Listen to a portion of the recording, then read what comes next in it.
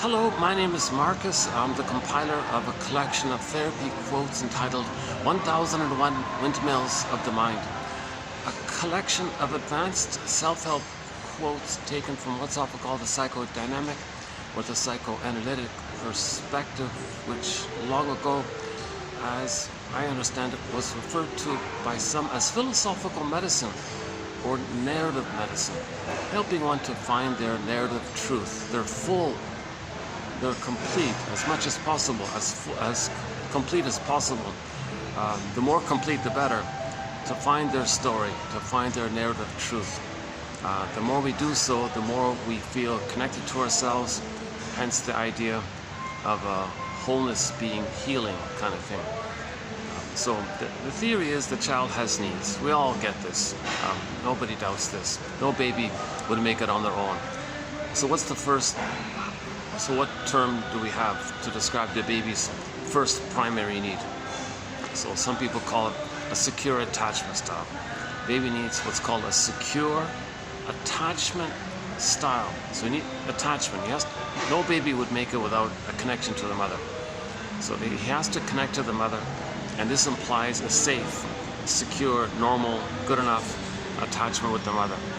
Now this safe, secure attachment style can be roughly subdivided into 5 parts. So let's zip through them quickly here. So the baby first of all needs a welcoming womb. He needs to be in a welcoming womb. Janoff says that some mothers are unknowingly abusing their children while they're in the womb. That's called child abuse in the womb. So there's a thing called prenatal distress syndrome. If the mother goes to a heavy metal concert, loud noise and the child's scared or something. If the mother is arguing or in a bad mood or something, or if she's smoking and drinking and caffeine or takes meds or something, that's going to overwhelm the child. It goes into the child's system. It disturbs his rhythm. It can even elevate and disrupt the child's natural brain chemistry or something.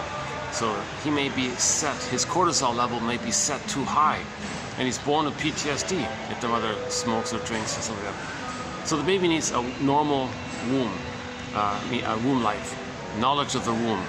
Yes, there's a book called Knowledge, a very good book called Knowledge of the Womb. No, I'm not on a spaceship. That's just just trying to get better lighting here. Yeah. By the way, this will be part 3 of 3 on well, I'll get to that in a minute. Yeah. So we recently completed a 26 video special run on the work of the famous psychologist, a guy named Arthur Janoff, from popular in the early 70s due to celebrity endorsements and Hollywood movie star endorsements and all this. And he wrote 16 books. So we just completed a 26 run of what I believe to be some of the best points and best little sentences that I've been able to pluck out from the books that I was able to have access to. So that's a very good introduction to psychology, actually. Those 26 videos. It begins with 2645 up to 2770. Is that right? No, 2745 up to 70. 26 videos. And then this 3 run that we're doing is sort of a very good supplement to it. So I would say the 26 plus the 3 here, that's 29. That's a pretty solid 101 to psychology, I think. Because Janoff sort of synthesizes psychology and his approach. So then I plugged out the best quotes of his, and plus this 3 video supplement kind of clarifies an important point about emotions. The difference between genuinely releasing emotions that we couldn't feel when there's trauma versus just some kind of blowing off steam kind of phenomenon. So that whole discussion of the jargon called abreaction. And just to clarify, so in the past 2 videos we went into it, and I think I offered some clarity on it, and I learned myself about it. And this will be part 3, just sort of like a supplement, part 3 to it. Okay, let's back up to the basic thing. So the child has primal needs. The first basic primal need, again, Janoff's phrase, primal needs, is for a secure attachment style. So part A of it is that, part one of it is the child is in a welcoming womb. A welcoming womb. Not a rejecting womb. Not prenatal distress syndrome. Not prenatal shock trauma. Not too much stress going on. What's going on with the mother influences the child. So the mother, if she's relaxed and happy and peaceful, the child will be likewise, kind of thing. So that's called a welcoming womb. And most important of all, no wine, no beer, no alcohol, no even caffeine, or he said even no, like, of course, no smoking, and he even thinks maybe she's got to be careful with too much processed food and all this. So is that right? Or too much sweets. What was it again? Oh, I forgot the third part of it. Oh, never mind. It's in the batch. So the mother's healthy and as best as she can, kind of thing. Okay, so the child is considered to be in paradise. Okay, he's considered to be in paradise. Garden of Eden, Shambhala, Shangri-La, Nirvana, Avalon, any kind of paradisical image we can create. The baby's considered to be in a blissful condition because he's one with the mother. The mother's the powerful mother, and he's one with the mother, not knowing that the mother's a separate person from him, thinking that the power of the mother is his power. That's called infantile megalomania, the glorified self, the idealized self. Okay, so narcissism. Right? So he thinks it's all about solipsism, all about him, and he thinks he has all this power, belongs to him, not knowing that the mother's a separate person, because the baby's in a state of oneness. The baby doesn't know where he begins and ends, where the mother begins and ends, and he's kind of one in all, and he thinks it's just all him in there, by the way. Again, narcissism, it's all about him, so it is all about him. So in the uterus, it's just him, eyes closed, floating around in the amniotic sac in the water world. He's in the water world. Right? And now he has his authentic self. We're all born with an authentic self. Okay, and with the authentic self, there's a natural, joyful, animating, pleasurable sensations from it.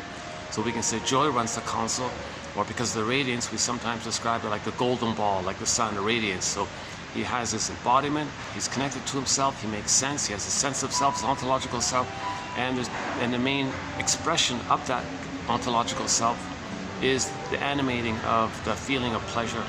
So that's like, I feel, therefore I am. He has his amness, and he's going to feel pleasure by it. I feel, therefore I am. So he has his amness and his positive feelings around him, and he thinks he's a little god, right? All about him, everything's for him. So he's in the amniotic sac, right? Eyes are closed, floating around. He's automatically met something called the unconditional hallucinatory omnipotence, or infantile omnipotence. So what he needs, he gets met. Right? Food gets sent down the central vein, oxygen gets sent down the central vein, all the nutrients, everything he needs gets sent down that central vein in the cord. And then for the waste elimination, it spirals up the other two veins up to the placenta, which takes care of everything. All smooth, rhythmic flows, no interruptions, no conditions. Child doesn't have to do anything to win this. It's just because who he is. So he's like a king, he's special, he's powerful, it's all him. And is he like the whole universe? Is he like this self-sufficient whole universe unto himself? Or is he maybe the center of the universe and the universe just there to serve him? Well, he's pretty special like this, right? Maybe he feels kind of chosen or something, right? So he feels glorified like this. And or is he a magician, a magic sorcerer? Anyway, Jeanette Paris refers to it as him being on the throne. He thinks he's a little king, basically. So all babies think this, that it's all them, it's for them, everything's about them, everything's for them, needs automatic event, they're special, important, so powerful, etc. And so that's an important point, because this attitude dissipates at 18 months. So we don't want the baby to be traumatized prior to 18 months. If the baby's traumatized prior to 18 months, they cling to that attitude called narcissism. So we need, okay, so the baby needs this time of bliss on the high chair, on the throne, whatever. His Majesty the baby kind of thing. No, that's in the uterus, yeah, okay. So he's on the throne. Ballpark metaphors. So he's in paradise, okay, and so that's assuming that takes place. You know, Janoff makes a big emphasis about the importance of that time, about that prenatal time, There's even a whole branch of psychology now studying this prenatal time. It's more important than people realize. And you know, Janoff says interesting things. You know, like for example, if the mother does take an epidural or massive anesthesia or painkillers when the baby's trying to come out during the transition of this birthing, there's a pattern there. Baby's coming out of the canal, trying to be born, and whoosh, the mother took a painkiller and she's in a dreamy kind of like swoon, like, you know, drug, like alcohol, feeling drunk or something, kind of whatever that numbing effect is. That goes to the baby, and the baby gets whooshed. So he's doing his thing, woof, he releases all this endorphins. So he can't follow through, kind of thing. That can be a pattern in a person's life, where they try things for themselves, and the brain releases endorphins. And where'd that come from? He's just trying to learn something, or do something, or start a new hobby, or trying to learn a new language, or figure out how to do something for himself. And then I give up. I don't know why. So he starts things, and he unknowingly gives up easily, or quits easily, feels defeated easily, because the pattern was laid down, like a set thing was laid down, like a blueprint, like a stencil, like a working model, and it's like an imprint, he calls it. And there's even chemistry that seals in the neural circuit, and that neural circuit kind of tells the child, like it's a pattern for the child. So the original pattern was he was doing his thing, and whoosh, the mother took endorphins. Later he tries something, and his brain releases endorphins because of that cycle. It's burned in there, right? So he tries something, whoosh, brain releases endorphins. So that can be a pattern. And Janoff has like a whole list of kind of thing. It sounds a little, you know, when you first hear it, you go, come on, you know, but anyways, it's a piece of the puzzle. It's not, Janoff doesn't have a complete answer. He doesn't have a unified theory of psychology. Nobody does, right? But he offers an important piece of the puzzle to focus on the effects of prenatal trauma, perinatal trauma, birth trauma, that early on trauma, which not too many people want to talk about. So he braves that area. So he picks up on what Otto Rank and Frank Lake and Francis Mott and the guy who wrote Knowledge of the Womb, and Ludwig Janus and other perinatal psychologists. He kind of synthesized their material and kind of, you know, brought it to life, kind of thing, by writing clearly about it. So that first came out in his first book called Primal Scream, 1970. And then there was a whole backlog of interest in this, because it hadn't been talked about for such a long time. So there's like a buildup of enthusiasm. So there was big rush, people flying to California. Oh, please, Janoff, help me heal from birth trauma. Help me heal from, you know, you seem to know how it works and all this. So huge enthusiasm. Demand was too great. He couldn't handle it. Then all these spin-off pseudo-mock therapy organizations popped up around, and then they just wanted to make a quick buck by, oh, we can do it, really? Okay, give me your money, beat the pillow. That didn't work, but I got your money, haha. So then the whole thing got a bad name, and then Janoff lost, and they blamed it on Janoff, and also and all the other people, and all the other spin-off ones. So the whole thing kind of lost enthusiasm. I also had no interest in that. I don't have any. Prior to this current run, I had no quotes from his, except for the one about in the religion quote, but that was just by accident. But we have no. I also felt like this is some kind of scam. I also had no interest in this guy. And then about almost 2 months ago, I guess, I heard an interview on a radio program called Radio Curious, an audio podcast called Radio Curious. And the host there interviewed Janoff and his wife. 20-minute interview, jam-packed with insights. And this was like done late in his life. And I thought, oh my God, this guy's not a flake. I think this guy, he might be okay. As I checked into his books and I discovered whoosh, like 16 books. I peeked into it. Oh, there's some good material here. And what he does is he kind of puts an old wine into a new bottle, yes, when he talks about repetition compulsion and renames it symbolic acting out. That was fine. And then, but he adds a couple of points that others maybe didn't notice, like how beliefs can trigger endorphins in the brain, you know, and then trying to get love post age 3, that's just symbolic, that's unreal hope. And that tied in with our main thread of repetition compulsion and transference and negative magic gesture and the work of Edmund Burglar and so on. So he kind of adds to some of our previous material, and he adds some new material. So that 26 batch was pretty good, I thought. So I'm not going to do the whole Janov story here because it was just sort of covered, but I think we have here an excellent 101. If you want a good introduction at Janov 101, I think it's there in those 26 photos. Again, 27, 45 to 70. So yeah, back to the pattern. So one of the points that's a little vaguish in that area is, like, for example, the baby had to constrict his bronchioles in the uterus while he was in the water world. He had to constrict his bronchioles because the mother went to a heavy metal concert and the child was so scared and panicked, and he ended up constricting his bronchioles to survive, kind of thing. So that was a pattern. Later, when there's a stress, he had asthma. But the present isn't the past. He's in the land world. There's air, but he acts like he's back in the water world. So that's one definition of neurosis, to use a defense mechanism that once helped you in the beginning, but to use it later on is going to hurt you. Because what if that child doesn't have the puffer around? He's got to always look for a puffer, kind of thing. Every time he's stressed, he's going to have a reaction as if he's back in the past. Because that part of the brain, that early brain, the first brain that way, we have three brains. The first brain doesn't know time, the second brain as well, doesn't know time. So all time's that time. So when there's stress, it reverts to the original stress response. So it's prototypic trauma and prototypic response, kind of like a unity like that, or a neural circuit gets sealed in.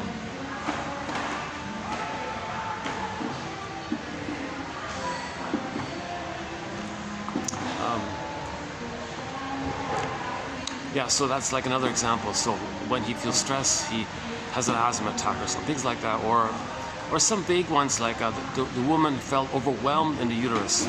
She had prenatal distress syndrome. Everything was too much was going on. She felt overwhelmed. She felt kind of helpless about nothing she could do. And that became a kind of a general MO for her life. She always, like she said, that in her life, she always felt overwhelmed easily, always had this attitude, nothing she can do, kind of thing. And that might have been like a continuation of the imprint that she carried with her all the time. Huge question mark, of course. One example, one child was stuck in the canal, and likewise, the person said they always feel stuck in life. Or, okay, let's not run through the list. But that's just one of the points. That's just only one of the points. Not even really the main point. I would say the symbolic acting out is the main point, and how the awareness of the three brains and the imprints, and how beliefs can trigger endorphins. Not only cookies and ice cream and so on, but beliefs can trigger endorphins. That whole area, that's sort of the main area there. And the whole area of preventative medicine, making mothers aware that if they smoke when pregnant, well, that's 5 minutes of hell for the baby. He's suffocating. Because when the mother's smoking, that's 5 minutes of hell. If the cigarette takes 5 minutes, for example, because the nicotine and tar and all that constricts the oxygen vein, the main vein that goes down to the child that sends the oxygen. That whole vein constricts, it tightens. Not enough oxygen can get through. Plus, the mother has less oxygen even to send even that narrow vein, because her oxygen is needed to deal with the nicotine and the tar and all this. So that's considered child abuse in the womb if the mother smokes, and so on. And likewise with all the other. So no substances, no. Okay, so the baby's in a welcoming womb. The baby is in a welcoming, what's called paradise. He's in paradise. It's a happy time. Now he's in a blissful oneness. Robert Bly jokes he's in ecstasy. He's in a blissful kind of place. Not an addiction or something like that, just in a blissful, happy kind of place. So he's kind of in a dreamy, wow, happy, I'm a floating god or something. I don't know what it is. Nobody knows what it is. Okay, so he's considered to be a happy camper, right? Hence the joke, we spend the first 9 months of life trying to get out of the womb, and the rest of our life trying to get back in. Just a little joke in that area. So, assuming the baby has his welcoming womb, this paradise, this blissful oneness, the unico mystica, one with this big mystery. It's like a mystical experience. So he's one with this big, powerful mother on the earth, and he's one with the whole thing. So kind of a oneness of this big, powerful mystery, the unio mystica or unico mystica, etc. And Nandor Fodor says a lot of these occult ideas and New Age ideas actually can be traced to this sort of area. But let's not go that part.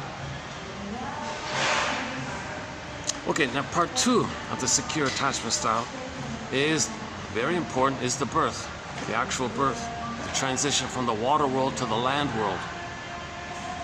So the baby's entering into a whole new world with air and all this.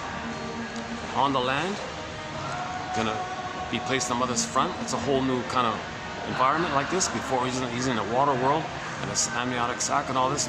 So it's a whole different world, right? And he's got to make a transition. He will, in rhythm and cooperation with the attunement with the mother, the two of them working together, he'll be born. It's not painful for the mother, Janov says. It's not supposed to be painful. If the mother's scared, she clenches, baby's trying to come out, then there's pain from that. That's not an so that's how mothers can help in part 2 here. So part 2 is the baby needs a natural birth. Janov talks a lot about the Mr. Le Boyer, his famous book, 1975 book, Birth Without Violence, like a natural birth. Le Boyer, was it Francis? I forgot his first name. Famous gynecologist from France called Le Boyer, the Le Boyer method about natural birthing and all this. So he makes a lot of, he says just refer to that, just give the baby a natural birth. And you know, just a little side thing here. I'm not a doctor by that, but I saw on YouTube a physiotherapist was giving lectures to women, pregnant women, about the different positions they can take when delivering the baby. According to her, and I'm not a doctor, I'm not a midwife, I'm not a doula, I'm not a nutritionist, I'm not a professor, psychologist, so just my disclaimer, I'm only the compiler, I only have a BA, keep that in mind. I'm finding quotes, passing it, trying to learn it myself, keep that in mind. I have anxiety, I haven't been analyzed, keep that in mind. Yeah, you'll find that if you look it up. She says that the position that mothers are taking now is actually potentially the most harmful. She's something about the mother's supposed to, the tailbone's supposed to be kind of tilted back, like the pelvic bone's supposed to be tilted back. And this she can do if she's more in a squatting kind of position that allows more space for the pelvis to open, and while she's in the squatting position, she can tilt back. Plus a little, and now you got a little gravity and the space and no bone interrupting the delivery, and that can make it smooth. And she scoops the child up and puts it on the front, leaves the cord, the placenta. That's a natural. I think that's a natural childbirth, from what I understand. And apparently that's the way it's been done for a long time. So again, I'm not a doctor, so each person got to check this out for themselves. I'm just making a note that that info on this exists, kind of thing. So you leave the cord. So the part of the natural birth is there's a rhythm between the mother and the baby. That means the mother has some kind of connection with herself, her body, and she feels the baby's presence. And there's a kind of even like a little rapport between the two of them. There's some kind of telepathic kind of thing going on back between the two of them. They understand each other. Baby knows mother's there. Mother knows baby's there. They each know that the other's there, and they feel a little connected like this. And because of that kind of rapport or something, then when the contractions begin, it's from the back to the front, and then the mother knows what's going on, so she can allow it and not freak out and clench up and block it. You know, so she. So that rapport and the rhythm between the two, that's part of it. So in the first quote on Janov, 2745, the fifth one about the rhythm is in there. I think that's a key quote for women. That one there. So assuming there's a kind of a communication between the two. You know, one quote by Janov, this is really obscure, but the woman said that she always goes through life feeling that nobody understands her. She tries to make herself clear, and once again, nobody understands her. Why does nobody understand her, she said. She had this kind of complaint. So the Janov traced it back. Well, maybe in the canal, when you were trying to communicate with your mother, Mother, as a team, we're going to be born here. I'm trying to come out. I need your help here. The mother was out of it or something. She didn't pay attention.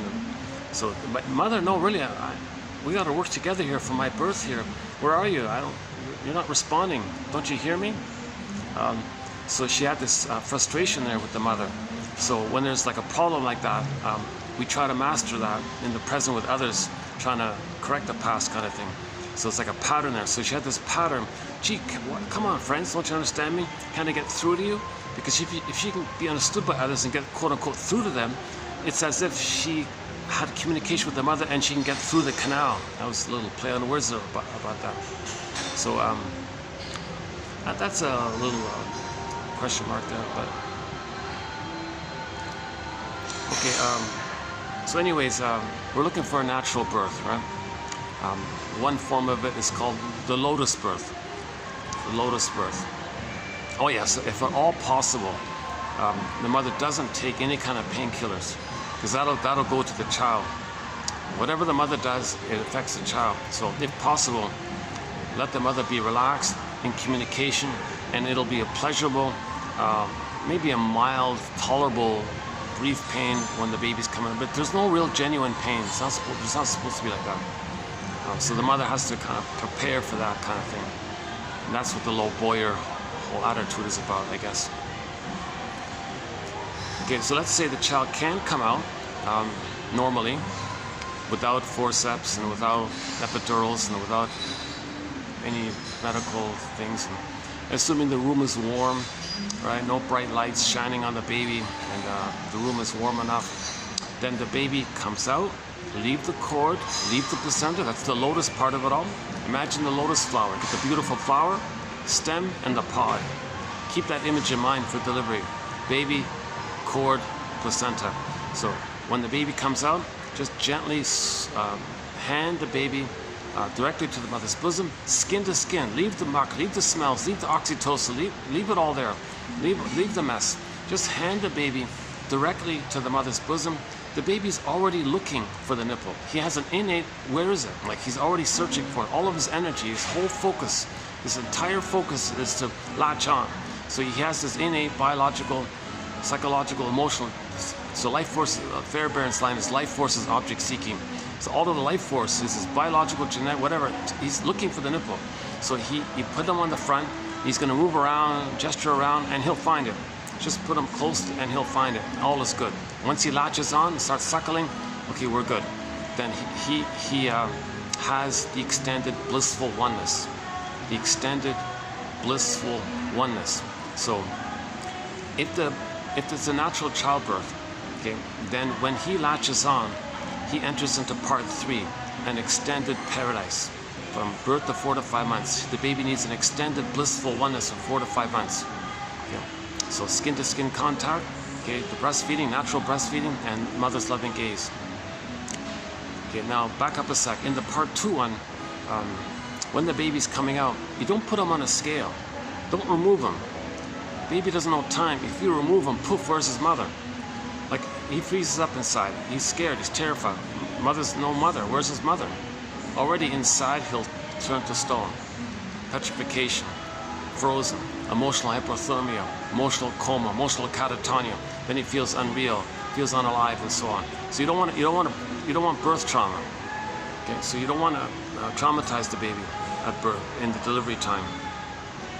So leave the cord, leave the placenta, hand the baby, skin to skin, latch on, all is good. Okay, but if they remove the baby, right? Put them on a scale or something. Well, that you did it. You just traumatized the baby. If you remove the cord, you just traumatized the baby. The cord is still pulsating with oxygen and food and nutrients. It's still alive and feeding him, nourishing him. The placenta and the cord belong to the child. They're from the child.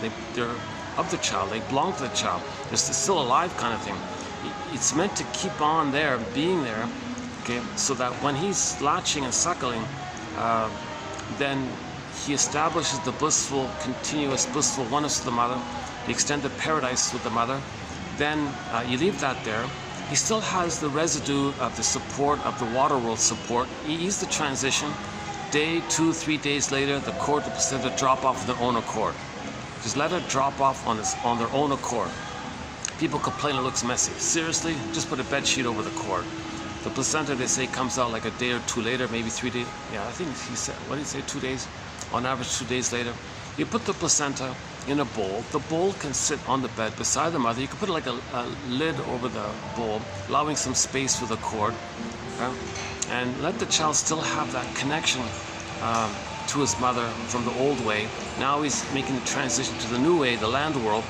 And then as he's secure in the blissful oneness of the mother in the land world, the cord and the placenta drop off on their own accord. All is good. He made the transition. So you want a smooth transition from the water world to the land world, and the blissful oneness is not interrupted. It's not disturbed. So don't put the baby on a scale. Don't put him in another room. Don't give him a rubber nipple in a plastic bottle. Don't hand him to someone else. Just place the baby there once again, unless there's a dire medical emergency or whatever. But we're talking generally speaking, right? The baby's needs. The baby needs a secure attachment style. So part 2 of the secure attachment style is a natural birth.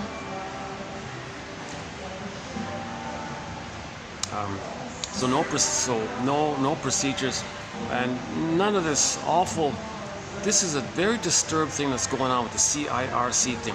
Absolute. That's automatic severe trauma on a baby to do such a cruel thing. There's no. Okay, it's not a medical necessity, obviously. So that's a separate topic. That's birth trauma, about why there's a deliberate effort to deliberately, purposely traumatize the baby. Why are we giving? Why would someone purposely want to give their baby trauma in the name of, okay, and then they're plundering and pillaging in the name of money and greed and plunder and pillage. Okay, come on. Okay, that's a sort of separate topic. So no CIRC thing, absolutely not. No putting the baby on the scale. Really, you want to traumatize the baby so you can fill out a form of how much did the baby weigh? No one ever needs it. It's not important. Don't bother with that. Eliminate that. No induced things like the doctor says 5 o'clock I want to go home. Let's induce the labor. None of that. It's all baby-led. And so Klaus and Kennel make a huge point about this. They say at the moment of birth, the actual birthing, when the babies come out of the canal, okay, at that time, as that's happening, the mother's glands, they're secreting all sorts of bonding hormones, okay, the love hormones and all this, oxytocin and all this. The mother is producing a swell of bonding hormones, attachment hormones at the moment of birth to help the baby have that attachment with the mother. But it's not just for the baby to feel one with the mother. The mother herself needs it, to have it click in with her, the baby's needs, that she can be attuned and establish the cable line between the two. So there's like the original cable line was like baby, inside originally it was baby, cord, placenta, mother, placenta, cord, baby, do, re, mi, right? Placenta, cord, baby, cord, placenta, mother, placenta, cord, baby, cord, placenta, mother. Things kind of flowed like this, and it was rhythmic and it was smooth, and everything was okay. Let the music play on, and then let the music play on. So when he's suckling, the nerve lines in the child's suckling, something about the mucosal nerves fizzle in, line up with the nerves in the nipple to the mother to the breast, and there's a cable there. Let the music play on. Now the mother can be attuned. Hence the idea of music. She's attuned. She can pick up the tune and the music and the rhythm and the tune. Music can go on. Let the music play on. So the baby needs that flow of the transition of the reverie and the attunement with the mother, the blissful oneness of the mother.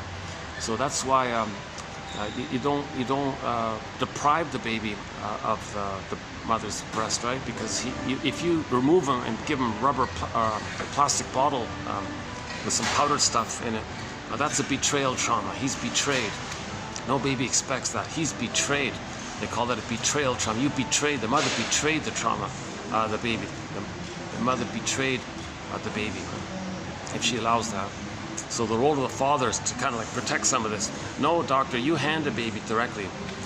We don't need to forget about weighing it. We're not going to weigh it. I don't care. You hand the baby. Well, I got to do a test. No. Is it really a dire life and death test? Is there something? No, it's just okay. Hand the baby. Okay, don't make excuses to traumatize the baby. We've got to minimize this birth trauma issue. Otto Rank, Janoff, and many others really trying to raise awareness in this area. Klaus and Kennel and so many people are saying we got to stop this birth trauma issue, because that's a theory about that was okay. There's a whole topic about this sensitive topic covered in TQ 2725 Part 3 of 3. We did a 7.5-hour video entitled The 48 Symptoms of Homo sapien traumicus, or Homo traumicus for short, or Homo economicus, Homo short-sellicus, or Homo neuroticus, or Homo secret psychoticus, whatever you want to call it, whatever people are calling it. So we did the 48 symptoms of Homo traumicus, and then one of the symptoms is from village to pillage, and then in order to pillage, you traumatize the babies, because if you steal their soul, they'll steal other people's. They'll steal outwardly to replay how the mother stole it. So we don't want to. I don't want to go down that. That's took me 7.5 hours to run through that list. It's a very emotionally, talking about emotions, that's a very emotionally draining topic. It's going to be updated soon. I think we're going to have to do an update because we've got to add a couple of points to it. So Klaus and Kennel were saying, it's time sensitive. It's a very time-specific, sensitive moment. At that moment of birth, the mother produces all these hormones, helps the baby to latch, and it helps the mother to click in her motherly, instinctual, maternal life force response for the baby. Her motherliness can be kind of fizzled in with the baby's needs. So the baby's needs, mother gets it. She meets the baby's needs right on time, just in time. That flow continues. Whatever the baby wants, mother, you got it, baby. Baby needs this, you got it. Adjustment here, you got it. You're hungry here, you got it. So they kind of flow, just like it was originally, baby core placenta mother. Now it's mother. Now it's baby, skin to skin to mother. Mother skin to skin to baby. So the emotions in the baby, the skin to skin is like a bridge to the mother's emotions. The mother's emotions, her presence is felt by the baby. It goes back and forth. So that's the skin to skin contact. Yeah, so don't wrap the baby in a towel. Make the room warm. Let the smells help the whole physiology. And remember, it's a blissful oneness. Remember, it's a mother infant dual unity. Keep that image in mind. The dual unity. So the mother was pregnant. It's just the two of them. The dual unity. Two is one, right? That continues for the first 4 to 5 months. Transfer that attitude for the next 4 to 5 months when the baby's sleeping on the front. It's just outside instead of inside, but keep that dual unity. Don't remove the baby. Don't separate the baby. Don't put the baby in some other place. Boom, that's trauma. You just traumatized it. That's called birth trauma. Okay, that's attachment trauma. So we've got to minimize, avoid absolutely this attachment trauma. So the role of the father can be to make sure because some hospital procedures might still be delayed and out of date and all this, and they might still be doing this kind of cruel thing. So Klaus and Kennel made a huge contribution to healing humanity, I think, with their 76 book. And doctors were saying, yeah, thank you, doctors Klaus and Kennel. We didn't realize the effects this was having. We were doing things to meet our needs. We had no empathy or soul vision. We didn't care about the mother and the baby. We just wanted to meet our needs. Yeah, but you're right, mothers and babies have needs. So the procedures changed to meet the needs of the baby and the mother. So now if the doctor wants to go home at 5 o'clock, someone else will come in or something. So that he won't induce the labor to meet his quota or whatever it is.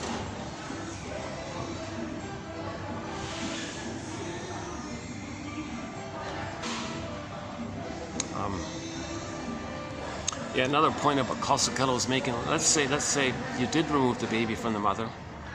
Well, number one, removing the cord, that would traumatize him. Removing him from his mother, that traumatizes him. So he's a goner emotionally inside. That's arrested development, starts development. Okay, freezing, petrification, turn to stone inside, etc. Means you're not really feeling alive. Means your golden ball's down the well. Okay, the frog prince, the golden ball's down the well. The golden ball locked in a cage. Children in the forest. Baby exiled, orphaned exile. All these images of myths and fairy tales.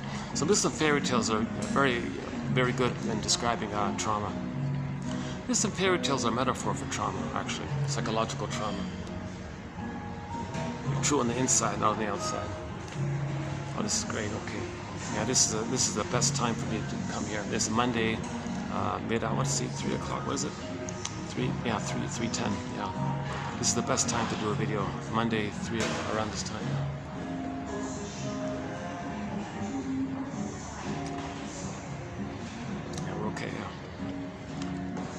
Takes me a while to get to this hotel, but it's well worth it. Yeah.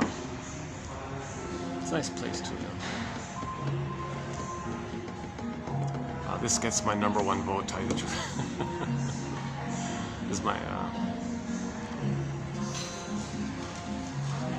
Okay.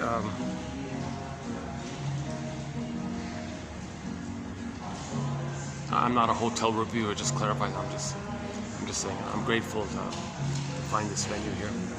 I've been bouncing around for the past year and a half in restaurants and coffee shops and hotels and things. So I'm grateful when I find one that's kind of like has a little extra space. The unique conditions where things are open but it's not busy. That kind of thing. Like some places are only open like for the breakfast rush. But some places just remain open for the trickling of guests throughout the day kind of thing, like this here. And of course, if there's a special event, I can't use it, obviously. Yeah, there was a huge expo upstairs 2 days ago, yeah, three days ago, yeah.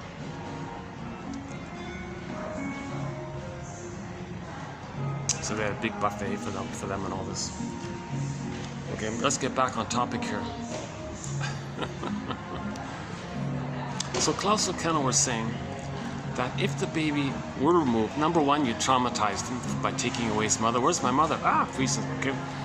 The cord, the placenta, it was still feeding him and nourishing him. Now that's deprived of that, so his connection to the mother is gone as well, to boot. So now he feels like he's falling or something emotionally, psychologically. He's ungrounded, or so he's like, where's the ground kind of thing. So he's falling in his mind or something, and he's freezing.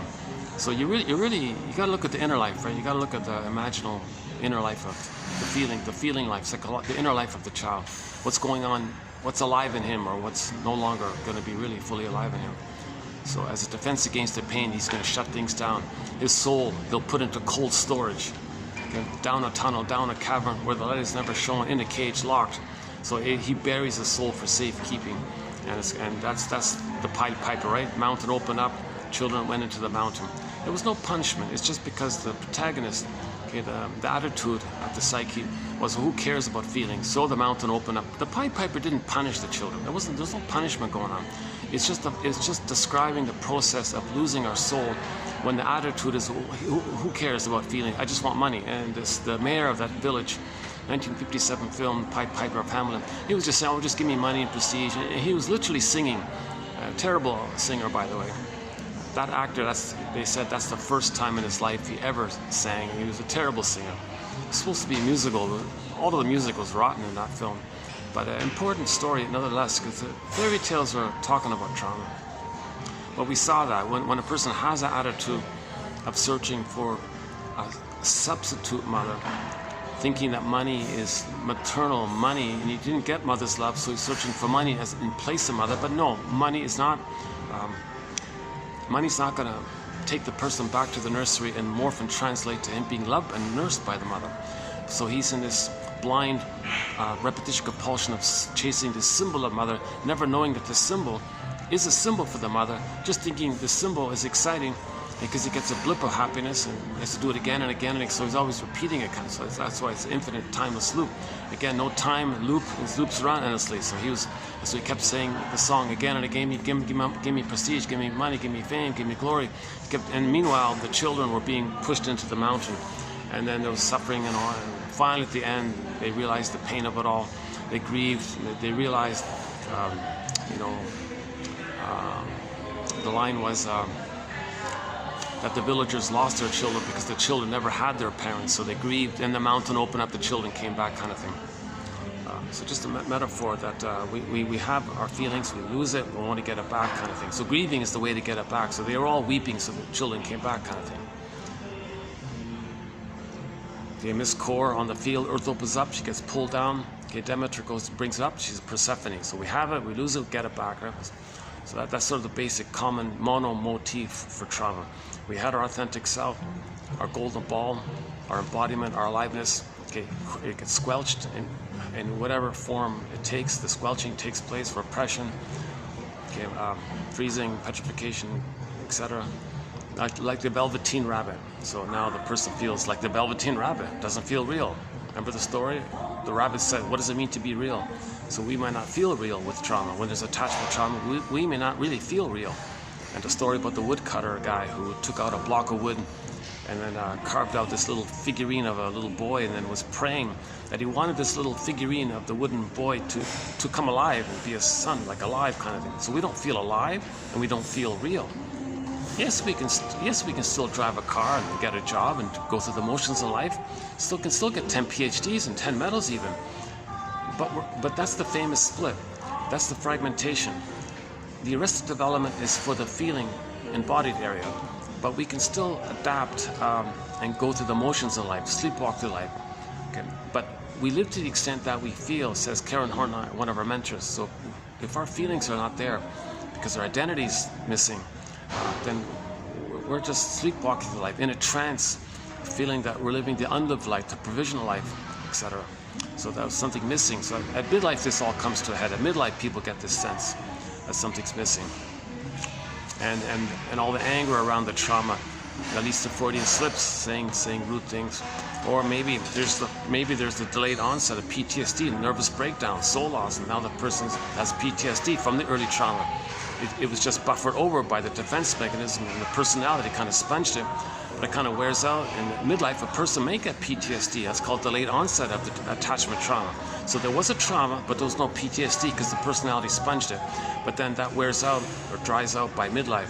So the person may have PTSD at midlife, like a so-called nervous breakdown, irritable, doesn't sleep well, symptoms, impatient, or etc.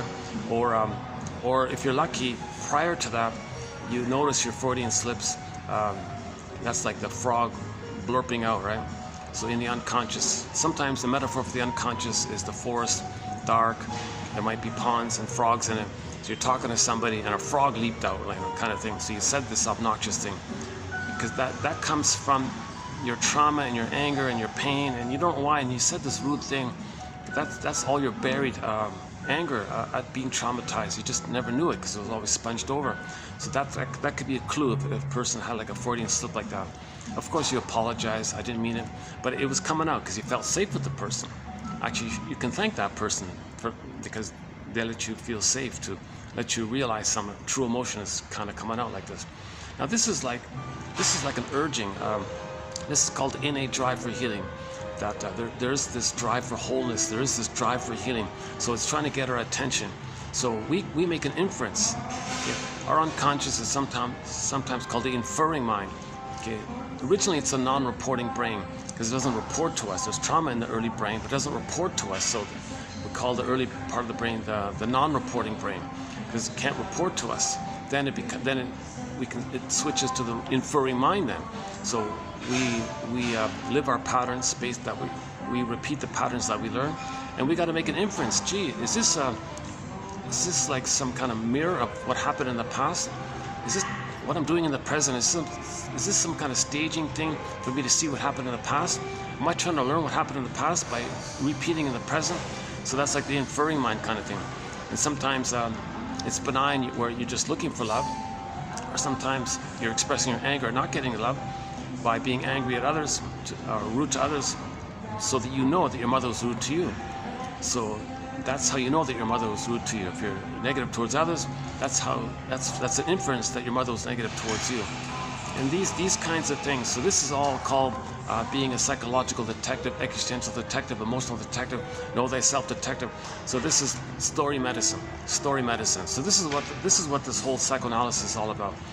Fancy jargon, forgive psychology for its jargon, says Robert Bly, just forgive it. It's a bizarre thing. My guava juice, that was sort of my super, what spinach was for Popeye. I needed guava juice before doing a video, and I felt a little better. But yeah, a little bad news on my end. The vendor, the one guy who sold the guava juice near me, he says, yeah, they went under or something. Now they're selling this watered down mixed thing. That's just forget it, right? So my guava juice is not available. So, but I'm still doing okay. I feel like, yeah. So I didn't become too dependent on it.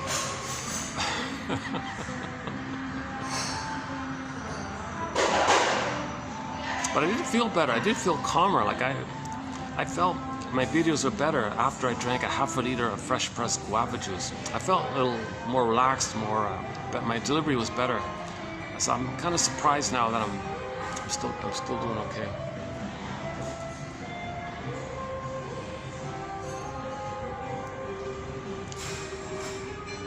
And there's only one other shop that sells it. I'm talking like affordable guava juice. Like you can get it the ridiculously way over the top priced in some luxury store. Forget that. I'm not gonna spend that kind of money just for a little juice or something. But so there's the one other shop at the other end of town. They only have it on occasion. Oh, hi. Okay, so once again, this will be part 3 of 3. This will be 27-23.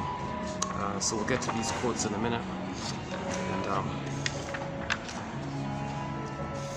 yesterday was 27-22. These ones here, and the day before was 27-21. These ones here. So I might do a quick review of 71 and 72. Sorry for the little change of topic there, because one of the managers I didn't even know he was there. Yeah, hope I didn't bother him. Nice guy.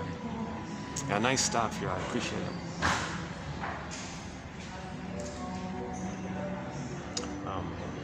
Let's get back on top. Geez, I hope I didn't bother him. I didn't even notice him. Otherwise, I would have delayed the video or something. Okay. I thought nobody could hear me. There was one guy there. Okay, where were we? The guava juice, yeah. At the other venue, yeah, they only have it on occasion. Okay, enough about the guava juice.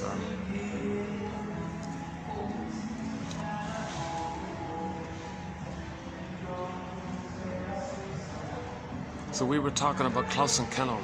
Oh yeah, they said that that time sensitivity issue, that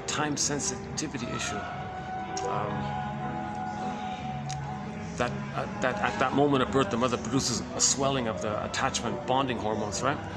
That's only going to last just for that time, for the attachment time. If the baby's removed, okay, number one, you traumatize them on several counts. Let's say finally, and while the baby's away, those hormones that the mother produced for the attachment are dissipating. Now she's quote-unquote deactivating the attachment system. The attachment system is shutting down. Then let's say sometime later, they finally hand the child to the mother. Oh, here's a little boy here. And the mother goes and wrapped in a towel even. The smells are gone, hormones are gone. And then mother goes, oh, hi there. But the towel already breaks the bond because the skin to skin is broken. The mother's experiencing the deactivation of her attachment system. In other words, she's kind of already in mourning, they said. Like she's feeling sad already. Like a breakup almost. You have your love hormones and then you break up, they go down. Her love hormones are going down. You can't just snap your fingers and bring it all up again so instantly. She's kind of, those love hormones are kind of fizzling down and here comes the baby. Sometimes what the baby feels is that the mother in her biochemistry says, back off, you're interrupting me, go away. Although she might say, oh, hi there, baby, but her physiology, whatever access, first of all, the child doesn't really connect with it. There's not much skin-to-skin contact anymore. But whatever there may be, the mother's attitude is in the body, somatic body communication is, you're interrupting me, back off. Now the child's going, who's this stranger? Like, who's this person? This is not my mother. I don't know what this strange. Now the baby's in rage, projects his rage onto this breast mother. So the first mother is the breast mother. The baby doesn't recognize the mother like as a full person, so we don't really say like mother like as a full person in the very beginning. The baby's just mainly relating skin to skin, breastfeeding, loving eye and eye gaze, like a part object relating. So mainly we just, the main ones, we just say breast mother. So the baby's in rage at the breast mother. Gee, you're not really, your hormones are not there. Our nerve line is not connecting. And you're telling me that you don't want to connect with me because you're telling me I'm interrupting with your efforts to mourn the loss of the love that we had, and you're not accepting the love. So the baby feels, who's the stranger now? Now he's betrayed by the mother. Where's my mother? You took away my mother. So the baby thinks the stranger took away the real mother. Who are you? You're the stranger. So now he's going to project his own rage and create an image of the breast mother as being this dangerous entity. So, because the baby can't handle all that rage at the stranger. So to not feel all that rage, he attributes in his imagination that the breast mother's enraged to help him not receive, to be too flooded with stress hormones. So to trick his own little system to not feel too many stress hormones, he just makes it up that the mother's this monster or something like that. So the Cyclops, a witch, guy with the horns, frightening entity, a monster, whatever. So he thinks it's threatening, it's dangerous, that baby's enraged. No, the mother's enraged. It's called projection. Something about you can't know it, so you put it outwardly and say that is it. So the baby's enraged. No, the mother's enraged.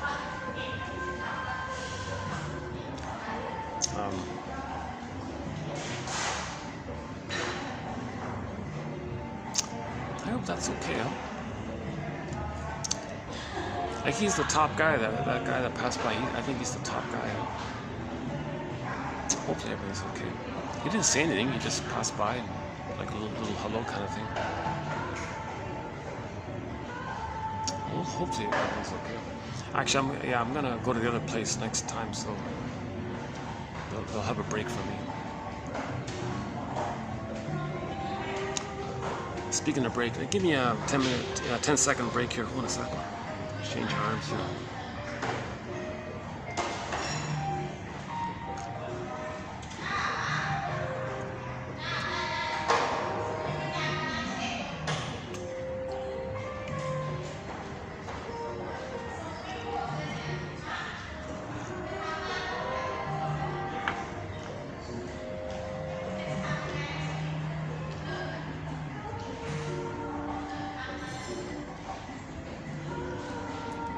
Yeah, so that's an interesting point about that, I thought. That if the mother's hormones are dissipating and the baby's then returned, he's got no mother. His mother's a monster. Now, the mother's not a monster, but from the baby's experience, he's got to see her as a monster to not feel his rage. He makes her the monster. Baby feels like a hungry, enraged wolf, right? So he can't know all that, so he makes the mother a hungry, enraged wolf to help him. It's like a compromise called projection. To not feel his rage and oral greed makes the mother rageful and filled with oral greed. Although he does have it, it's just a trick to not feel that he has it. It's called projection, right? So the babies are projecting like this. So there's birth trauma, right? There's birth trauma. How is he going to relate to this monster that's going to eat him? This wolf that wants to eat him. Now this eating, that's the basic. The baby has an instinct to kind of incorporate and take in the feeding and the positive experience. He has a sort of in this taking in kind of mode, right? Needing mother's love and receiving mother's love. He's not really giving per se. He's just sort of one way, like just taking in kind of thing. But when the need is not met, it turns into oral greed and rage. So he puts that on like that. Now he thinks the mother's a monster. So what is he going to do? How's the child going to cope here? Okay, the child has to do a desperate thing in the mind. So these are called defense mechanisms. The child is going to deny that his mother, which he sees as a monster, he'll say, "That's not my mother. That's not my mother. No way. I can't be in hell like this." So the breastfeeding is a matter of heaven and hell for the baby. Remember, the baby needs an extended blissful oneness with the mother, right? He needs a blissful oneness. If the mother's breastfeeding properly, he's in heaven. The bliss continues. Okay, so in this current example, the mother's missing him. The mother's the stranger, right? So he's now enraged like this. He feels shame. Okay, his core gets pulled down. Okay, in underworld. Okay, the emotion of shame is described in some fairy tales as the hell scene. Okay, shame. The emotion of shame is this burning, biting feeling. So the hell, okay, is just a metaphor for the emotion of shame. Shame is this burning, biting feeling. So the baby feels shamed by all this. Trusts his mother, betrayed by the mother. His identity is squelched. You feel shame to lose your identity. You feel icky. You feel, where's my identity? aren't I loved, mother? Don't you want me, mother? Like this. So he feels kind of shamed like this. So the emotion. So Missing Fairy Tales, the storytellers came up with the idea of the hell scene to talk about the emotion of shame. Now, who pulled the core down? The word of the year by the Merriam-Webster Company last year, 2023, was authentic. Okay. So the child had authentic identity core that got pulled down, right? Who did the pulling down?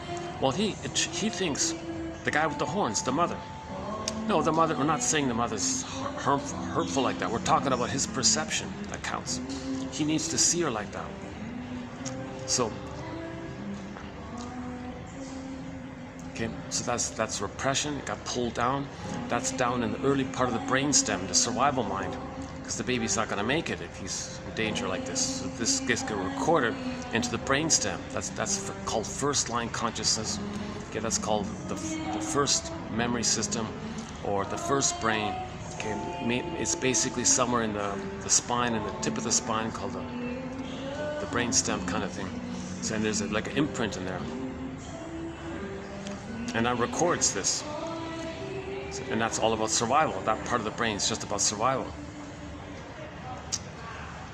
So now the baby's in dire situation here. He's got to feed safely with his mother, but where's the mother? There's this monster that wants to eat him. What a dire, desperate, terrifying situation. That's called persecutory anxiety. So the baby, what the baby does is, okay, like the guy in the desert, in the scorching heat, thirsty, who then hallucinates an oasis, and then in the hallucination, he feels in the trick, he thinks he's going to be okay or something. So the baby does something similar maybe. He hallucinates a goddess. He hallucinates a beautiful, reliable, stable, loving breast mother who's there, who's reliable, and he's one with her. He hallucinates a blissful oneness with an imaginary good mother, an imaginary good breast. They call it the ideal breast, the perfect breast. So you imagine he's one with this blissful. Remember, he needs a blissful oneness to continue. So he creates, in effect, two mothers. The real one, which he morphs into a monster, he puts that into a separate psychic bin and represses it, and it's split off, disassociated, down, okay, far away. Then he, in another psychic category, he feels he's going to imagine in hallucination that he's safely one with the goddess that he makes up. Okay. Okay. So, double check here. Yeah, hi. Yeah, you're going to take those? Yeah. You're going to change the colors, right?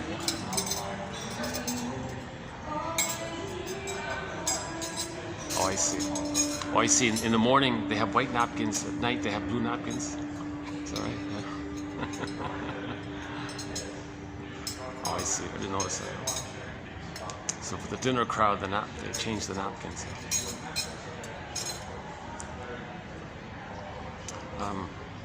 Okay. Yeah, it does look nice. Yeah. Okay. So this is known as psychic splitting. The term for this phenomenon is called psychic splitting. Okay. The baby doesn't have one human mother to internalize and have a memory with. It's missing. So he's dealing with the monster he can't know. He's got to make up a goddess. So now you got goddess and demon in his mind. That's the splitting. The mother's not a goddess or demon, but that's what it's the baby's imaginal world of trying to adapt and figure things out. Baby's a genius to do these tricks in the mind, right? You got to admit, he's pretty clever. The system is pretty amazing to kind of. So the baby, otherwise he would make it. If he were to admit the reality, if the baby were to accept the reality that the mother is misattuned, malattuned, was removed, bottles,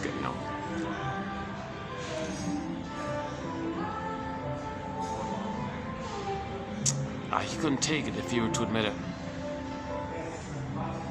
Yes, the powder stuff keeps him alive, but we're not talking about just his physical aliveness. We're talking about his emotional aliveness, right? Like his feelingful aliveness. So he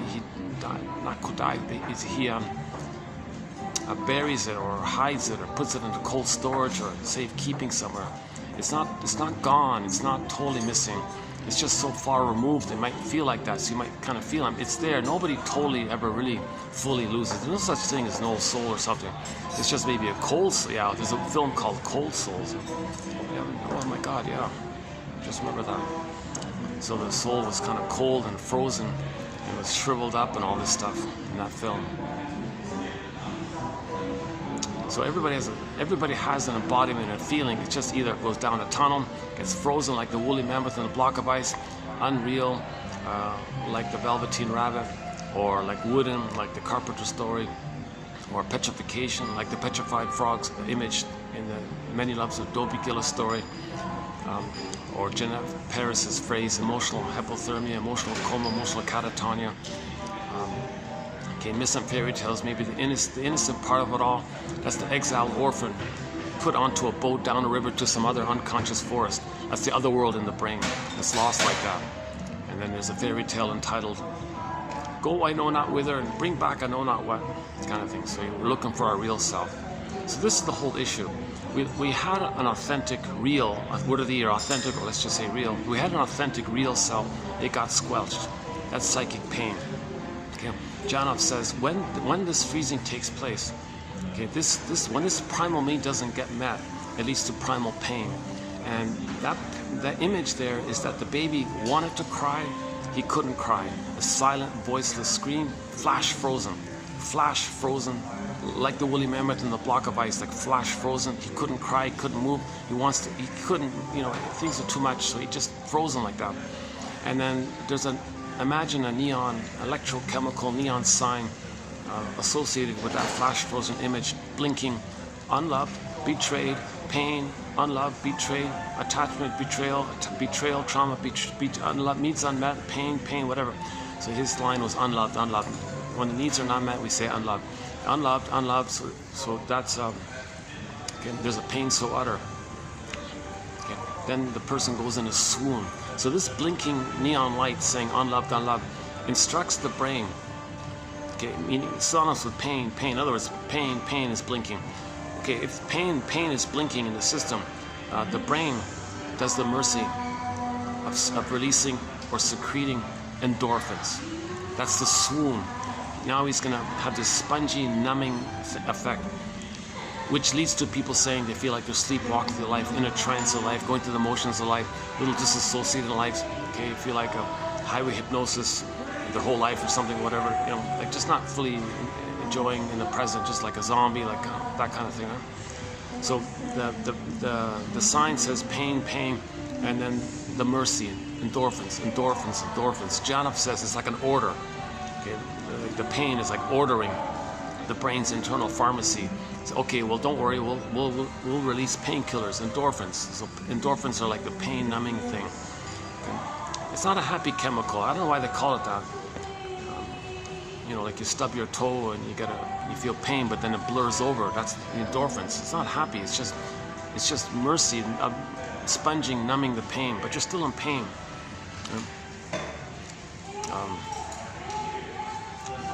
So Emily Dickinson puts it this way: there's a pain, so with attachment trauma, there's a pain so utter, it swallows substance up. Okay, so core gets pulled down, okay, substance up. Okay. It's a synonymous image, right? In this core, the authentic self gets pulled down, the substance kind of gets swallowed up, kind of, yeah? And then the person goes in a swoon. That's the mercy thing. Okay, so back to splitting, right? So now, with the betrayal, with the birth trauma, the child has in his mind made up goddess, demon he doesn't, real mother, which now a demon he'll deny. Now he's in this mode. Now this is just for a few weeks, and Melanie Klein thinks probably all babies may do this in the beginning. And the jargon for this phenomenon is called the paranoid schizoid mode of experiencing, the paranoid schizoid mode of operating. She calls it like a position, like the paranoid schizoid position. So all babies may enter into this position or place kind of thing, where the mother's a monster. That's the paranoid part. No, the mother's not a monster, but the child has to see her that way. Okay, the schizoid, unreal, goddess and demon, no mother. It's so detached like this. So paranoid schizoid mode of experiencing. Now this is just brief, just for a few weeks kind of thing. assuming the mother is more loving and frustrating, then it all gets sorted out. The goddess and demon blend together, poof away, and a human mother is in its place, kind of thing. And now the baby's relating to a human mother memory, and he can feel safe with mother's love, and then with the safety he can know himself because he feels safe with her. If he doesn't have a mother to feel safe with, he never knows himself. He's just in survival mode of either or thinking, perfect or forget it, all or nothing, either or, binary thinking. So he'll go through life kind of, one lady said that when she dates a guy, if he doesn't give her everything, he gives her nothing. They have this kind of so-called infantile yardstick, this impossible expectation that something should be perfectly blissful, perfect, or forget it. Like they have this either or, too much idealization or great devaluation. They don't really see the third side of the coin. It's just either or mentality. And when they're disappointed and they feel shame, they say others are no good, and they revert to the time in the uterus when they were on the throne, and they say, I'm okay. So they regress back to infantile megalomania, their human shame self. They project onto others and say they're no good, meaning he felt no good, doesn't want to feel it, so he'll say others are no good. Mother shamed him, he identifies with her. To have a mother, he imitates her. She shamed him, he shames himself. Sees himself onto others and shames them, thinking he's shaming himself. Being loyal to the mother shamed him, replaying how the mother shamed him. Hocus pocus, auto-hypnosis, double focus. When he shames others, the way his mother shamed him, at that moment he shamed the other. He thinks that the one he just shamed is the mother who hurt him back in the past. Okay, Alice in Wonderland, Never Never Land. There's no, it's mad in there. Up is down, left is right. Huh? This is called double think. So when the mother shamed the baby, okay, it's a loop. So he goes through life with this constant loop, right? Now, in new situations, he's going to recreate it so he can know it. So how does he recreate it? Well, others will play him in a thing called proxy. So proxy means when someone else feels for you, plays a role for you, does something for you. So he'll find someone else to play him. He plays the mother. He recreates the scene, the mother shaming him. In the present, someone else will play him. He plays the mother. So in other words, he doesn't want to cry anymore for mother's love. He just finds someone else to play him crying. He'll be the mother who says no. So he's recreating that loop, that record. So the present is like a theater thing to represent the actual interaction. Okay. Now, when he hurts the other, the way his mother hurt him, he's going to be reminded of how the mother hurt him. So the pain is going to come up. To account for that pain that's coming up, how does he do it if he's the mother who hurts himself? He hurts others, and he's reminded of how the mother hurt him, but he's the mother who does the hurting. So what does he do now? I'll be feeling pain because he's loyal to the mother. So he doesn't want to say, oh, mother hurt me in the past. Well, ultimately, that's what he's got to do. But in the meantime, what he'll do is, he'll say to the person he just hurt in the present, okay, no time. There's no time. So in the present, he shames somebody. Now there's no time. Hocus pocus, auto-hypnosis, double focus. Like it flips around like Alice in Wonderland. The one you just heard in the present, okay, meaning his shamed self, his own self, he shamed.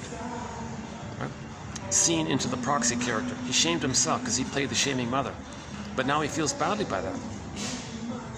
Meaning the pain, the original pain with the mother. So then no time. The one he just shamed, he'll just flip it around and say, oh, the one he just shamed, it's his mother who shamed him back in the past. Now he feels justified into thinking that now it's okay for him to shame the other one because that one just shamed him. It's all flip-flopped. So prejudice comes from there, scapegoating comes from there. Okay, this is because he's loyal to the mother, trying to save the mother, trying to have the mother, trying to repeat what happened to him as the mother. So he's stuck in this trauma bond with the mother and replaying it all the time. So that's part of it. Yesterday's video I think I did, if you want a fuller explanation on this point, it was covered in the last video, part 2. Part 2 of this 3-run set called 2772. If you want more details about this point we just made, 2772, it's a 6-hour video. That one there. Yeah, just got uploaded now.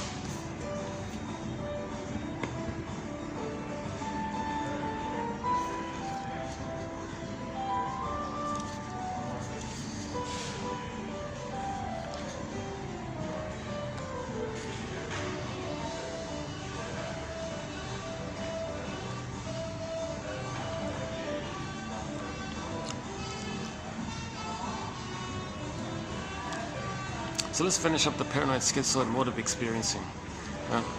It's just temporary. The baby will think in either or terms, because remember, he needed paradise with the mother. He needed blissful oneness, so he'll make it up. Reality he'll deny. Now in normal development, this gets sorted out and it graduates into what's called the depressive position. Meaning he has a human mother, a memory of a human mother who loved him, wasn't perfect, but he can handle the ambivalence.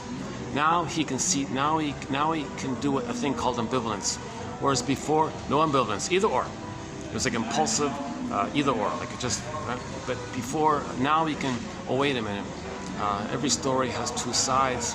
Okay, there's things not that simple, so if the mother is more loving than frustrating, and he can handle that tolerance, he had the experience of the two coming from one person, and he can do that, he can manage that. That's assuming the mother is maybe more loving than frustrating. See, if the mother's more painful than loving, he'll revert to the splitting. He can't do it. But if the mother's more loving than frustrating, the child will get to an experience of, okay, mother's one person who's mostly loving, sometimes she's not around, I'm angry, but you know what? I remember that my mother's loving, but sometimes she's missing it, because no one's perfect, she's human. I get it, I can handle this ambivalence, it's confusing, it's frustrating, but he can sort of tolerate this ambivalence kind of thing. That's called the depressive position. Let's say the mother made a mistake, and he were to kind of get angry, but wait a minute, I feel badly to get angry at the one I love and who loves me and I love her, right? And so there's that whole ambiguity and ambivalence area. That's called the depressive position. That's more realistic. That's a more realistic thing. Might sound boring or frustrating or something, but that's sort of natural development. That's the middle phase. And finally, at age 3, he's more relaxed in seeing the third side of the coin. And he's more understanding of the humanness of things. And we're all members of Homo Traumacus. We're all from this one big, massive, traumatized family. We're all one family. We're all traumatized, but we're still just one family because we're all Homo sapien Traumacus or Homo Traumacus. We're the only hominid, right? We're the Homo sapien Traumacus. We used to be Homo sapien, then we used to be Homo bodoensis by one theory, but we're just still from that one line. Only one hominid has the cortex, the third brain, that's us. So we're all from that one line, right? You don't see any other hominids with no cortex, that's nonsense. Everybody speaks and understands time and things and can write and have symbols and draw paint, whatever. So we're all one Homo sapien from when we grew the cortex 100,000 years ago, and then 10,000 years ago. Okay, a big theory here, back to 25, part 3 of 3. So due to the mismanagement of our discoveries and how we were confused, we accidentally, here's the thing, here's the theory, we just accidentally, innocently, accidentally traumatized ourselves. Then we became Homo Traumacus.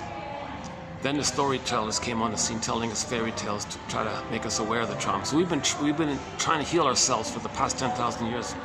And then when we started writing things down more, now we got the philosophers and then the playwrights and the literature guys like Ibsen and Goethe. And now lately we got some new jargon from the past 100 years. So this new jargon for the past 100 years, that's sort of the gift here, 1001 Windmills of the Mind. I believe it's 10,000 quotes, which I believe to be to represent the best, as best as I can find them to be the best quotes from the psychoanalytic area here. But the Know Thyself movement has been around a long time, as just mentioned. For example, Confucius, almost 3,000 years ago, said to his students once, "Dear students, when I'm in a party of 3, I always have 2 teachers. To the one I admire, I try to study from him. To the other in whom I see traits I don't like, I search for those things in myself." He was talking about projection. You don't like it about yourself, you find yourself saying others are it, to not feel that it's within. That's like creating a mirror to see that it's within. Projection is the means of bringing repressed material to consciousness by creating a mirror to see that it's within. So projection is the means of bringing repressed material to consciousness. So Confucius was talking about projection almost 3,000 years ago. Okay, and then we got the famous yin-yang symbol, very powerful, very helpful symbol. Oh my God, that can be applied to so many things, that yin and yang symbol. the most recent application of it was the baby when he's one symptom of trauma is that the baby doesn't get a natural flow between his sympathetic and the parasympathetic. So just like you have the day and night, sun and moon, like in nature, like a natural, like the curve and the yin yang symbol, the curve there, day and night, sun and moon. We're from Earth and all this, right? We're from nature and all this. Our body, like a little Earth or something, is kind of meant to have something that resembles that effect in our system. So we're meant to have like a flow between the sympathetic nervous sympathetic system or response to the parasympathetic. That's the moon. That's the yin. The yin and the moon and the night. That's called restoration. Okay, the being and the calming one, right? And then the more active doing sun, okay, so-called masculine, feminine, yang, yin. Okay, so yang is the masculine, sun, active, doing, okay, day, right? And then the night, the rest, the moon, the restoration, the healing. Okay, that's the feminine principle, and the feeling and the being and all this, and the doing, that's the yang, and the being is the yin. So sympathetic is the doing, and the parasympathetic is the being. We're meant to have this sympathetic parasympathetic flow, like the yin yang symbol, right? Now in birth trauma, the child can be too set in one or the other and not have that natural flow. And Janov thinks it can affect his personality. I'm not too focused on that part of it, because I think all personalities can include either or. So I'm not focused on that part of his theory. But anyways, if there's birth trauma, the child might be too revved up in the sympathetic one. So he's born with PTSD and he's got immense body tension. That's pain, because he can't feel. So people can't feel, that's pain. The pain builds up, the energy builds up, that's called tension. Then they go through life blowing off steam. Okay, that's like a negative abreaction. Okay, it's not healing, they're not feeling, they're just blowing off steam because from the pain of not being able to feel. Now the other end of it is the parasympathetic one. They're too much in the, I gotta conserve energy here, there's so much trauma here, I better hold on and conserve. So they're more like way back, they're more like more, not passive, yeah, maybe more passive or more introvert, let's just say introverted, type B personality, introverted personality, laid back, kind of easygoing, take things in stride, not too active or something, not too busy. Doesn't mean they're not efficient or something. It's just their energy, they want to conserve it all the time, right? And to be too quick or to be impulsive, that would cause anxiety. So sometimes, yeah, they're afraid to maybe take too much initiative or something. So they're more in the like conserving mode, like the yin, like the nighttime, the feminine, right? So, so in other words, a person's meant to have a natural sympathetic, parasympathetic thing going on in their body system. But in birth trauma, a person can be set into one or the other, and it can lead to different health issues. And Janov thinks personality styles and all this. See, I don't think so with the personality, because you can have somebody. Let's take the bully pattern. You might normally think the person with the bully pattern might be the sympathetic one, right? The aggressive, belligerent, blowing off steam, control. Right? But you can have parasympatics that's in the bully pattern. Right? They just might be. They just might use the extroverted as proxies for them, like Iago kind of thing, right? Or they're bullying in other ways, but in a passive way. So I don't think the personality is determined by the sympathetic or parasympathetic. They're just traits that can be included into any of the personality. Right? You can take any of the personality patterns and you can have the sympathetic version of it and the parasympathetic version of it. That's what I'm sort of going with that theory at the moment. Janov, yeah. Janov is too, he's kind of too boxed in, I think. Excellent material, very helpful, but he's really boxed in with the first brain consciousness.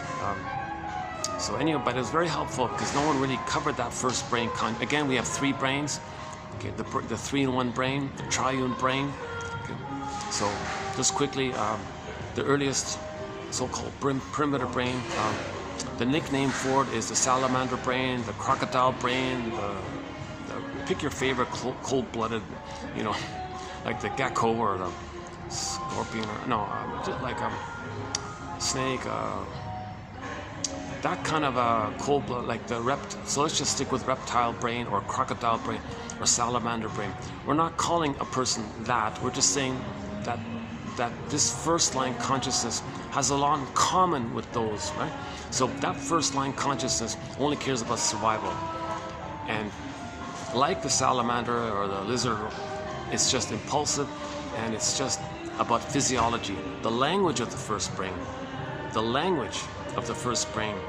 is biologic issues, your posture, your breathing, how much tension or blood circulation, the heart math issue, the speed between the heartbeats, and temperature. Oh, if your body temperature is too high, that's a symptom. Okay, it's not supposed to be or too cold or too high. It's supposed to be just right, kind of thing. And the neurochemical issues, how much serotonin in your brain, how damaged is your brain, how damaged is your brain inner brain factory, your inner brain drug factories are damaged in what way. So this is like the language. It's the language of the first line consciousness. The language of the first mind of the first brain is physiologic, biologic. No, it's pre-verbal, no words, no pictures even, no feelings really. It's sensations and visceral. It's visceral and sensations. Although we do say anger and fear and anxiety and OCD and body symptoms, although we may say there's feelings in there, we may call anger a feeling. Technically, John says it's more like a sensation, too much cortisol. Okay, second brain. So we're mainly the second one, right? So billions and billions of years, over a long period of time, okay, we developed the mammal mind, the mammal brain, the second line consciousness, second line memory system. That's mainly us, that second one, the mammal one, right? The hominid, I don't know, the mammal hominid came from the same, sprang from the same tree or something, but we're from that kind of mammal line like that, right? Okay, so this memory system, so there's the feelings. Now there's the feeling. The first brain is sensations and visceral sensations, okay, biologic issues like your pulse and all that. But the middle brain, that's your feelings, because the joy runs the console. Joy can step aside, let sadness run the console to admit a loss. There can be empathy and gratitude and generativity and pleasure and expressing your uniqueness and pleasure, joy, and feeling present and loving life and expressing your uniqueness, which is loving life, and its meaning and pleasure and delight and intimacy and sharing and the pleasure and tenderness and kindness and affection and just the natural state of affairs, like you see, you know, like two dogs playing in the park. Is just a playful kind of, well, it's not a perfect example, but you know what I mean, right? So the mammal, pick your favorite mammal. So that brain. So we have that brain. Usually people call it the chimpanzee brain or the monkey brain or something like that. We're not calling anybody that. We're trying to describe the metaphor of the three brains. We have three brains: the crocodile brain, the monkey brain, and the thinking cap or the human brain. So the thinking cap, okay, that's just like ideation, ideas, intellectuals in your air, like like ideas and things. But we need the third brain to make us aware of what may be recorded in the first two brains. Because if there's trauma in the first two brains, if we want to have a freedom from it, we need the third brain, which can synthesize and integrate, accept, understand, give us a kind of belated, elevated understanding of it all. Okay, we need the third brain to know what's going on, to let the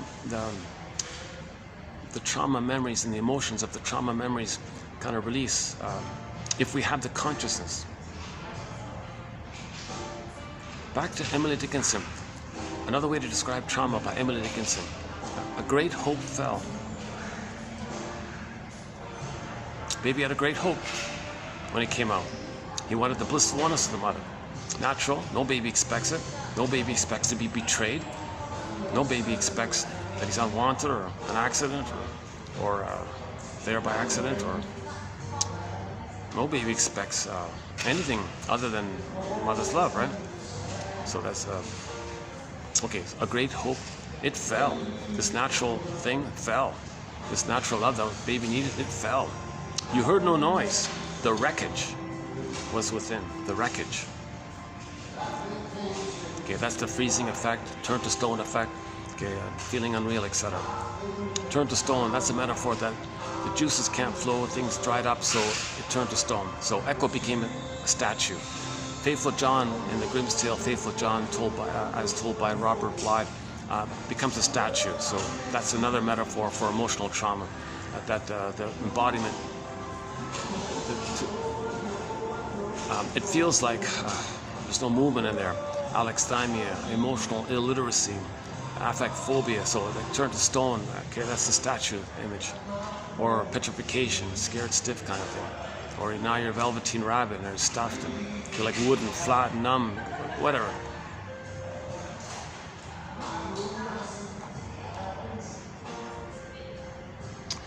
So we need the third, so we got the third brain. 150,000 years ago, we grew the cortex, called the new brain, the neocortex. This new brain, mainly it's in the left, they say. The first two are in the right. So we say left brain, right brain, and we want to bridge it. The corpus callosum, they said, we want like a cable there between the two. In trauma, that's damaged, so the left brain doesn't know what's going on in the first two. So we've got to restore the bridge there. If we're going to heal, we've got to restore the bridge, make the link. In other words, make the unconscious conscious. So the whole project of healing, they say, is to make the unconscious conscious. Where it was, ego shall be. We need the ego, that's the third brain, to be aware of what's going on in the first two brains. So the pent-up, blocked feeling that the child couldn't feel, clamped it down with defense mechanism because it couldn't feel because too much pain. Well, if we know what's going on, we can have the so-called abreaction, like a feeling release. Yeah, catharsis, emotional catharsis, today's topic here, so we'll get to it in a minute.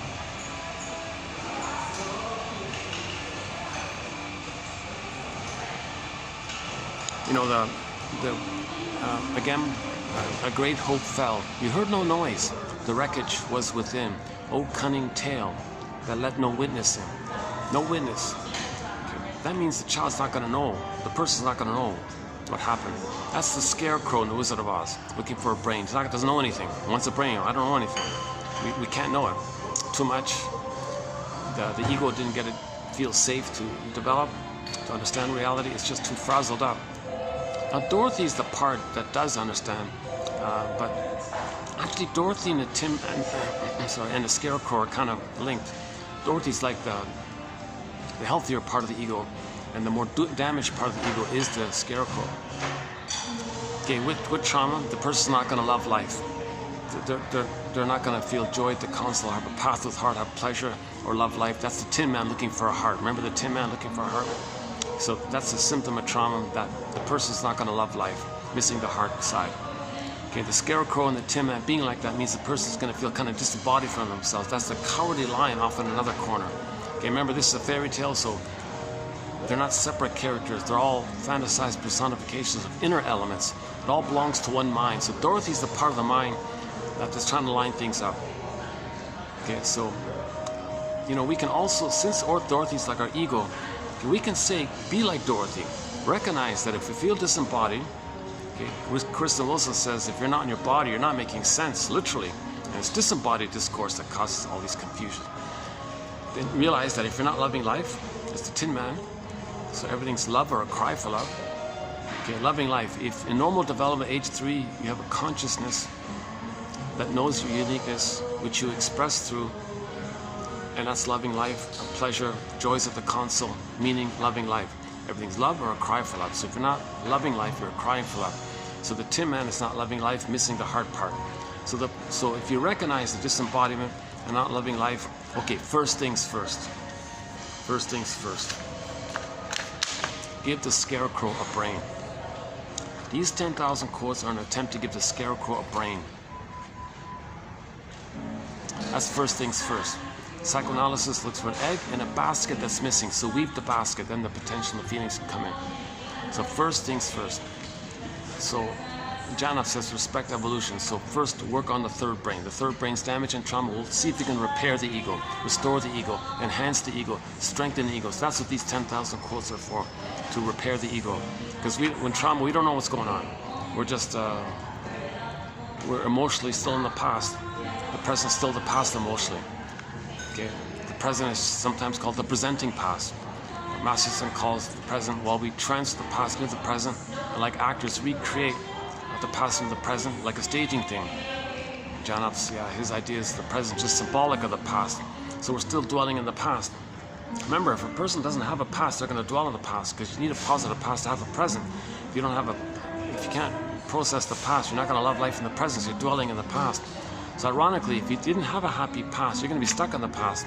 Okay, the shrink said to the guy in the film Greenberg, "You have trouble living in the present."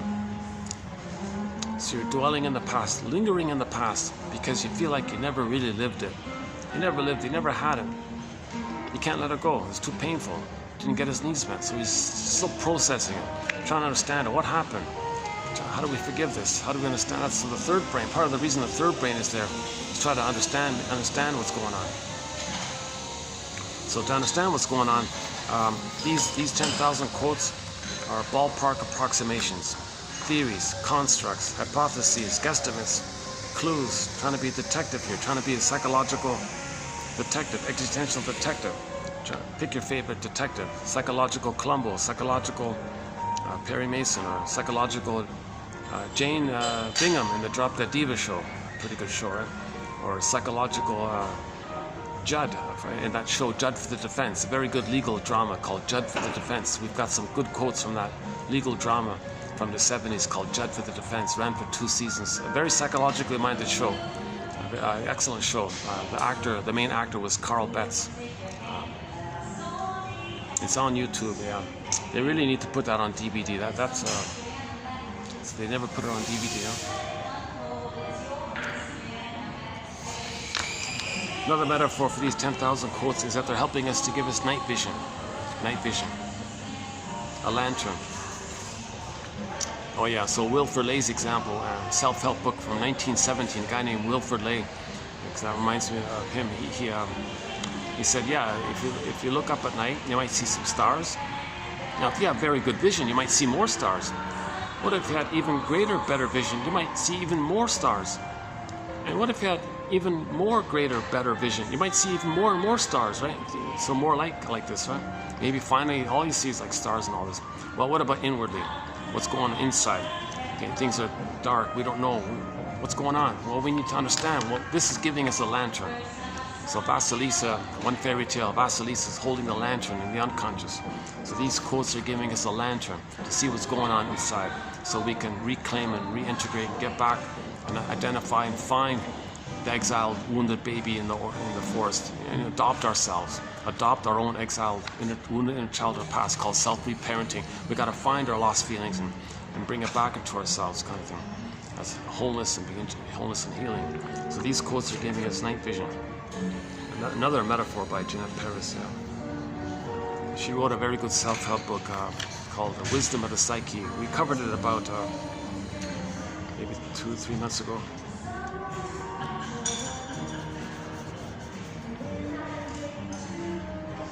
Yeah, so be like Dorothy, and first give the scarecrow a brain. One self-help guy said, "Oh, be like the Tin Man and find your heart." Okay, no.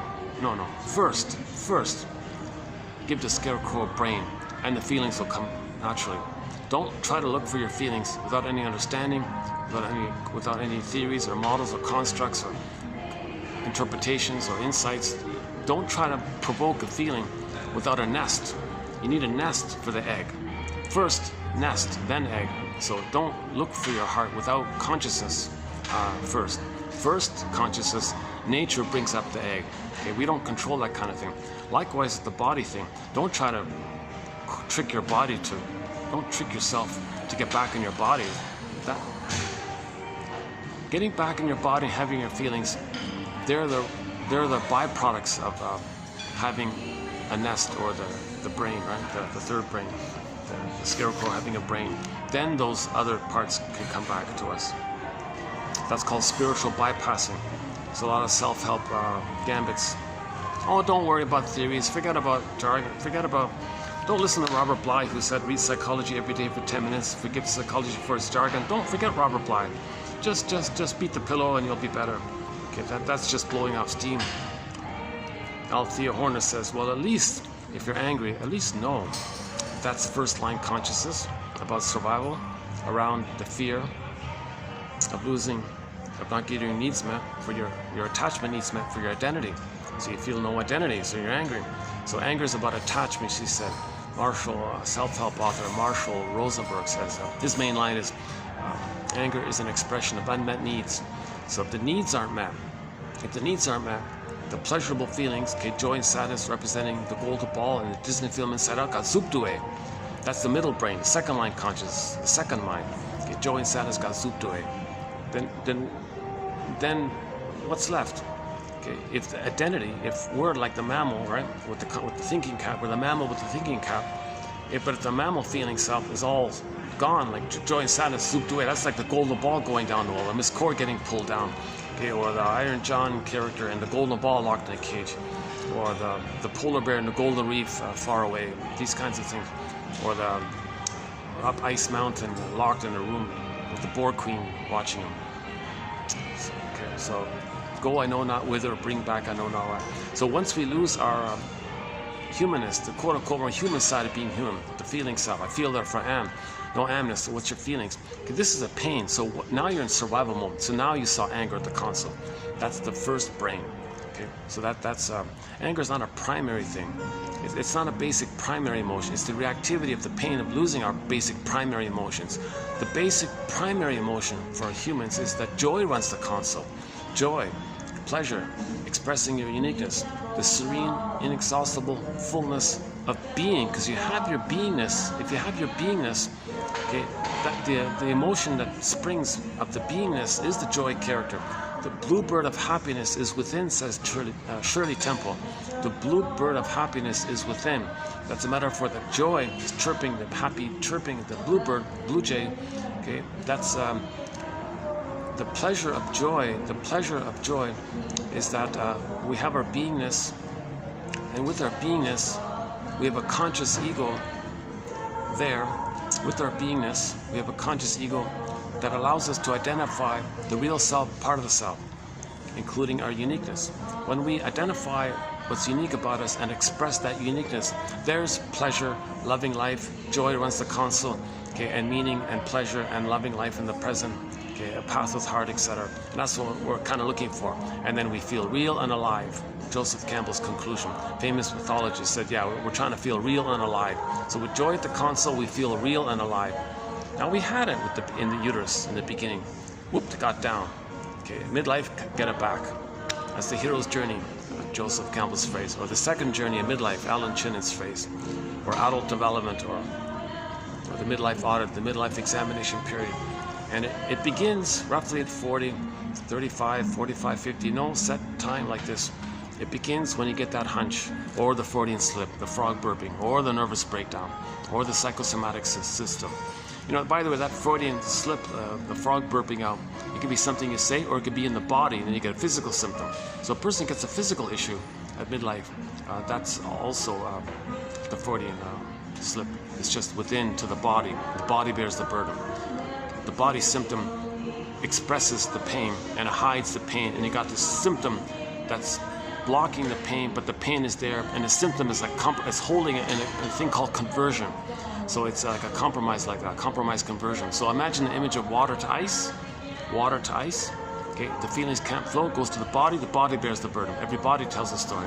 Okay, the body keeps score. So the body creates a symptom, mysteriously between mind and body. So the body, and then you get a physical symptom, whatever it is, back pain or sore neck or sore shoulders or what. Still doing okay. Okay. Oh, this is a real gem of a spot here for me. This is a. You know, I think this place is more like a group kind of thing, like when there's functions and things. I think they do most of their business when there's like a booking of a group or a company party or like an expo or one of those, a wedding or one of those things. It's a good location. It's like a sort of, it's kind of in between a lot of things. It's not a bad location.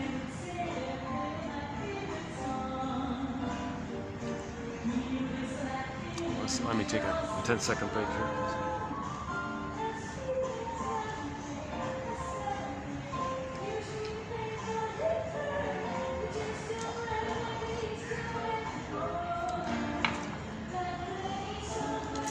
think I know what's making me speak more quickly today. Instead of the guava juice, they're sold out, I bought some coconut water instead. So I drank a half a liter of coconut water. I think that's what's doing it, this little boost of sugar.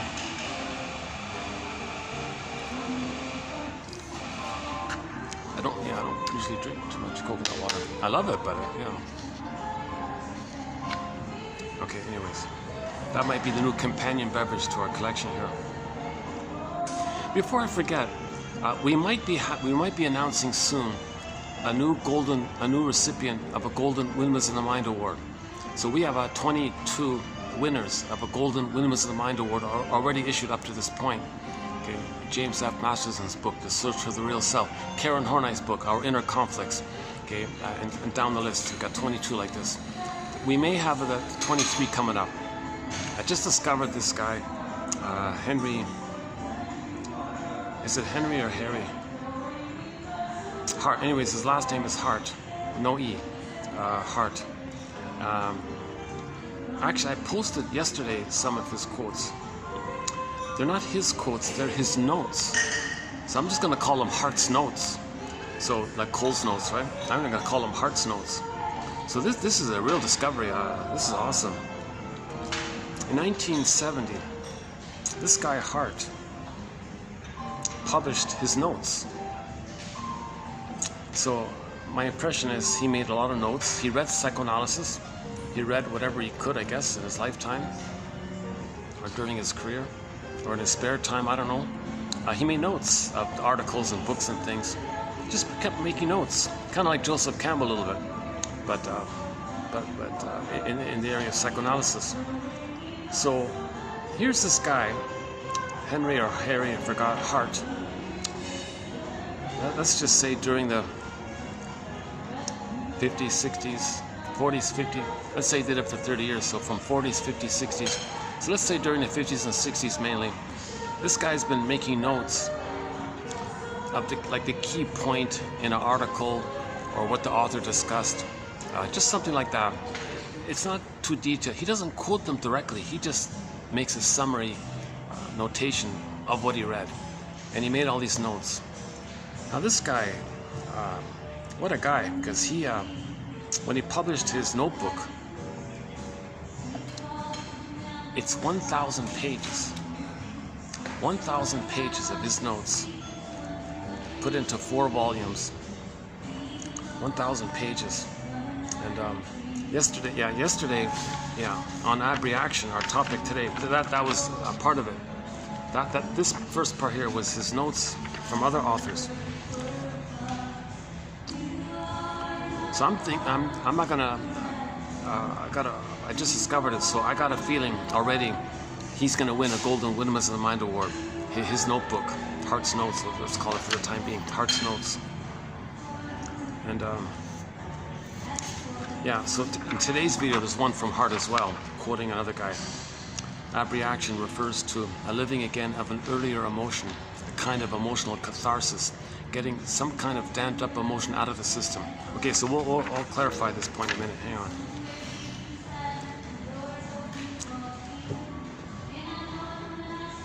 Uh-oh, is that Dolly Parton?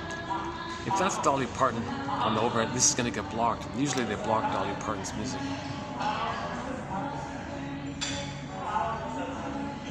Does sound like her, doesn't it? She made a joke once. I don't know if I'm holding them up or if they're holding me up. She said, do you have any idea how expensive it is to make me look like this? She got a good sense of humor. That area. We don't have a thread on plastic surgery. Yeah, we don't have a thread on that. Yeah, maybe later on.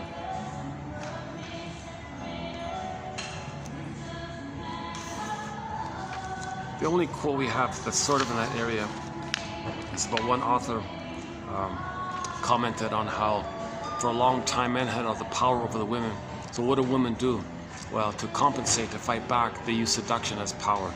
So maybe women use seduction as power to balance the power.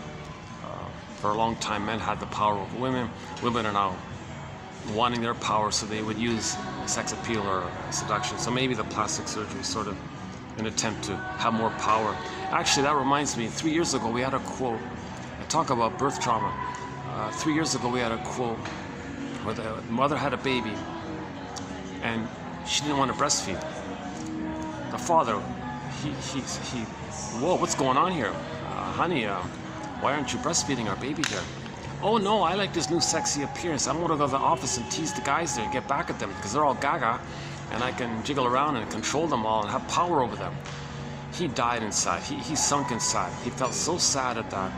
And his thought was something like, he said he had no idea what a rotten mother his wife was. He thought of his wife as being a rotten mother. He said, why would you traumatize our baby, deprive our baby of motherly love, just so you can play some petty politics with your colleagues there or something like that.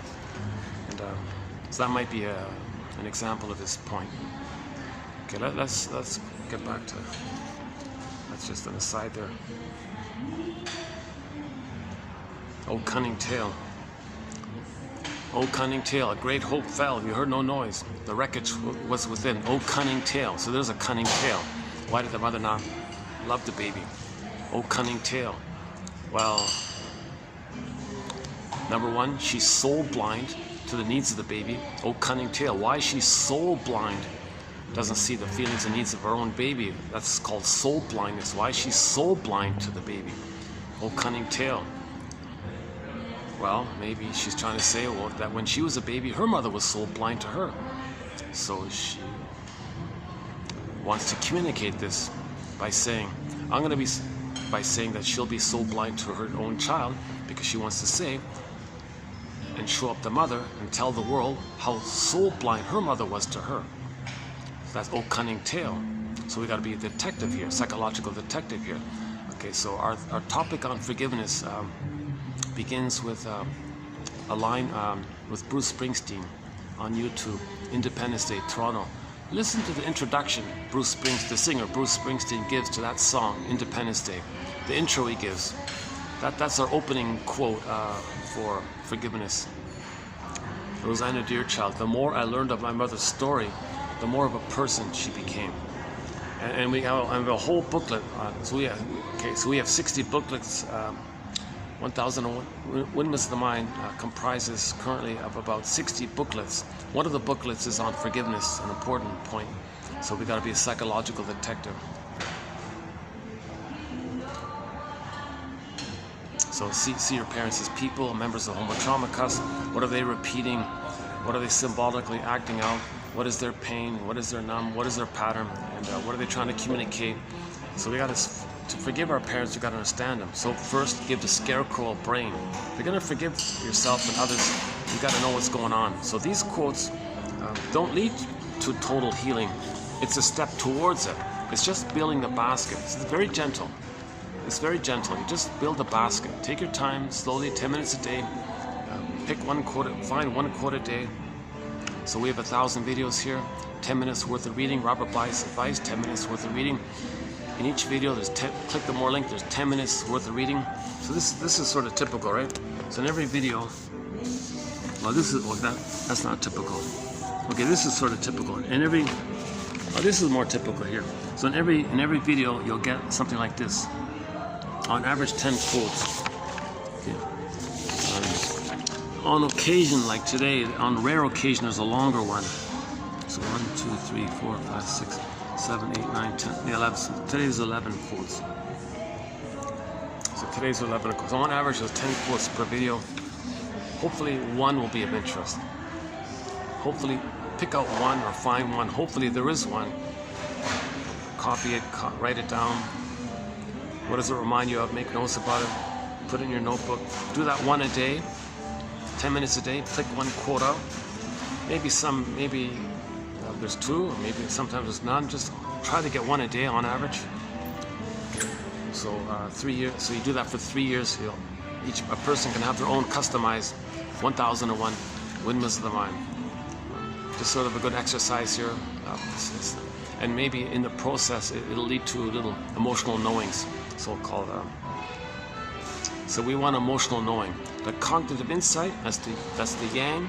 You leave it alone, then you get the yin, the emotional knowing, the feeling, the beingness. first you need the yang, the knowledge, then the beingness will come in, right? And when you have the yin and the beingness, your yang is normal, your doing is normal, because your feeling is there.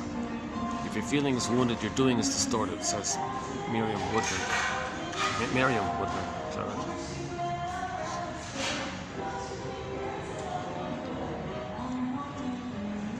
Okay, so back to the secure attachment style. So the 5 parts. So yeah, so paradise in the uterus, natural birth, laboyer.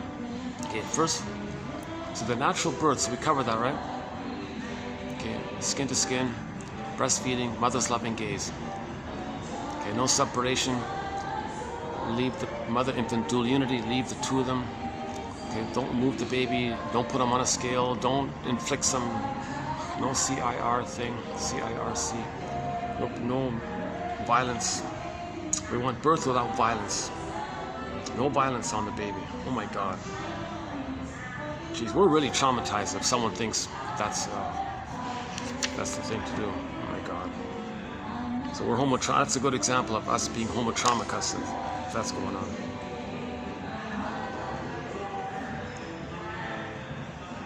Okay, so that's the third part is the 4 to 5 months. The extended paradise, the blissful oneness. Okay, the fourth part is at 4 to 5 months, roughly ballpark at 4 to 5 months, a developmental thing takes place. Ballpark at that time, the range varies. I'm still using Margaret Mahler, one of our mentors. She says 4 to 5 months, the child begins to hatch. He begins to separate, have a self-concept that emerges, that hatches out of the previous dual unity. So psychologically, it's all meshed, it's all one, it's blurred, fused, merged, and all this. At 4 to 5 months, the child felt safe. I feel safe. I was loved, my needs met, my paradise, I'm in the egg, now I hatch. Like so the psychological birth of the baby just doesn't magically appear with the biological birth, Margaret Mahler says. First he needs like an egg, like a second womb-like condition. That's the blissful oneness for the first 4 to 5 months. Okay, so assuming he gets that, paradise, extended paradise, blissful oneness, then, okay, now he's going to hatch out. It's a gradual hatching, but he starts to hatch out.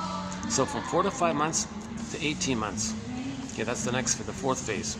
This phase is very important too, because from 4 to 5 months to 18 months, he still thinks that he's on the throne, but he's hatching. So he's unique and on the throne. So he's a unique God, put it that way. So he's, in other words, this phenomena of the child thinking everything's about him, everything's for him, he belongs, that obnoxious song, everybody wants to rule the world. Okay, no, nonsense. Not all babies are traumatized before 18 months. But if a person was traumatized prior to 18 months and didn't get that, the world is my oyster phase, rule the world phase, on the throne phase, satisfied, he may kind of be stuck there and have that fantasy, and be still stuck there. And the guy who probably wrote that maybe had that fantasy, wants to rule the world. No, not everybody's traumatized before 18 months. So from 4 to 5 months to 18 months, he rules the world. Meaning he can run around and think that everything around him is for him, it belongs to him, and he doesn't even really fully understand the feelings or rights of others. He still thinks he's a little god. He owns everything. Once at this location, it was like a 9-month-old kid running around, hopping on the cushions, and kind of approached me at one point. Cute little kid and all this. So he was kind of in a love affair with the world. Okay, the love affair. So he loved it all, because when he hatched out, he got motor skills. Like, whoa, he can walk, crawl, run, jump. He can move, he can run, he's got these new powers. So not only is he a little god, he's like a Superman god, like he's got powers. Spider-Man, he's Superman. So he's got these new powers, he's very delighted. Plus the world belongs to him, and he's got these powers, so he feels pretty important. That's called infantile megalomania. So let the child have that phase. Let the child run around thinking he owns it all belongs to him. Let him have that delusion, whatever, that narcissism. Let him have that primary narcissism from 4 to 5 months to 18 months. All the mother has to do is just gently distract him so he doesn't hurt himself. doesn't put a fork in the socket or something, right? One of the wall socket or something. Just gently discharge. Don't rebuff him. That's the point. Don't punish him or rebuff him. Don't don't do that. Don't ever do don't just be gentle about it, because you want to preserve his delusion that the world is his oyster. So don't hurt him or rebuff him or hurt him during that time. Just gently keep him safe so he can still preserve that delusion. So if the mother can do that, then at 18 months, okay, she did a great job. Okay. Then at 18 months, the child's ego, reality ego, kicks in to the level where he goes, oh wow, I'm not a little god, this doesn't all belong to me. Oh, I get it now, I'm like a person, others are people. Oh, they're people, I'm people. Oh, we're all one member, we're all like people, we're all like one big family kind of thing, Earth family. Wow, we're all like cousins. Jane Elliott says we're all technically, literally cousins, 30 to 50 times removed on average, because we're all from that one massive family back in northeast of Africa, when we evolved from our previous state called Homo botuensis to Homo sapiens, and we're all from that massive family back in the northeast of Congo, and then we spread around. Then we spread around, but we're still from that source point. So we're all literally, technically, according to her, scientifically, we're all a family, according to that theory. Well, if you within the theory. Once again, I'm not a doctor, or I'm not a professor, so keep that in mind. 30% of what you're hearing, when Robert Bly speaks to the audience, he says to the audience, dear audience, 30% of what you're hearing is wrong. It's up to you, dear audience, to figure out which 30%. So likewise, I've been using that line all throughout. So there's no set answer here. Just sharing, discussing. These quotes are invitations for mutual exploration. I'm trying to brainstorm here. So one theory was that. So anyways, from 18 months to 36 months, the child is in what they call the now voyager phase. He's like more of a human explorer. Whereas before, he was just a little god, it's all belonged to him. Now he's more of a human explorer. Okay? Recognizing people as people in their own right. He's a person in his own right. Okay. And then now he's curious. So from 18 months to 36 months, he's more of an explorer. Now Voyager seeked out for. Let me double check. Everything's okay.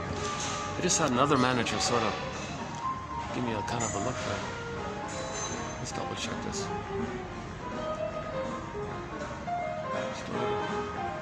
Oh, he just wanted to close the door. Well, that's all. He just closed the door. Okay, that's good. I thought I was going. I really want to be able to do some more videos here and all that.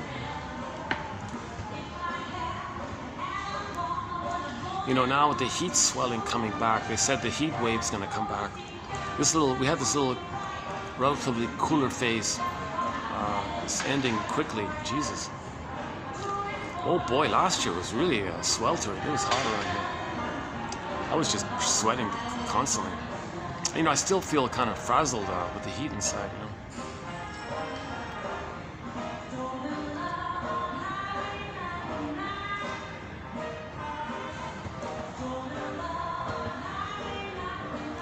Oh, he might not have been a manager anyways. Yeah, okay. So okay. Oh, I did my spacesuit joke already, right?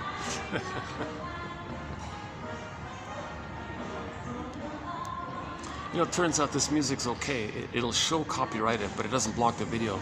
So I'm not going to worry about this music. In some hotels, it's all blocked. I can't go to some hotels because they play copyrighted music.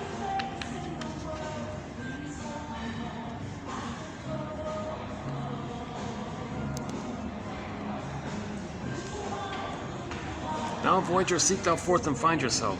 So in the film Now Voyager, it was a bit like that. So the child's going to explore, curious, learn, what's this, what's that. So he's going to run around, explore kind of thing. Now he's not quite fully ready to be on his own. So at some point he's going to be a little scared or something. So he'll run back to his mother and touch base, so to speak. And the role of the mother is to function as a secure base, simply saying, I'm here, everything's okay, You can learn and you don't lose me. That's the message. That's the message. That the child can learn, and when he learns and what he likes this, he discovers this, he likes this, the mother doesn't rebuff him or abandon him or punish him or refuse him, or so that's the message. Because sometimes the child discovers something, runs back to touch base for emotional refueling. Emotional refueling just says, I'm here, you're safe, I'm safe, I'm here, baby, you're safe. You can explore, and when you freak out, you can come back, and I'll reassure you that you're safe. I'm safe. Okay, runs out, comes back. They call it rapprochement. He goes, comes back, goes, comes back. The so-called rapprochement phase. And this tells the child that when he learns something, he doesn't lose his mother by doing so. Because if he gets that idea, he'll give up learning to maintain and cling to the mother, and be frozen there, and at that developmental phase. So he didn't get a secure attachment style. Well, he got the first 4 parts, but he didn't get that latter part, right? Because sometimes the child discovers something. Hey, mother, let me show you this.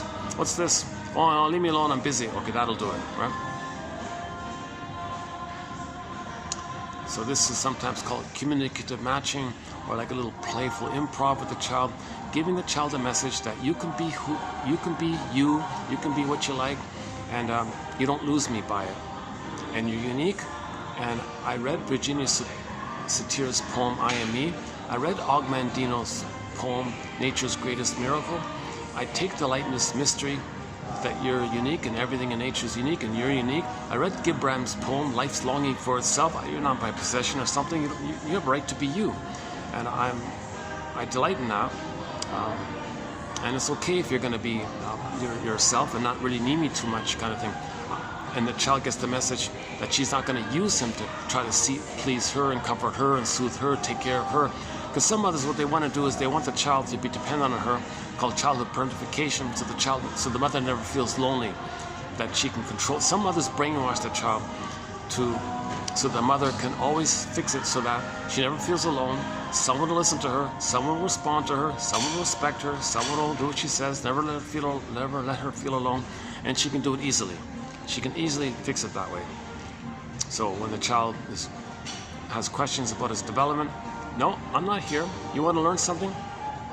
Oh my God, yeah, we had that quote about the guy. He tried to do his homework or something, and the mother punished him and threw the papers off. You don't need that school. Just come to me. She couldn't handle the child being independent and going off to college or something. Just come to me, because she was afraid to be alone if the child went off to college. So she actually sabotaged and punished him for trying to do his homework. What a gruesome quote that was. Yeah, couldn't believe it. That was about 3 years ago, that one. So that's called the Jocasta style of mother. When a mother tries to use the child as a parent for her, to take care of her, to soothe her, to please her, to meet her needs, that's called the Jocasta style of mother. Mothers are there to meet the needs of the baby, the child, not the other way around. If it is the other way around, that's called the Jocasta style of mother. So the child never really gets to separate from the mother. Hence the metaphor, the inner marriage kind of thing. No father being around, just metaphor. That's Mr. Freud sort of made a highlight about this point. So that's Mr. Freud's big initiation, or big message, that children need enough love to separate out of the quote-unquote marriage, to separate. If they're still going to be married. There's no father around to help facilitate that. Hence the oracle idea. Yeah, it's like a psychological message, basically. Oracle.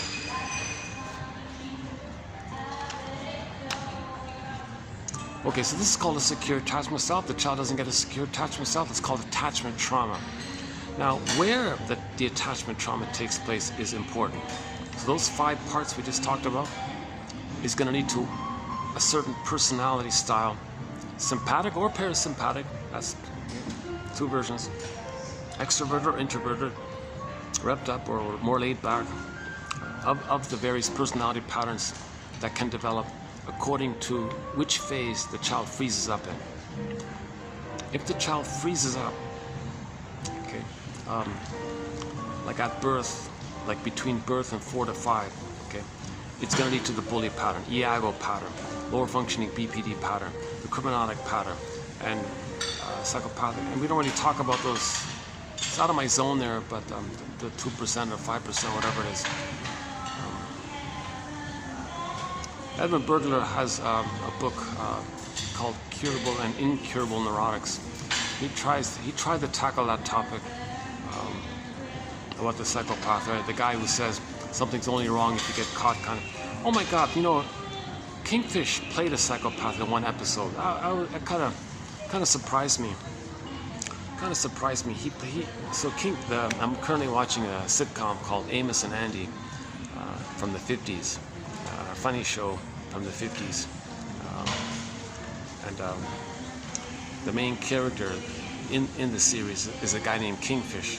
Interesting name because they're both symbols of the self. The king part is the embodiment self, and the fish part is the feeling self. So you got the embodiment self, the king, and the fish, the feeling self. You put it together, you got the kingfish. Interesting idea they had there. So now he doesn't have that, but his name is that, meaning he's the protagonist looking for it. Doesn't have it. So we see his antics and confusion around not having the inner kingfish. Anyway, the name was okay. So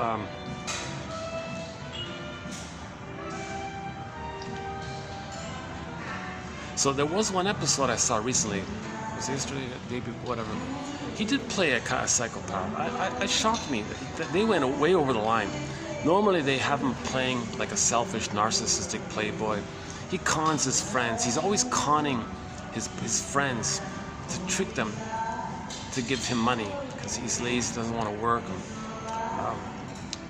You know, he's a mother complex. He's rebelling against employment because the mother was too controlling and demanding him. So he had a problem in that area. He felt entitled, like a kingfish. He's narcissist. That things should come easy to him. He rebelled against the reality and all this. So he was kind of selfish and narcissist. Not very charming, of course. Very humorous, of course. The show is mainly mainly a format or a vehicle for him to showcase his humorous gestures and comedic routines and all the comedic routines and all this.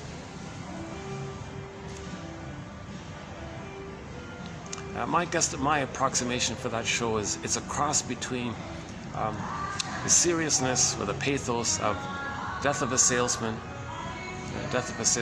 right? And the Flintstones, the comedy, frivolous antics of the Flintstones. Blend in the Flintstones with Death of a Salesman, Arthur Miller's famous play, made into a film, Dustin Hoffman, right? The sadness and the pathos of it all. Take that, okay? So Kingfish is kind of like the Death of a Salesman character, but he's also like Fred Flintstone in a way, right? So it's just a ballpark approximation. It's a funny show. I didn't like it at first because he's always cheating his friends. He's got a broken car. Hey, buddy, here's a good car. Really? Oh, trust me, it's good. Okay, gives him money. The guy takes it and the thing blows up on him. But he got the money. He didn't care. He was very kind of selfish and cold like that. How is this funny? And then I finally got it. Okay, everybody knows it's just too unreal. And it's just, the whole purpose is to see him make these funny gestures and all this word play. One time he thought he was going to be a pistachio instead of meaning Picasso. So there's a lot of fun little word plays and little mix up with phrases and all this. Then a lot of fun word, and there's a lot of fun word plays in that show. In that show, it's kind of funny, some of those word plays, not all of them. Anyways, so he's usually a charming, narcissistic kind of guy. But in one episode, they went way over the top, and he was a full-fledged psychopath because he not a violent psychopath, but in his cold-heartedness, because he tried to steal his friend's identity and his inheritance, and he didn't care what happened to him. That episode is kind of sad. But yesterday I watched the opposite extreme, a touching episode entitled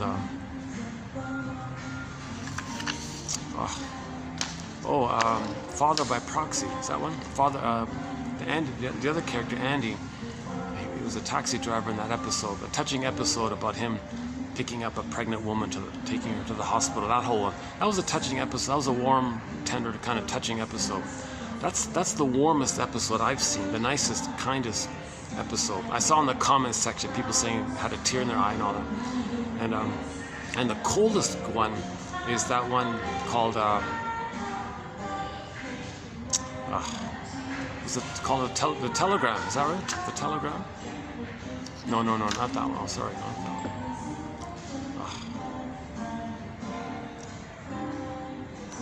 I forgot what it's called. The friend was going to inherit his rich uncle's estate and all this. So Kingfish tricked his friend, lied to his friend that the names got swapped when they were born, and he succeeded to trick his friend. No, you're me, I'm you. Really? And he all freaked out like this. So he stole his identity to go and claim his friend's inheritance and all this. That's cold. That was a really cold episode, and he was aggressive about it.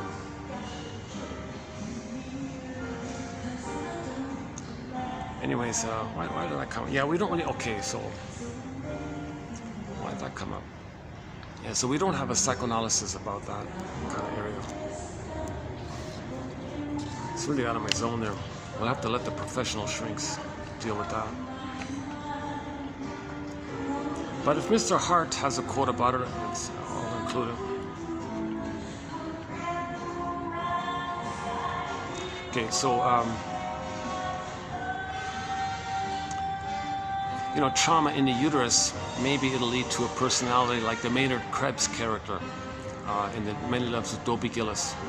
Because one shrink said of him that he had prenatal trauma and emotional catatonia. That's why he was so kind of numb and but he was very sensitive. Hence the Nandor Fodor issue of him having ESP and all this stuff, this mystical area. Okay, let's not talk about personalities from the prenatal time. Not enough data there. But from the trauma, either at birth or around birth, afterwards, between 4 to 5 months, that area there, of course, the earlier it is, it might be more like the Iago area. Iago, just filled with envy, spreads rumors, sees goodness damaged, because the baby thought mother took away his goodness, identifies with her. To have her, he's got to hate goodness, because mother hated his goodness. That's the Iago pattern. Oh, okay here. We're still okay here. Oh gosh, I love Mondays, huh? All right. Oh, this is the quietest it's ever been.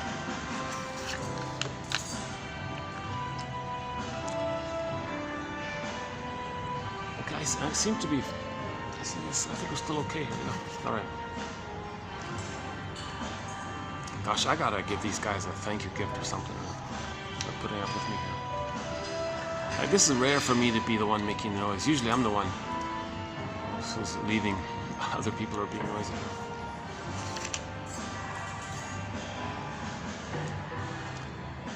Okay, so in each of the personality patterns is a whole thread. We can spend 3 hours on the various personality patterns. We can do a whole video on each. So we can do Iago. Andre Glas is sort of our lead author on this area. So Iago, he's the guy that uses those with the bully pattern, also those who are traumatized prior to 4 to 5 months, as proxies to do damage. Because all Iago wants is to see goodness damaged. So they use others to do that.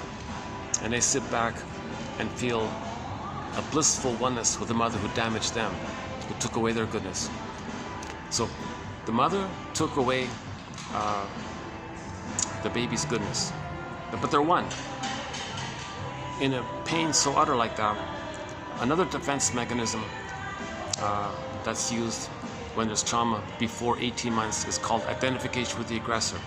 So the baby is going to give himself up, have others play him, he plays the mother. It's fused like that. Now when he acts like the mother and shames himself, although he's shaming others, thinking he's replaying how mother shamed him, he feels a blissful oneness. That's called Schadenfreude. Glee, he's excited. So mother hated his goodness, that's called envy, hatred of the good. Baby had goodness, mother rejected it. Baby perceived that as the envy breast. The envy breast. Okay. So he identifies with the envy breast, that's his mother, the envy mother. To have a mother, he's got to be envious. So whenever there's anything good out there, he's got to hate it. hating goodness keeps him in a blissful, paradisical oneness with the mother. The pain part is numbed over with the endorphins. So the pain part is numbed while he's experiencing the bliss of being one with the mother. Okay, remember the self and the other are blurred in a blissful oneness, right? The baby and the mother are one. It's a blissful state, even if it's just sourced in the uterus. So mother took away his goodness. Okay. He identifies with her. To have some attachment to her, he's got to act like her. To keep on acting like her, he's got to go around acting like her. So whenever he sees any kind of goodness, okay, to stand in for his original goodness, he's got to hate it. So if he sees goodness, he's got to hate it. He feels gleefully excited in the blissful oneness, so he's addicted. So he can be addicted to envy. Okay, he can be addicted to envy because he keeps getting that little blip of paradise, ecstasy or something, right? Robert Bly's comment. So as an adult, if you're going back to that place, like, whoa, to feel the bliss of the pain that you're feeling now, you go back to the old blissful pain. So you're dependent on it, hence the idea of addiction. You might be dependent on it. So he can get addicted to hate, greed, envy, spite, addicted to schadenfreude, grievance collecting, injustice collecting, Berger calls it. Now, of course, somebody who identifies with the aggressor can't mourn because the psychic structure needed to be able to accept loss is an identity. If you have an identity, I feel, therefore I am, no amness, no feelings, so he can't mourn losses. So what he does is denial, contempt, and sour grapes. If there's a loss, he'll just say, didn't he mean anyways. He calls it a pyrrhic victory because it preserves his throndom. His self-shamed, others are no good. Didn't need him anyways, they're no good. I'm self-sufficient, superior, I'm on the throne. My humanness was no good. So the mother was on the throne, baby was shamed. He plays the shaming mother, others can play his shamed self. So when he says, you're no good, it makes him up, right? Like it makes him the mother up, right? Others can play his self down, right? So this is called taking refuge. Okay, another one is cynicism gratifies infantile megalomania. So schadenfreude is cynicism, dark humor, shaming humor, put down humor, mocking humor, all this kind of negative humor. Okay, the stinger personality patterns have a dictionary of put down terms. Okay, and so they're always going through life cranking out, like the pain inside is churning out all these barbs and bitter comments and sarcastic. It can be witty, but it's still negative. It can be intellectual, but it's still, if it's still they're good and you're no good, meaning they're no good, but they don't want to feel the pain of feeling no good, so they find proxies to stand in for their no goodness, so they shame them. That's because the mother shamed them. They're playing the shaming mother, so they got to find others to put down. So they'll say, you're no good. So all the humor puts others down. They feel on the throne in bliss with the mother, and the mother put him down, so he puts others down. Others are standing in for him. That keeps him in the blissful oneness, replaying how the mother put him down, kind of thing.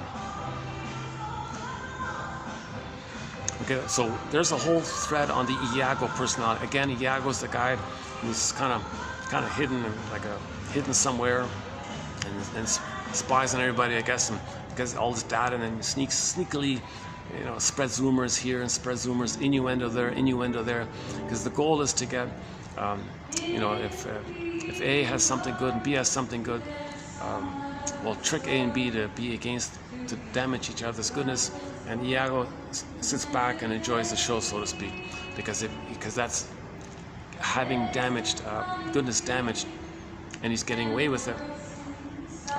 So because his goal is to see goodness damaged, that's because he's only one with the mother.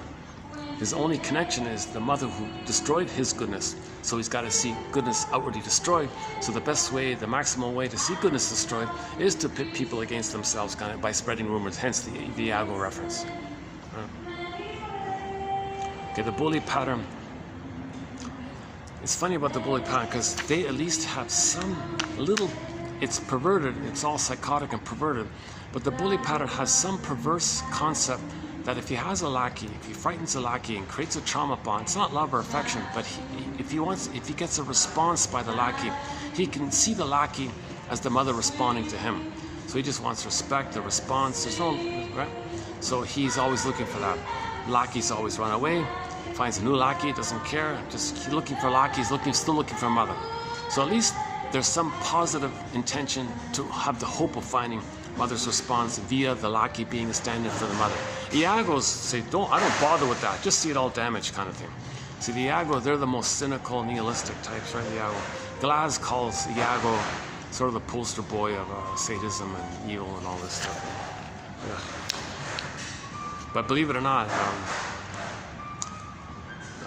it's a different clinical picture, so they say, to the psychopathic one, like Kingfish in that episode. That's not what Kingfish did in that episode, stealing the identity and his friend's inheritance and all this. That's different. Iago is back. He's sitting back in his cave or whatever, and he's seeing it on a screen, getting other people damaged, kind of. That's different. So Kingfish, that episode was more like a psychopathic area. That wasn't. They're both quote unquote evil. Like I heard that phrase. By the way, it just means life is in reverse. L-I-V-E. You take the word live. L-I-V-E. Loving life. Live. L-I-V-E. Okay? The person cannot love life. Okay. So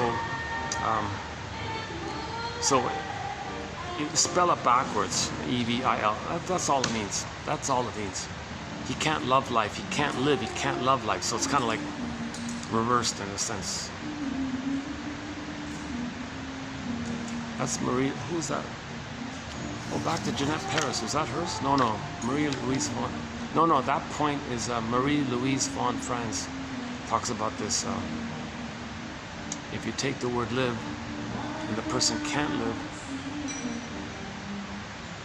that means his energy that's meant to live is blocked up in the repetition compulsion of replaying the past, still living in the past. You're not living, so your energy is dwelling in the past. You're not living. And doing that is destructive. It's hurting to yourself and to others, hence the reverse of live, E-V-I-L. I think that's what he meant. That's what she meant. So you could say all of the string of personality patterns are kind of a little bit, if they're not loving life, if they have no empathy for others, a soul for, gratitude for others, it's obviously harmful for self and others.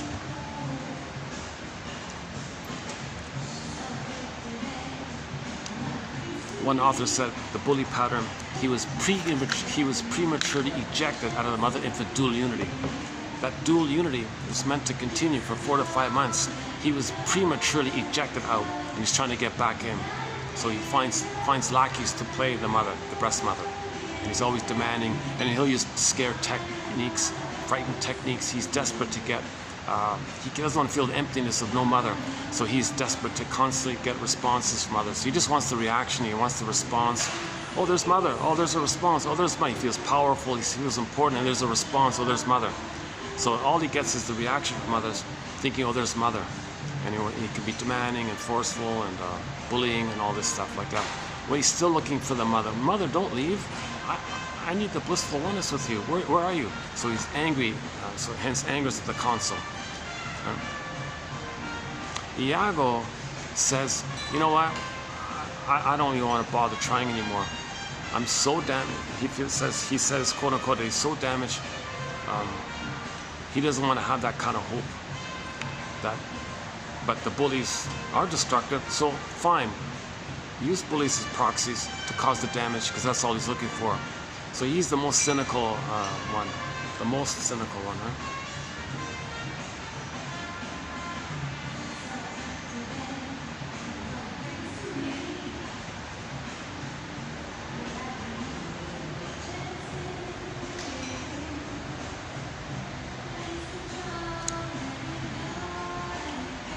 Okay, and the lower functioning BPD can be in there because the lower functioning BPD is the Swiss cheese of the more advanced narcissistic pattern. But if there's holes in it, it regresses back to the bully pattern, hence they're chaotic like this. Okay, and there's a few other personality patterns in there. Now, if the child does merge with the mother but can't leave, that's the narcissistic pattern. So the narcissistic patterns are not so overtly belligerent about safety because they have the mother. They're just angry and cynical because they can't leave the mother. They didn't get a good positive relationship with the mother. The baby needs a positive symbiosis with the mother to leave the mother. So that's why he's angry. So he's not belligerent and destructive as much He's also indifferent and doesn't care, but he's not as overtly destructive as the Iago. Those are the Iago pattern, and those are the bully pattern, etc. By the way, the Iago pattern and the bully pattern, maybe if you look on the Enneagram, on the line between the 5 and the 8, but the unhealthy 5 and the unhealthy 8 version. So you look at the unhealthy 5 and the unhealthy 8 and look at the line there. You can see the relationship dynamic between Iago pattern and the bully pattern, the 5 and the 8 on the Enneagram. Helen Palmer, Riso, and what's his name? Riso, another guy. The wisdom of the blue book, the wisdom of the Enneagram, or John, Michael J. Goldberg's book called The 9 Ways of Working. That's not a bad one. Yeah, those are the only ones I'm sort of familiar with. We don't really have a thread on the Enneagram, but on occasion, the topic comes up about the lines, right? The circle with the 9 dots and the lines through it. 9 personality types. So one type under stress becomes another type. Under safety becomes another type. That's sort of like that topic. Like, for example, sometimes Iago, if he feels very safe and very confident, he may overtly be violent, like the bully pattern. If the violent bully pattern one feels stress, he may be more like the turtle inverted one, like the 5, and hide in his shell or something.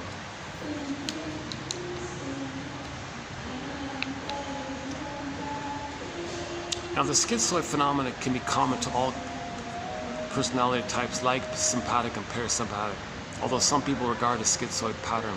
See, it's just a pattern, but that pattern can be included into any personality pattern. So it's not a specific, I'm not going with it being like a specific, distinct personality pattern. It's more like a trait that can be included into any personality pattern. Okay, now the narcissistic personality patterns, so we got the familiar cookie cutter one, right? The exhibitionistic one. That Drop Dead Diva show I mentioned earlier, that Parker guy, the owner, the co-owner of the thing, he seemed like a pretty typical example. Cold-blooded, didn't care, selfish, narcissistic. He'll only do something good if it gives him status and money, so he's pretty typical. He's not like violent or something. He's not maybe psychopathic or something. He's just a typical J-E-R-K, right? He's just a typical cold-blooded, selfish, egocentric, no empathy, makes it all about him, only cares about money, uses people, exploits. Okay, so that he seems sort of typical of the exhibitionist, like narcissist, as like the Kingfish character might be there. So a lot of shows will have a narcissistic type. It's funny, there was one episode where there was a moment where he might get in touch with a feeling, and then later he brushed it away. He went back to his old ways, right? So that's the Peer Gynt story, right? The Peer Gynt at the very end of life. Where's my feeling? Solvik, his soul.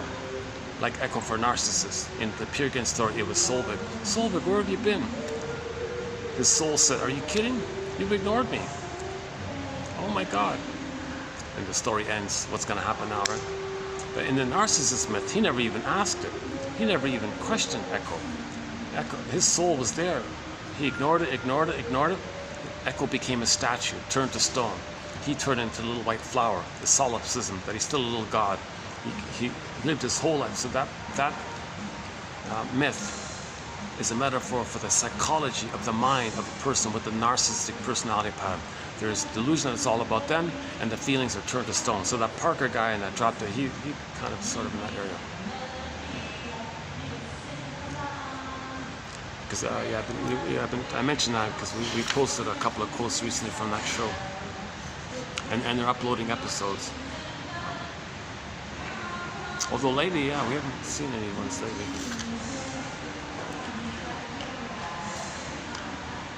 Back to Marie Louise von Franz in her book Pueri Turnus. One of the features, one of the traits of the narcissistic personality patterns, they want to live forever. Right? They don't want to grow up Peter Pan. Right?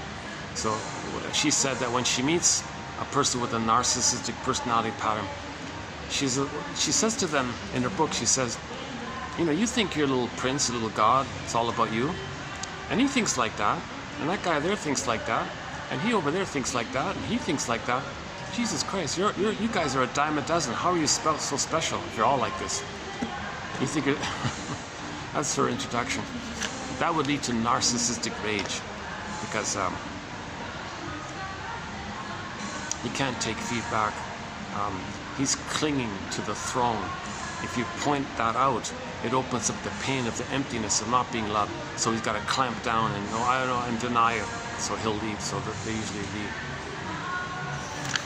So she probably just said it as a teaching point or something.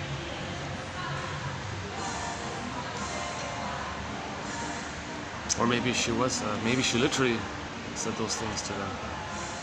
Because so another common thing about those are the stinger personality pattern. Yeah, so they're all the umbrella term for all these patterns is the stinger personality pattern, because they shame others the way the mother shamed them, to be one with the mother who shamed them, and then think that the one they just shamed is the mother who hurt them back in the past. Double think, hocus pocus, and they're addicted to the greed and the envy and the quote-unquote more human side of being human, i.e. their own soul they shame because the mother shamed them.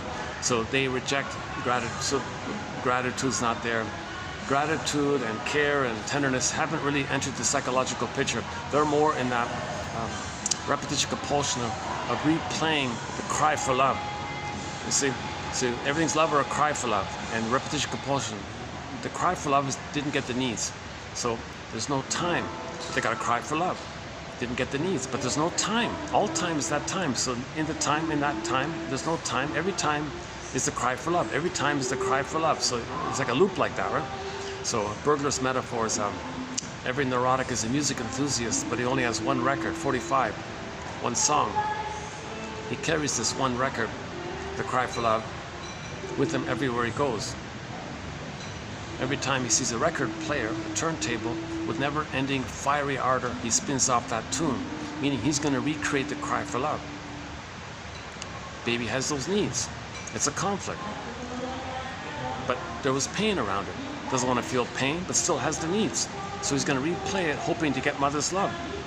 Now, when the stingers replay that trauma with others, they don't play themselves. They find others to play them. They play the shaming mother, get others to do their crying for them. They play the shaming mother who says no to them, seen in the other. Hence the idea of them being the stingers. Mother stung them, they sting others to say that the mother stung them. So they're rejecting the feeling side. They're rejecting the middle brain. They're rejecting the mammalness of it all. They're still in the anger stage, the first brain line. They're mainly in the first line consciousness, where anger runs the console, right? The first line consciousness, the survival mentality. My greed or your greed, useful or not useful, utilitarian or not. So they're still in that kind of simplistic, overly simplistic attitude that they're in the nursery. And they're not going to make it if the mother's not there, and they're not going to make it. So they're still in that kind of primitive, archaic, infantile, baby time place where he's supposed to feel safe with the mother. He never got that safety. He never got that blissful oneness. So he's still there, and he's enraged, but he doesn't feel the rage. He wants others to feel the rage for him, and he plays the mother who says no to others and shames others, so others can feel shame and rage. So the child felt no good, and he's one with the shaming mother. So he's both. He gets others to be both. He flips it all around. Right? Okay, back to the narcissistic personality pattern. So we're familiar with the cookie cutter garden variety overt narcissistic pattern that everybody talks about. You know, selfish and egotistical and doesn't care. And how can you be so cold? And how come you don't care? Yeah, I don't care. How can you not care? How can you not empathy? How do you have not empathy? I don't know. It's a weird problem. They'll have a lot of kind of cold-hearted things like that. Because they're angry. They're angry. They didn't get the love, so anger is the main thing. Right? So obviously, narcissism is a kind of angry mode. So the common emotions for the stinger personality patterns, as mentioned before: hate, greed, envy, envy, spite, vindictiveness, schadenfreude, injustice collecting or grievance collecting, can't mourn, so denial, contempt, sour grapes. The slogans are: the yardstick is impossible. Nobody in the present can be the perfect breast mother experience that was needed back in the nursery. So they're going to immediately hate him, hate that, right? So prejudice will be very strong. Scapegoating is very strong. They're only searching for the throne, greed, power, glory, prestige, fame, etc. They're only searching for the one-up status. Their down status, they want others to play their down status. So the superiority complex is a defense against the inferiority complex. Emotional sadism is a defense against emotional masochism. Others can play their emotional masochism. They'll play the sadistic mother. Others can stand in for their shamed self, the emotional masochistic self. Shall I compare thee to an onion? It's like a layered thing. So the stingers have more layers, I guess. The clingers are more sort of on your hard on their sleeve. It's more open like that. They're not hiding it. They're playing the child, reliving the rejection over and over again. Getting back to the narcissistic personality patterns. So then you got the voyeuristic type. The voyeuristic narcissistic pattern, okay, means they quote-unquote bask in the glow of exhibitionistics, of those with the exhibitionistic style of narcissism, okay, and see them as a proxy for their narcissism, okay, and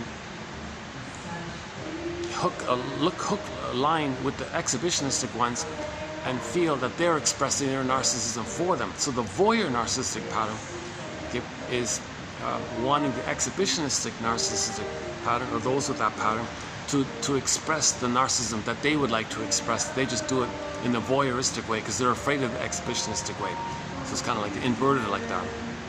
So the overt narcissistic pattern is like a proxy character for the voyeuristic narcissistic pattern, who just sort of like watches it and takes secret delight in it and basks in the glory of it and thinks they're the star and they're greedy and selfish and expressing their hate. So that kind of thing, right? Now, a description of the voyeur narcissistic pattern can be found in Masterson's material when he discusses what he terms the closet narcissistic pattern. So I don't like that phrase, the closet narcissistic pattern. So and how he describes it, oh my God, why are you calling it that? Why don't you call it the voyeuristic one? Because that's what you're describing. So I'm just doing my little thing here. I'm going to rename it and call it the voyeuristic narcissistic pattern. But if you want a full description of it, read Masterson's material when he talks about closet narcissism. Okay, he's talking about the voyeuristic narcissism. He basks in their glory, and etc. Okay, there's a whole topic on that. Then you got the clinging vine narcissistic pattern. You got the turtle narcissistic pattern, and a few others. So let's just leave it there for now. So all these personality patterns, they're each sort of a separate thread, and they're all, as an umbrella term, called the stinger personality patterns, because they're all traumatized before 18 months. That means they're always searching for the throne, the grandiosity. Okay, they reject the quote-unquote more human side of being human. They're mainly in visceral sensations. They're mainly about survival mode. They don't care about affection and gratitude. You don't see people with the narcissistic pattern having empathy or gratitude or soul vision. They don't. It's utilitarian. It's like that kind of thing. So they're angry. So anger means the need for a secure attachment style wasn't met. Joy and sadness got zooped away. Anger appears in the first brain. So when the middle brain, when the middle mammal is damaged and frozen, you go back to the first brain, the survival mentality, because of what you got left, right? If your humanness is gone, you're back in the crocodile mind or something. That's a symptom of trauma. So we're talking about attachment trauma. Once again, attachment trauma, relational trauma, interpersonal trauma, betrayal trauma, arrested development in the emotional area, etc. So how do we heal from all this trauma? Why is there so much trauma? We're homotraumicus. Why is there so much trauma? Okay, that's the topic discussed in 2725, part 3 of 3 to 7.5 hour video. Well, time is going quickly. Oh, it's getting dark already. What is it? Oh, jeez. Oh, that's too bad. It's 5:15. I've only got like a half an hour light here. It's very hard to get lighting after when it gets dark here. I have a hell of a time trying to find any place with this light. Plus I gotta leave here when the guests start coming. Although on Monday maybe there might not be too.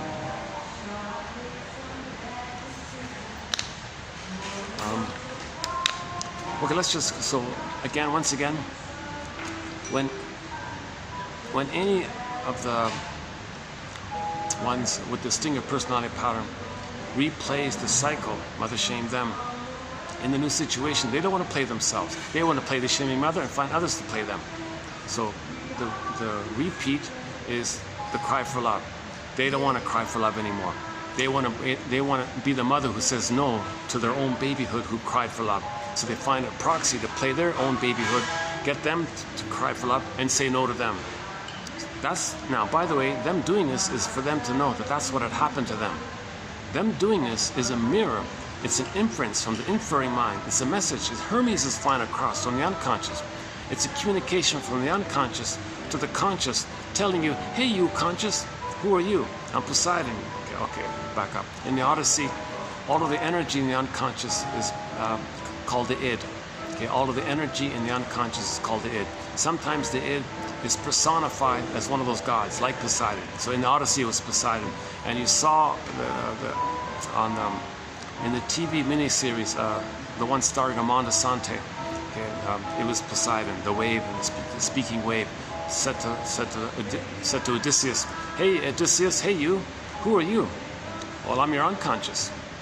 I don't need you. Oh, really? Yeah, I'm Superman. I don't need you. I can do anything. I'm an infantile god. Well, I don't like this. You're denying me. You're going to have to feel here. I don't want to feel. Like the Pied Piper Mayor, similar thing. Or like the Peer Gynt and all the other Iagos, all this stuff. They're going to reject it all. It's kind of amazing in that Pied Piper story. The mayor tried to fool and hurt the Pied Piper.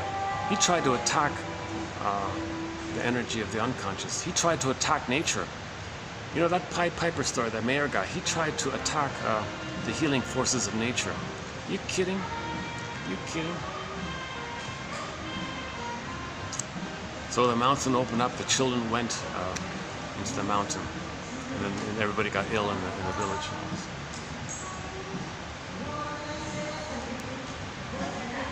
So in Myths and Fairy Tales, that would be like when the crops aren't growing, and that metaphor would be like that. Where are we here?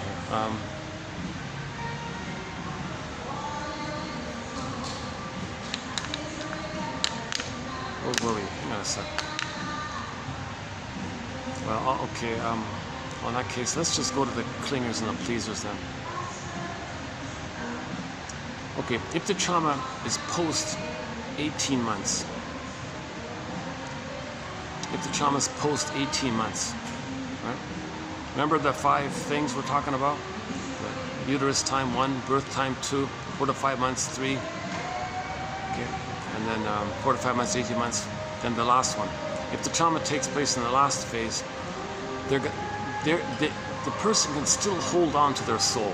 It's wounded, it's pain, they feel shame, they feel no good, they feel guilty, they feel defective, but they're holding on to it. They're accepting it.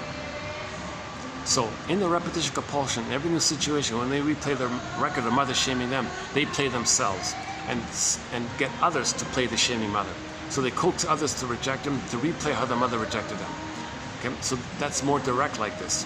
They're not hurting others. They're still more childlike, but they're holding on to the soul.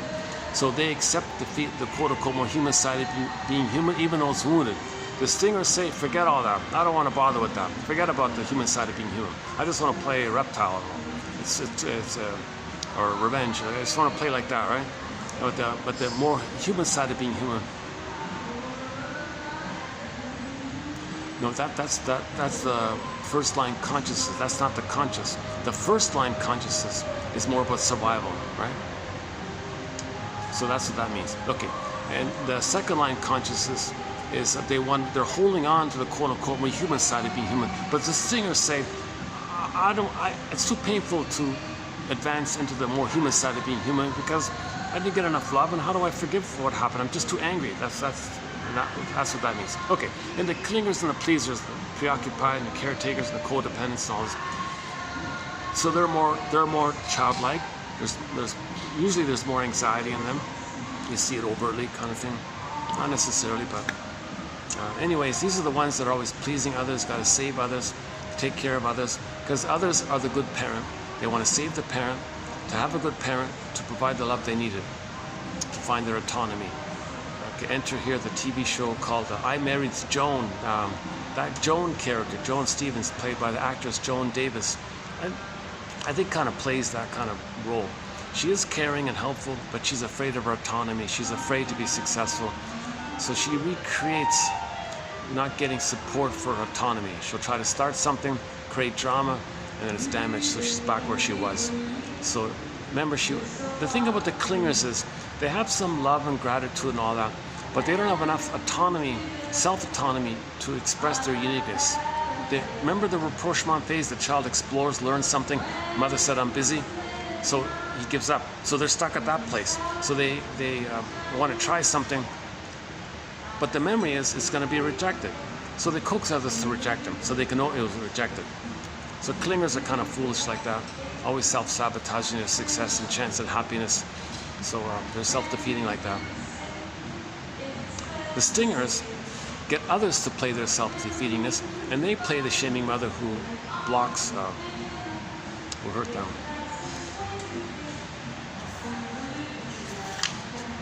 Okay, stingers and the clingers. Now we have a whole body of material about if two stingers get together as friends, if the two stingers get married. If the two stingers get married, there's a scapegoat phenomena taking place, because the stingers can make eye statements or be affectionate or have tenderness and all this. So but there is a lot of feelings there. So if there's anything to do with the human side of being human, okay, then they'll scapegoat one of their children and shame one of their children. So they scapegoat one of their children.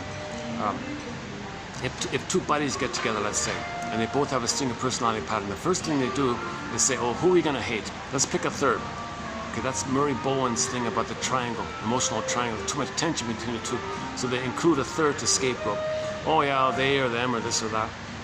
Okay, footnote here, when somebody says they, that's a generalization of the pain of the specific mother. So when there's too much pain with the mother, it disperses to they. So if the two stingers are friends, he disperses to they, the other one disperses to they, so they decide which they are we going to agree on. So they can both disperse their pain with the mother to the common they kind of thing, right? So the two stingers get together and say, who are we going to hate? Who are we going to say is no good and shame-worthy? Who are we going to attack and blame and say? It belongs to each of them, but they don't want to feel it. They don't want to direct that at each other, because what they want with each other is to take turns playing big shot. You get a turn playing big shot, I get a turn playing big shot. Now, to deal with the shamed humanists, we agreed to dump on the third. So who are we going to pick for the third? Oh, those fill in the blank. So they pick fill in the blank, whoever they are. So they agree to that. Okay, so we'll say they're no good and such and such. They're talking about themselves, but they put it onto them. That frees them up to take turns playing big shot, so they can preserve their grandiosity. Now, if at any time the two stinger friends make it about each other, okay, whoa, you broke the deal. Friendship poofs. They don't call each other anymore, kind of thing. Now, if the parents do this, they scapegoat one of their children. They do it to one of their children. They scapegoat one of their children, make them naughty and all this, make them unhappy, so they don't feel the unhappiness in them. Okay, part B, now that the child is being naughty and unhappy and disruptive and naughty and all this, it gives them a chance, an opportunity to express their anger at their own child. So they deliberately made their child angry so they can say he's dangerous, so they have the excuse to be angry at their own child. So they're shamed, they want the child to feel shame. The child feels shame, is going to be angry. Make it happen. Then they have a chance to team up and express their anger at the child. That's the child is scapegoated. So the stinger personality patterns do a lot of scapegoating, a lot of prejudice, a lot of slogans, my greed, your greed. So this is called perverse thinking, psychotic thinking, my greed, your greed. Really, what the person's saying is, if I'm not greedy, if I'm not going to be greedy in life, my mother's going to eat me. They don't say it that way, but in the mind, the baby felt like a hungry wolf, makes the mother a hungry wolf, acts like the hungry wolf. He says, if I'm not going to be the hungry wolf, my hungry wolf mother's going to eat me. So they project the hungry wolf onto everybody and say, well, if I'm not greedy, everybody, my mother, everybody's the mother, it's eat or be eaten. So they have this primitive survival mentality slogans. Any of these slogans that are about survival like that's trauma before 18 months. Now the clingers care and love, and thank God for, like that's great that we have a lot of people in the clinger pleaser. Now the stingers hate them, by the way. They have contempt for them. That's goodness you have. Well, I hate that. Now if a clinger or stinger gets married, the stinger is thrilled. The stinger's thrilled to have somebody to shame, put down, damage, hurt, and all stuff. Clingers say, ouch, but that makes sense because I'm no good and you got to be good. So the clinger wants to save the stinger, to convert the stinger to be a good parent. Stingers have no clue what you're talking about. They reject the quote-unquote human side of being human. They only want to find somebody to shame, damage, control, etc. Clingers are in pain by this, but that replays the pain they originally felt with the mother. Now the clingers do this to find out the pain they felt with their mother when they choose a stinger partner. It takes usually 6 to 7 years on average for the clinger to wake up, leave, and write a self-help book entitled Codependent No More. Gloria Gaynor song, I Will Survive, or April Wine's song, I won't walk down that road no more. Gave my soul away and look what happened, I won't do that again anymore. That kind of thing. Stingers say, oh, didn't need him anyways. Let's find another one.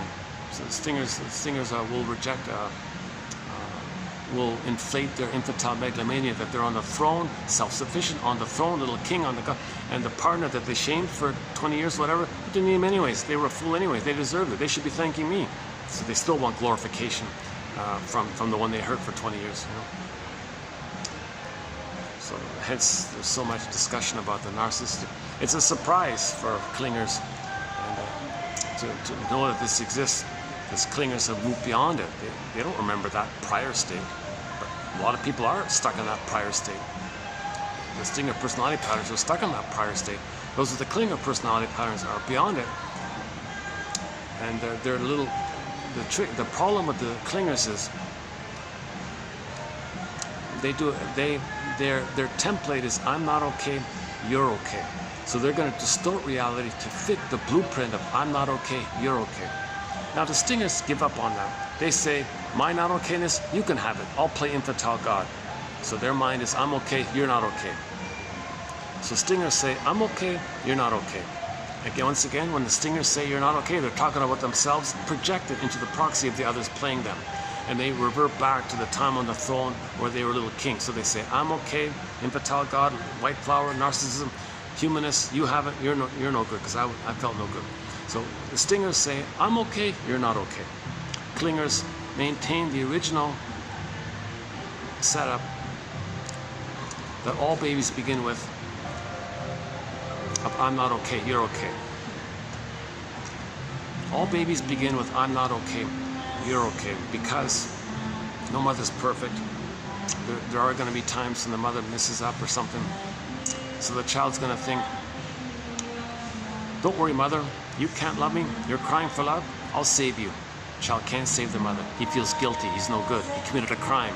He feels guilty, unconscious guilt. And he thought he was a god, and he couldn't save the mother. That's his identity. He feels defective, he feels shame. So he feels unconscious shame, unconscious guilt. That's I'm not okay. Now remember the hallucination of the mother being seen as a goddess and all this? So he hallucinates that the mother's a goddess and makes her okay, because he's got to feed safely. He's got to feel safe enough to take in the powder stuff or whatever. He's got to make it kind of thing. Right? So all babies begin with I'm not okay, you're okay. Now, if this is a continuous pain, a continuous strain, okay, if it goes on like this up until 18 months, and it's too much up until 18 months, at some point between birth and up till 18 months, okay, the stinger personality pattern says, okay, I give up. You can play my humanist, I'll play God. So then they say, I'm okay, you're not okay. Now the clingers can hold on to the soul, and they'll say, and they'll maintain that original thing, I'm not okay, you're okay.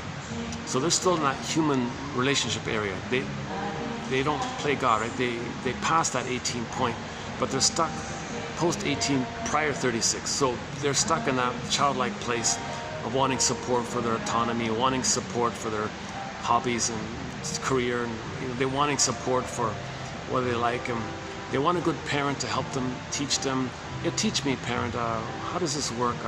I'm curious about this. Don't leave me. Don't teach me. What do you know?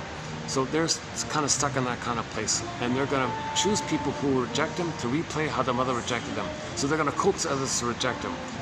So the clingers go through life prodding others, coaxing others to reject them the way their mother rejected them.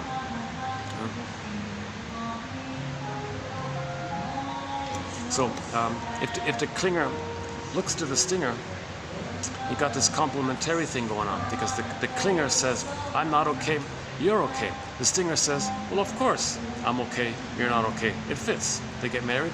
That's a neurotic marriage, a neurotic marriage made in heaven or something like that. Well, he's psychotic, she's neurotic. Or highly, okay, never mind. It's a dysfunctional marriage made in heaven or something. Let's forget that. Anyways, if the clinger and the stinger get married, every time the stinger shames their own partner, the clinger says, well, that makes sense because I'm no good and he's good. The stinger says, well, of course I'm good and you're no good. Okay, so because the blueprint of the clinger is I'm not okay, you're okay, in order to distort the reality, the mechanism is known as sweet lemons. They say, no, they're not sour, they're sweet. So they're going to distort reality to fit the lens, the blueprint, the template. The template is I'm not okay, you're okay. So whatever they do, they'll twist it. That's not sour, it's sweet. They lie to themselves to fit the template. That's their structure, that's their identity, that's their stencil. I'm not okay, you're okay. Stingers hurt them. They say, that reality of it being painful and shaming, no, it was okay. Oh, they were confused. They didn't mean it. They'll always make sugar coat or something. So they'll twist it to say, well, plus it makes sense because I'm not okay, and he's got to be okay. So the clingers constantly distort the shaming behavior of the narcissistic partner, and always turn it around to say, well, it's well-meaning. And they'll make excuses. This phenomena, this mechanism of making excuses is called rationalization, another defense mechanism. Rationalization is when you want to lie to yourself and to others to hide the underlying issue. So the rationalization that clingers use is called sweet lemons. Stingers say, well, of course, they should. The rationalization stingers will use is probably something like, since I'm so important, they should be thanking me for having the opportunity to be shamed by me, because I'm so important and they're serving a God. Shouldn't they be grateful to serve a God? Like that's how deluded the stingers are. They think in those kind of unrealistic terms. All of the thinking styles prior to 18 months, the stinger personalities, the shrinks call it perverse thinking, psychosis-like thinking, psychotic-like thinking, secret psychotic thinking. It's masked over with the adaptive self that can create excuses and all this. Shall I compare thee to an onion? Now the clingers, if the two clingers get married, they can grow together because they can make I statements. They want to heal. They want to move forward to I'm okay, you're okay. They want to develop. They want to heal. They know they're wounded. They have some consciousness. They have some care and all that, but they're wounded and confused. If the two clingers make I statements, TQ 2360 on how to make an I statement. Okay, there's a whole thread on that topic of how to make an I statement. If the two stingers make I statements, the marriage can be a psychological, spiritual, educational, healing path, because they're willing to do that. They want to heal. Stingers, oh, I give up on that, right? They don't want to heal. They don't make. Stingers don't make I statements. They just scapegoat. Instead of making a vulnerable feeling, they'll just scapegoat. It's too painful for the stingers to focus on themselves, so they just scapegoat to get away from it. The clingers say, no, don't scapegoat. No. I admit the truth that I'm wounded. I want to heal and move forward. So the clingers usually read self-help books and go to therapy and all this. Stingers hate all that. They'll mock it. They'll hate all that. They won't do it. Now, really, one really sneaky thing is if the person with the narcissistic pattern, the stinger, hangs up a shingle and calls himself a therapist, and the clingers flock to them. They're thrilled because the clinger's paying him money, feeding him, milking him money, and he gets to put out his hate. So he feels very entitled and grandiose. Remember, the narcissistic pattern is this entitlement. The baby is entitled to be fed. So if the clingers are feeding him money, well, it's my entitlement. I'm supposed to be milked and fed. So they're still in that mode. Plus they got angry and they want to shame because they were shamed. And they're entitled to be fed. So that's the cake and eat it too phenomenon. One version of the cake and eat it too phenomenon. So clingers are really foolish to pay to have somebody shame them, to finally realize that their mother shamed them, that the mother milked them and shamed them, or used them, didn't love them. Ah, that part isn't good. Okay, scratch that last little bit. So it's very painful for clingers to have to pay to be shamed to realize that the mother shamed them. Just keep it there, pause it there. It's the stinger personality patterns that see everybody as symbolic breast to be milked, and they want to suck it dry. And when the clingers leave, well, so what? Just get another foolish one, right? So the stinger personality patterns are very invested in finding ways to do this, hence the so-called quote-unquote charm. So the Kingfish character in Amos Andy show, he had that kind of charm. His wife said, "Oh, you can sell anything. You're an incredible salesman. You're an unbelievable salesman. You can sell anything to anybody. You can sell a broken car to somebody and get away with it. Like, you can even sell somebody their identity so you can steal their inheritance." You know, he's quite a con man. The Kingfish was a con man, a charming con man. So it's really edgy with that show, because sometimes you're charmed by him and you're laughing by his wordplay and his gestures and all. Sometimes you're kind of like repulsed. Like, I felt repulsed sometimes. In particular, that episode when he tried to cheat his friend's identity and family inheritance and all this.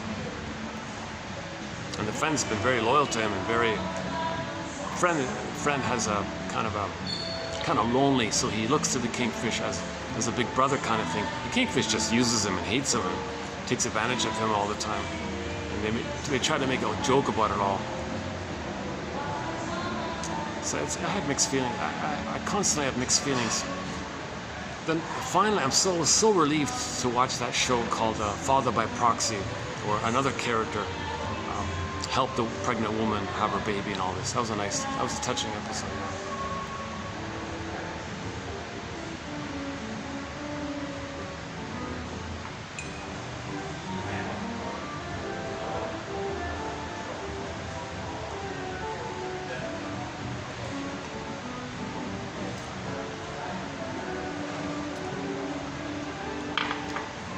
Yeah, so Andy, the taxi driver, stood in for the missing real father, so he was the father by proxy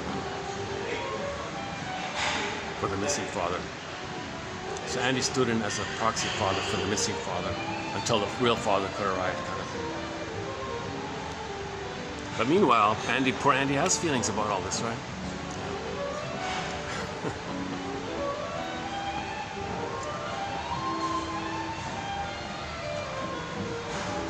Talk about con man. That actor who played Kingfish, Tim Moore, is that right?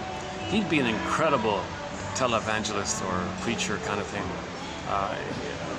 He'd be very entertaining if you were giving these fiery kind of speeches. Jesus Christ.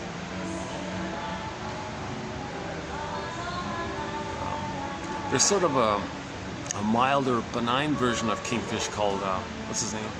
Calhoun or something.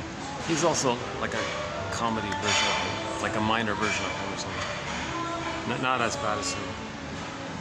Actually, Calhoun is kind of the more helpful one. What it is you got this Kingfish guy and 4 friends around him who are very loyal to him and always take care of him, do everything for him. Meanwhile, he uses them and takes advantage, but they're always still loyal to him because he's considered the head of the lodge, right? They have this little lodge thing, men's club thing. He's like the head of it. And so they're all loyal to him all the time. It's like a little surrogate family, I guess.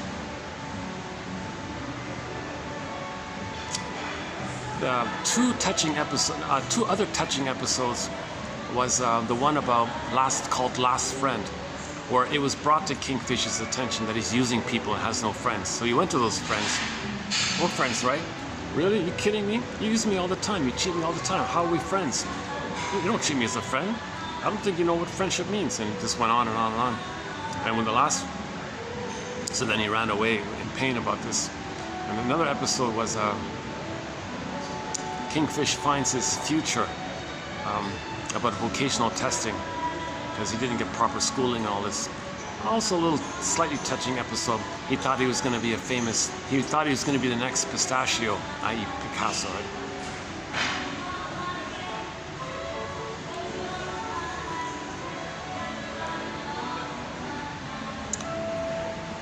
Okay, so we talked a little bit about the secure attachment style having 5 parts. We talked a little bit about the repetition compulsion, of how the stingers play the shaming other and others play them, and the clingers play themselves and get others to reject them. and they're repeating this like a loop, like a timeless circle loop, crying for love all the time. Now this is relentless, this is unreal hope, and we keep doing this again and again and again until we realize that we're doing it. Then Janov says, it's the death of this hope that's the pregnant virgin birth of new life. The motif is the pregnant virgin, and there's a new life, and now you have the birth of new life, like the return of yourself. So we had ourselves, lost it, get it back, right? The motif of the return of the real self. The real self was there, died, and we want to get it back. And that moment you realize that, that's the pregnant virgin moment, then the birth comes up. Metaphors, metaphors. Okay? Myths, fairy tales, and most religious stories, okay, are metaphors. So whenever we talk about religious stories or religion, once again, it's only in the specific context of when religion and religious stories are being used as a tool of the pillage and plunder. We're not talking about on the side of victims of the plunder system. They're already, so I don't go there at all, ever, at all, not once. It's limited exclusively to when religion is being used as a tool of the pillage and plunder, because religion prevents healing. Religion, when it's used like that, the purpose is to block healing, to prevent healing. Get people to imagine a good breast in the sky. Imagine you're in a blissful oneness.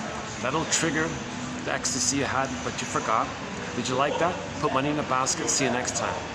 Part B, keep doing that so you can do either or thinking and don't heal the splits. See, part of the healing journey is to heal the splits. If you keep saying God is steam, God is either or, okay, that's the splitting. You can't heal if you're always thinking either way.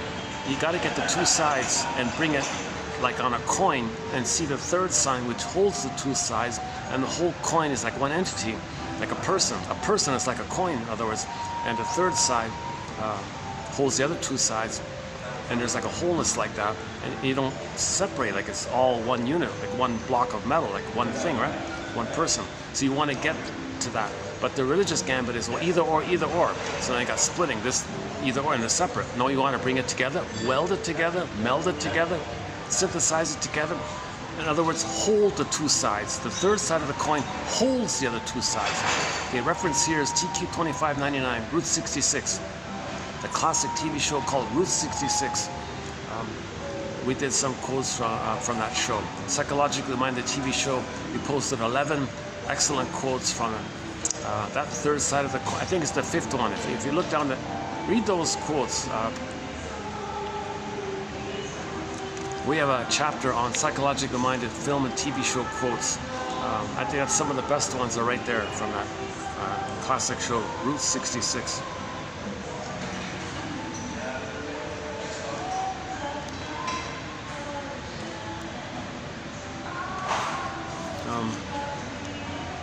Okay, let's maybe move on to our quotes for today.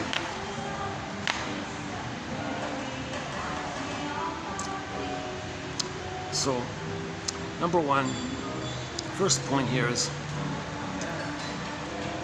we have 10,000 quotes from psychoanalysis, okay?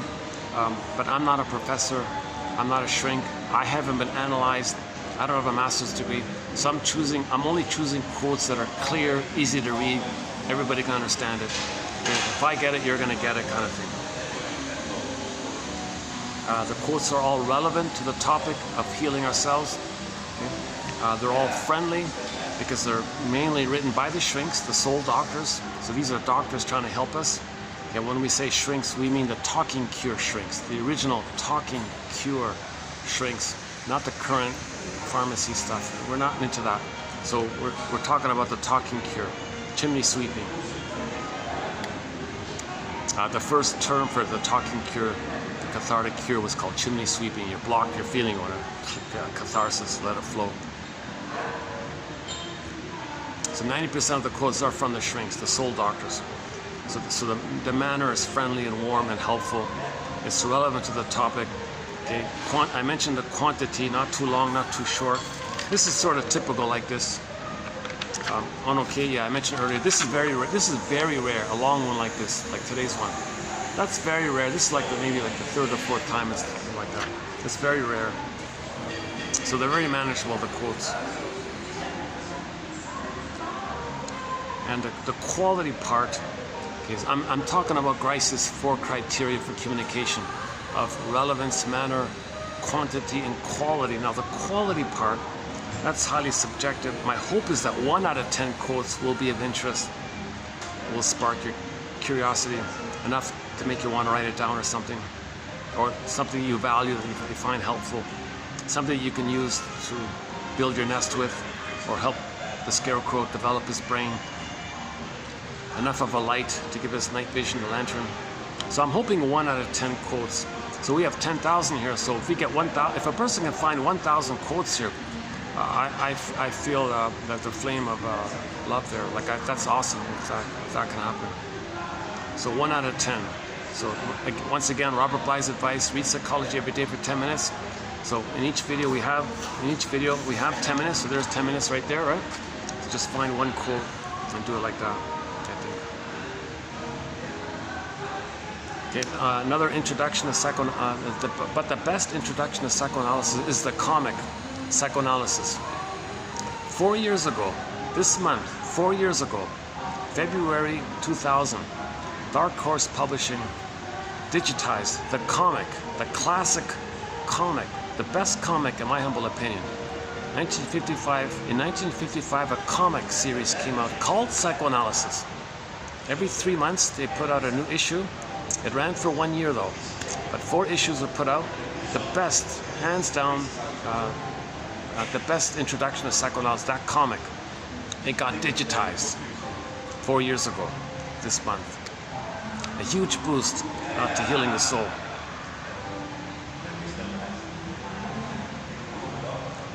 Another boost to healing the soul was the Disney film that came out in Inside Out 2015, I think. Now I think another boost is this Hart's Notes. I'll have more later on the Hart's Notes, but I'm thinking that might be a bit of a boost.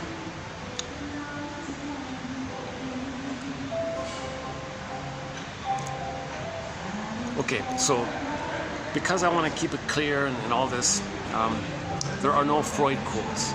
Can you believe it? No Freud quotes because of the translation problem. These translators, there's a lot going on with the translation, so I don't want to get into that story. I don't even know the full story about it, but it's messed up. It's perverted. It's whacked. So a lot of people complain, when can we get a proper translation of Freud? This is all messed up. So I don't have any Freud quotes. On the rare occasion a German author or shrink says that Freud said such and such, I'll include them. If Edmund Bergler, one of our mentors, or Karen Horney, Melanie Klein, Margaret Mahler, Helmut Kai, any of these German shrinks, if they say Freud says such and such, I can include it.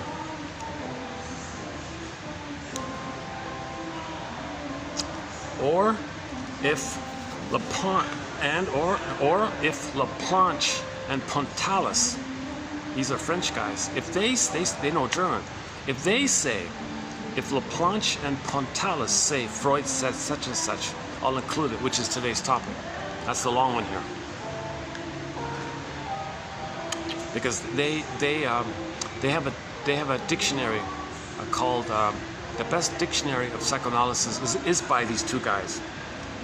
So they took it's called The Language of Psychoanalysis, 1969, and they took it from German, from Freud to them in French, and then from them in French to English themselves.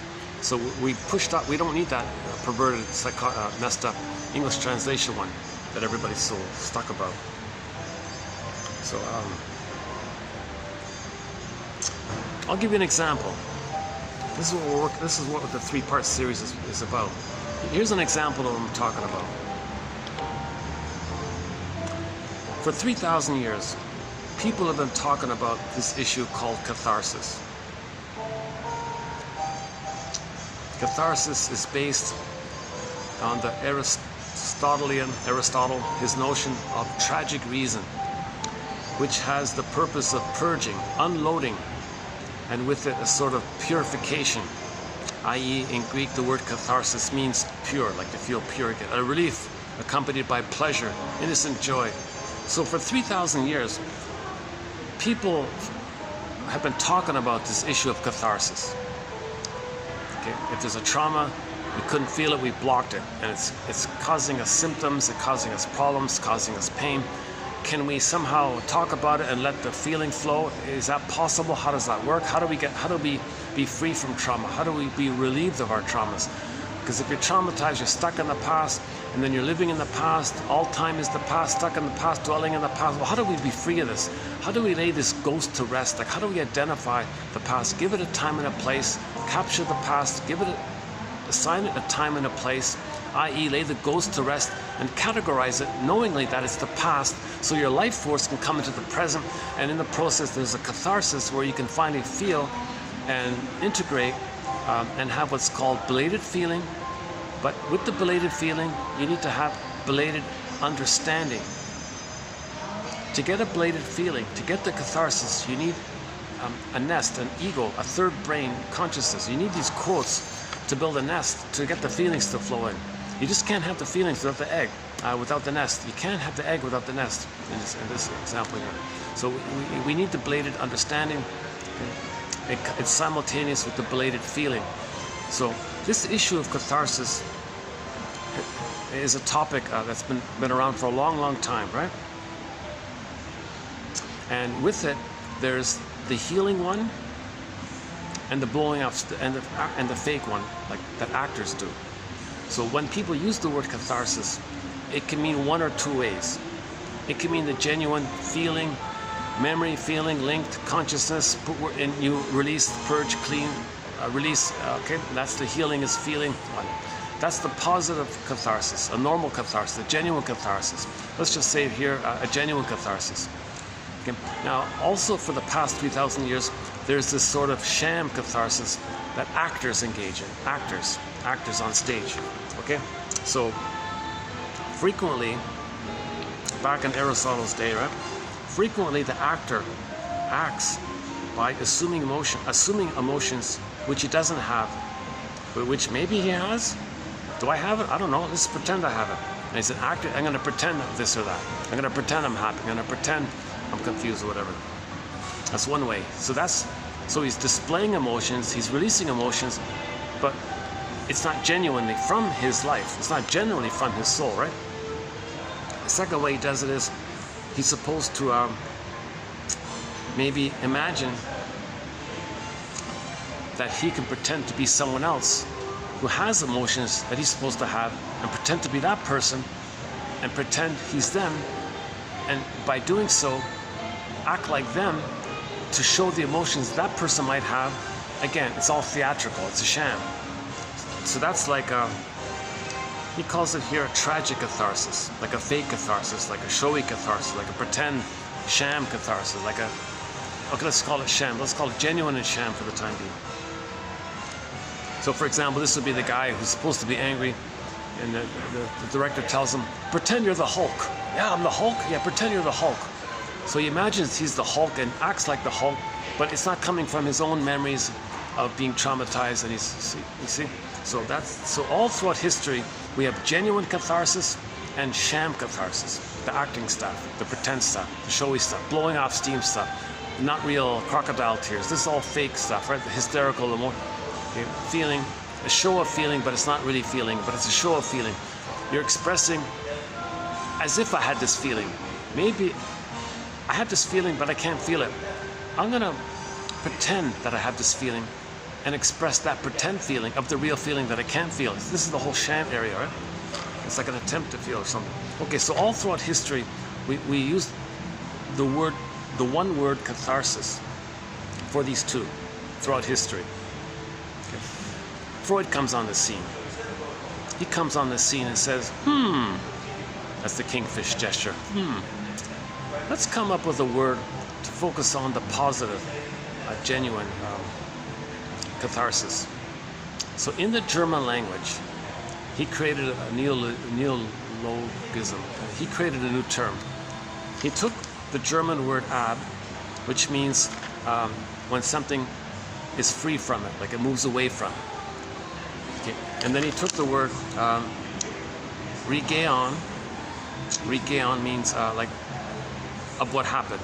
So something happened, a trauma happened, and there's going to be a belated feelingful moving away from that, like a freeing from it. So Freud came up with the term Abreaction, Abreaction. I'm noticing it's spelled in two different ways. Abreaction, and sometimes it's Abreaction. Where is it again? Oh, here. Abreaction, sometimes spelled Abreaction. I'm not sure. But anyways, Freud came up with a term. Well, back up a sec. Freud wanted to study psychology using biology and being scientific, measuring your body temperature and your vital signs and all. He wanted to be scientific, not enough data, so he put it aside and then studied myths and fairy tales, and he synthesized the ideas that literature people prior to him came up with. So Goethe was a big inspiration. Freud said he only became a doctor because of Goethe, right? And he kind of writes like Goethe, they said. And Freud's writings got the Goethe award for literature because he writes like him. Anyways, so Freud said he didn't really invent anything. He just synthesized the previous material and kind of packaged it up and gave it new life and created some terms and synthesized the previous material and gave it new life. So, and during that time he created some new terms, and the combination of synthesizing what went before him and some of the new terms, putting it together. So he gave psychology, the healing the soul efforts, a huge boost, right? Back in 1890 or whatever. Okay, now during that time, when the topic of catharsis came to him, he said, gee, we've been using catharsis for so long, but there's the genuine catharsis and the sham catharsis, the pretend stuff. So let's create a term to maybe focus on the genuine stuff. So he said, what about trauma being a kind of a reaction, something that happened, and the feelings can flow away from it. So we want our feelings to be free from the trauma. So abreaction means your feelings are going to become free and released and purged and clarified and released from the trauma. So he meant that in a positive way, that abreaction does that. So when you hear the word abreaction in the German mind, I guess they associate it in a positive way. Oh, I'm going to be relieved. My feeling is going to be relieved. It was belated, but it was released. It's not stuck there anymore. It got freed. It got flowed, right? So he had in the German mind, there's a positive healing association of a genuine catharsis. So abreaction means a genuine catharsis, like you're healing. Feeling is healing. The genuine feeling from your true experience, your true memory, your true block feeling. The dam there, you lift it, okay, and you got a little release like that. So that's the, as I understand it, that's what he meant. Okay. So now enter the English translator. Enter the English translator. This, I'm tempted to say some unflattering things about him.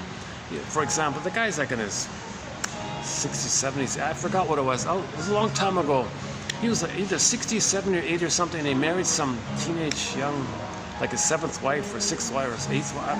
It's like 16 or 17 or, like there's something wrong with, I don't have, if I ever see that guy's name or any of the translators' name, I'm not going, I don't want to look at that. Another thing about the translator, he said, I saw one quote of it, he said himself, I kind of take delightful giddy at imagining that how people are gonna try to figure out my translation. He kind of confessed his sadism, that he messed with it. It just was messing with people. So he just created this whole mesh of confusion, right? So here's a good example of it, what we're talking about. When the translator saw the word abreaction, he went, oh, giddy, abreaction. In English, ab means negative. I'll keep the ab. I'll try reaction. Okay, I'll translate this into English and call it abreaction. Now think about it. When you hear ab in English, like an abnormal, it's against, like it's opposite, right? So it confuses you. In German, the ab part means something that flows free from the trauma. Something on the inside can be released. Hang on. Yeah, to get a better feel for the resonance of this word abreaction. Abreaction. Okay, abreaction means simply a deferred reaction coming from the inside to the action of the trauma coming from the outside. So the trauma from the outside. Okay. Mother didn't breastfeed. Okay, trauma from the outside. He's frozen inside. Baby couldn't have an inner release or feel or cry or whatever he's got to do, shake it off or accept it or admit it, forgive it. He couldn't do it, so it was all blocked like that. Maybe it gets a little older, maybe a little knowledge, okay, then there could be like a delayed reaction. That's what we want, the delayed reaction. If the child could have released it, great. If he couldn't, it'll be delayed. So we want the delayed reaction, better late than never kind of thing. So this better late than never is abreaction. So the translator says, okay, let's call this abreaction. Now, so what do you think when you hear the word abreaction? Does it imply the positive release? Reaction. Abreaction.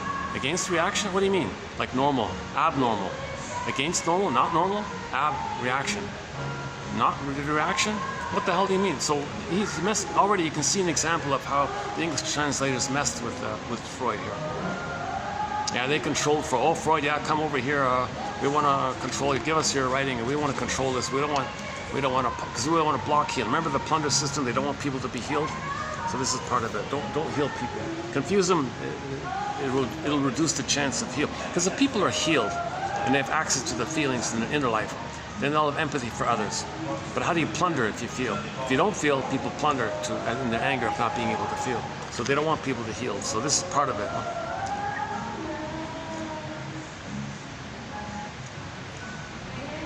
Okay, again, catharsis. This is as old as recorded history, yet its appeal is as self-renewing as the promise of spring. Now he calls a negative catharsis tragic catharsis, like blowing off steam kind of thing. Now, related to catharsis, i.e. the belated feeling flow, to accept the new river flow, you need a mind to understand it. That's called belated understanding. So the term is nach Traglichkeit. So it's in there, right? Number one. Nach Traglichkeit. That's kind of related. So these terms kind of go together. When they talk about one, they include the other. You need both. Okay, so it literally means afterwardness or belated understanding, linked to abreaction. Okay, so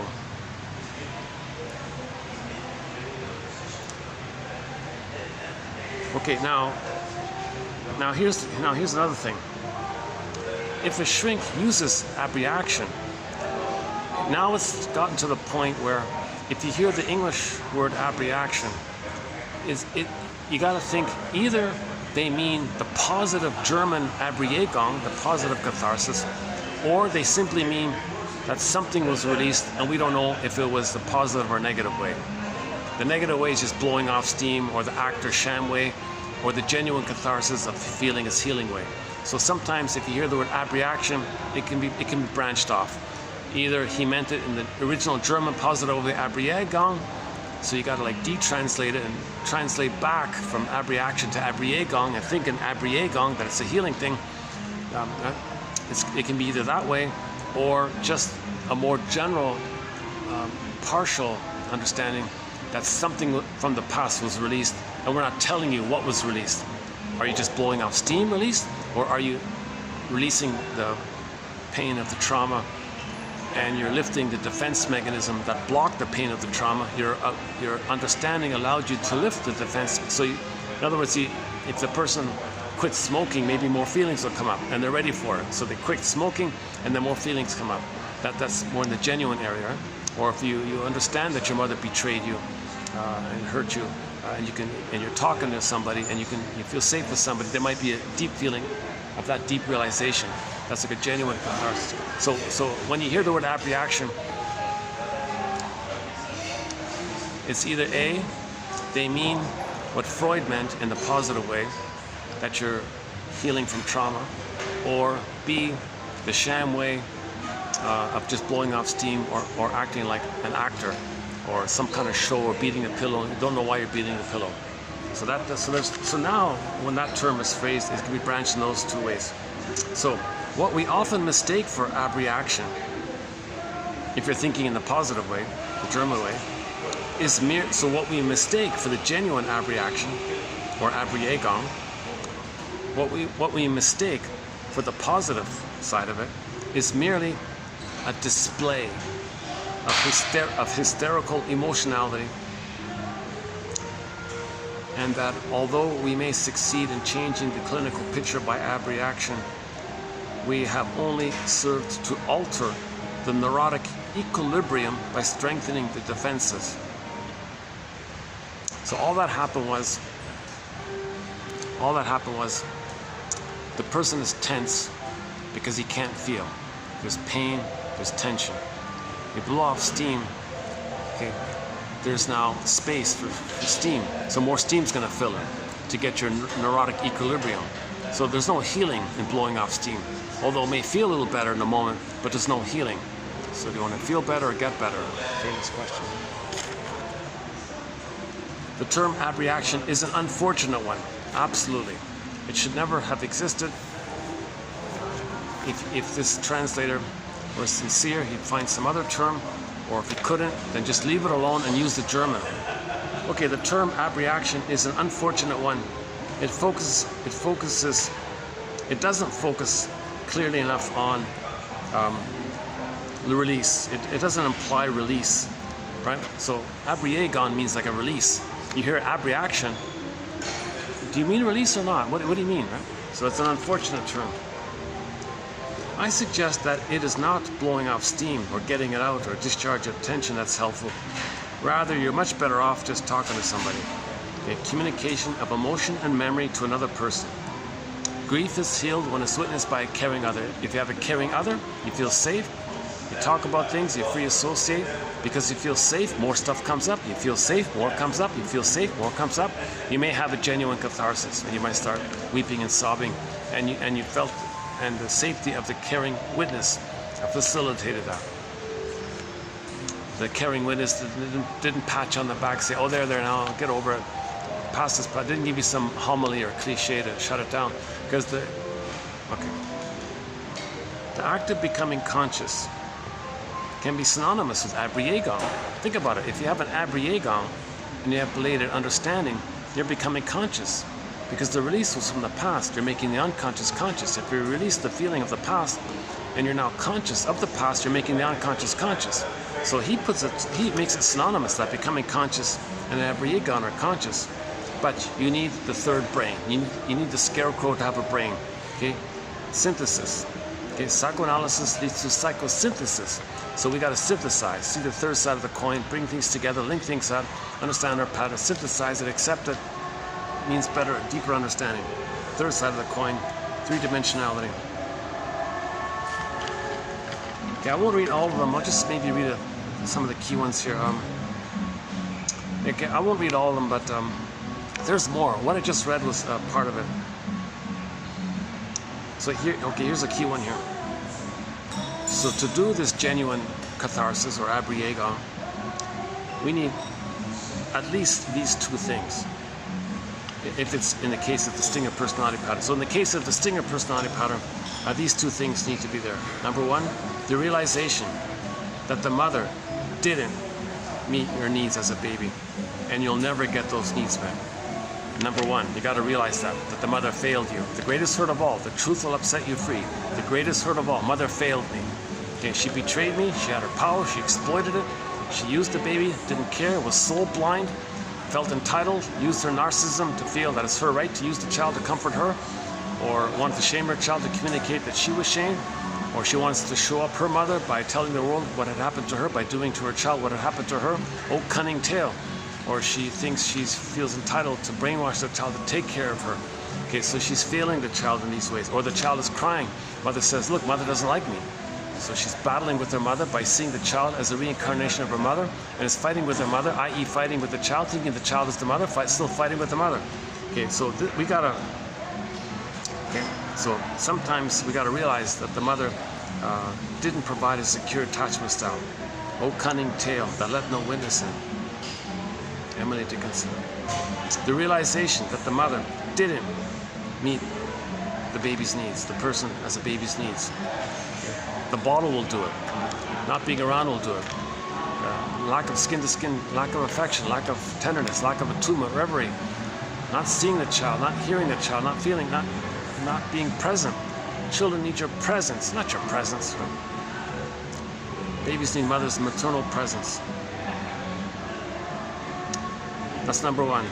Now, in the case of distinctive personality patterns, they got to give up that infantile omnipotence. And to boot, that's very difficult. Because first, you lost, when you didn't get mother's love, you regressed back to the time of being on the throne in the uterus and think you're a little god. You got to give that up as well. Okay, well, that's the journey. If you can give that up, then you may get an abreaction, a genuine catharsis, in which unconscious emotions are felt strongly for the first time. So that would be a genuine healing if you can give up the search for symbolic mother, or give up expressing your anger that the mother didn't give you the love by doing to others what your mother did to you, showing up the mother, telling the world what your mother did to you. So if you can give up some of that up, plus give up this regression, this delusion that you're an infantile god. Okay, by the way, so when the child was special in the blissful oneness, he thought he was special or quote-unquote chosen. Okay, let's pause here for a minute. A mathematician says that the odds, well, that's that Roberta Flack song, right? Well, we heard this last time. Yeah, they got a few old sappy songs on here. I might be triggered when I hear some familiar old songs. Sorry.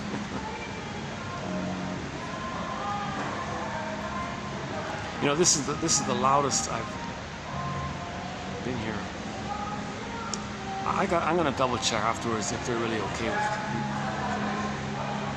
Last time they said, no, you're okay. You buy a coffee, you're welcome to sit here. Why do I feel? Part of me feels a little. I'm not scaring. See, I'm very sensitive. I don't want to scare any customers away. Let's see.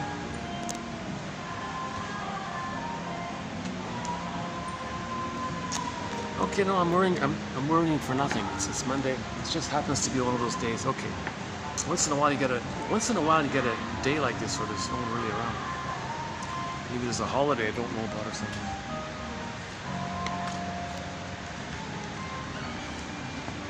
Yeah, a lot of shops are closed on Monday. Actually, I might be part of it.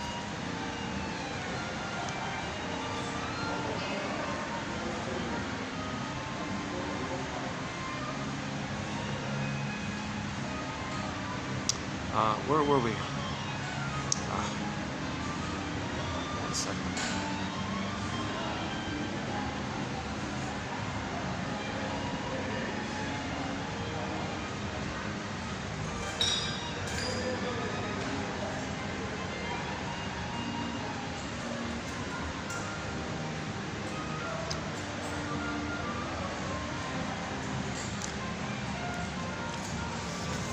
They have to give up the infantile megalomania, right? So that'll bring up a lot of shameful feelings. That'll bring up the real feelings of being unloved and all this. But somehow, if we feel safe enough, have enough consciousness of it, can be done. If we have enough consciousness, that's the yang, and we feel safe with somebody, that's the yin, it can be done. We can release. I haven't, unfortunately, had this kind of thing, but now this release can be done like in bits. Like, it doesn't have to be like one full thing. It can be just like a little bit kind of thing. Yeah, today's quote had that here: abreaction of the tension in small doses. So it can be done in small doses. So you might get some dreams, more emotions might come up in your dreams. So that's okay, right? As long as you're releasing some, you're healing bit by bit, right? Or if you're lucky, you can get a major release kind of thing. And originally they thought, so-called cathartic method, originally they thought, Freud and his buddy there, Breuer or whatever, they thought, gee, maybe we can just hypnotize the person, right? Get them to release it, and they'll be good, right? Well, when they came out of the hypnosis, click, they went back to the old way. It doesn't work. You need an egg, you need a nest to integrate. You need bladed understanding. You can't just release a feeling without any kind of understanding. Only understanding of the feeling release and the link between the two works. Just doing the feeling release with no understanding, it's not going to work. So they gave up this hypnosis stuff, and likewise, some people who take substances to coax those old feelings to come up. What they're doing is, Janov says, is to release too much pain, knowing that when there's too much pain that a person can't handle, the left brain will create idea. Oh, hi. No, it's good. Okay, we're okay. I think we're okay. Yeah. The left brain creates ideas. The left brain creates thoughts, beliefs, ideas that's created by the pain, cannot make you aware of the pain. So some people take like yeah, we had a quote about the mushroom thing, right? All that did was, all that buried pain was, you brought it up, you brought too much of it up. So what do you do now? Okay, well, the left brain is in a panic. So the first brain says to the left, the human brain, help, help, all this pain's coming up. Okay, fine, don't worry, I'll give you wild ideas, wild beliefs, or higher consciousness, cosmic consciousness, occult, UFO, alien, we'll believe with these wild things. And then we'll go, whoa, wow. Okay, that's some kind of regression to the time of the bliss in the uterus. So you create these wild beliefs to trigger the bliss in the uterus. So that's all they're doing. They're not conscious of anything.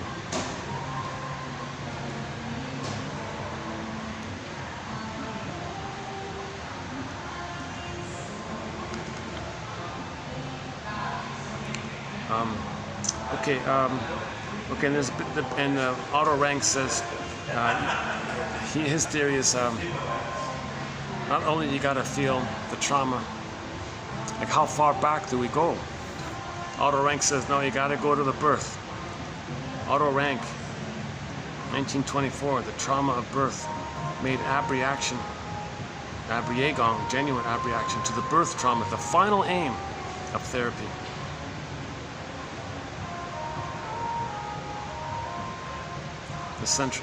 He made it his central theory. And then my working hypothesis is that maybe Mr. Freud experienced the CIRC thing, and Rank, his buddy there in his little circle there, said, we got to mourn that. And Freud freaked out and said, I can't mourn that. As a defense against the pain of that thought, he booted Otto Rank out of his circle, and he was rejected at the idea that we're supposed to process the trauma of birth trauma. And maybe Mr. Freud had the CIR, which is, of course, a very severe birth trauma, to come out of the womb, separated from a mother, and have some stranger inflict that cruel violence on a baby. Maybe that happened to Mr. Freud. He was a lifelong chain smoker, right? So smoking is an endless tranquilizer. Right? So Otto Rank said, well, we got to find a way. Oh, no, it's too much, and booted him out, right? And then, now, Otto Rank has an excellent essay called The Double. The Double.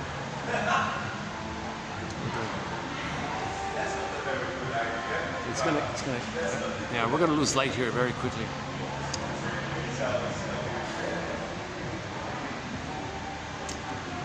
Yeah, this is an ongoing, okay, you know the other, okay, I know what I can do. Yeah, let's go to that, there's a little boutique hotel, about a 10-minute walk from here. On the second floor, they have like a little, during the day it's a restaurant, at night it's a bar, but they sell desserts, so I can buy one of their desserts and use that little space there. I did it once, a couple of days ago, but at least there's enough light in there.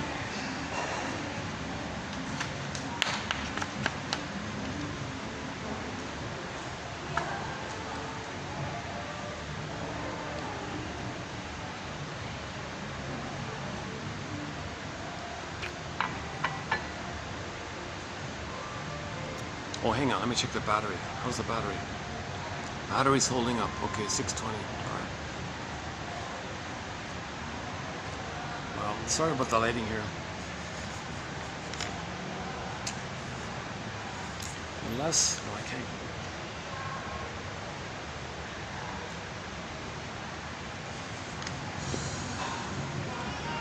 Unless by chance I can use the upstairs. Yeah, maybe I can use the upstairs.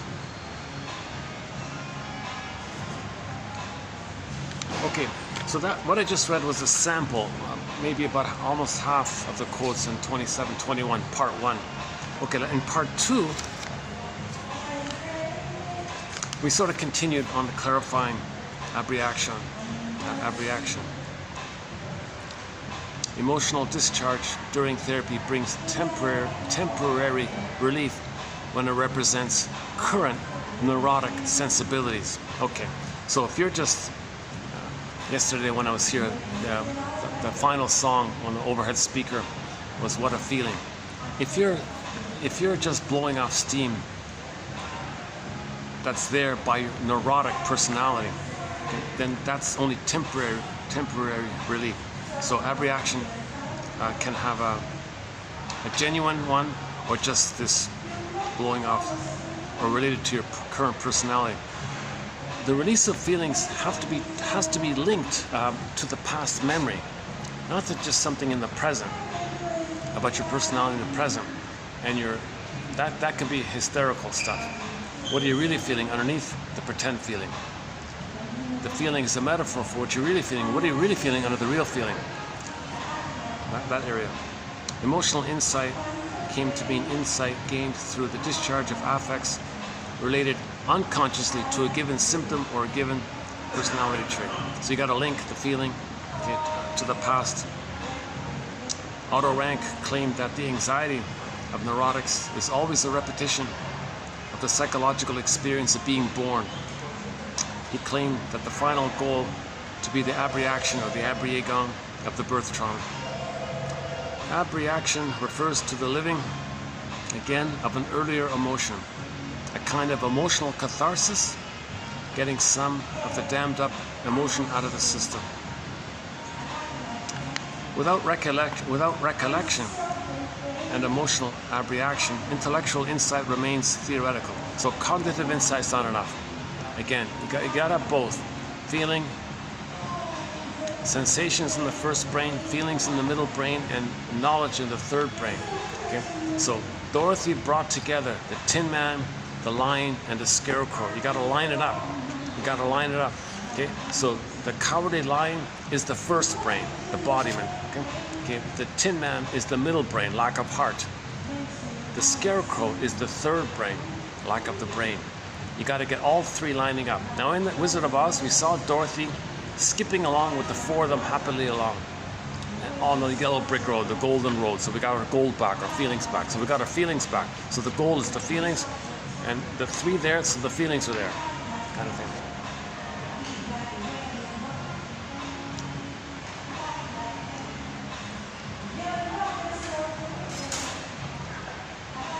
Repetition compulsion, repetition compulsion, an unending attempt to abreact and undo the traumatic situation. So when we repeat the past in the present, there is this positive intention to feel, to remember and feel. That's the sort of the positive intention of restaging the cry for love in the present, one way or the other. Now, of course, when stingers do it and get others to cry for them, they can't cry if others are crying, so they'll never feel it that way. Now the clingers, maybe they can say, you know what, I've been doing this all my life, I get it now. I've been unloved all my life, and maybe they can abreact or abreact. So repetition compulsion, so either we repeat, okay? If we don't know our story and we don't know our feelings, we're gonna repeat until we do. When we do get our story, narrative medicine and field, we stop repeating.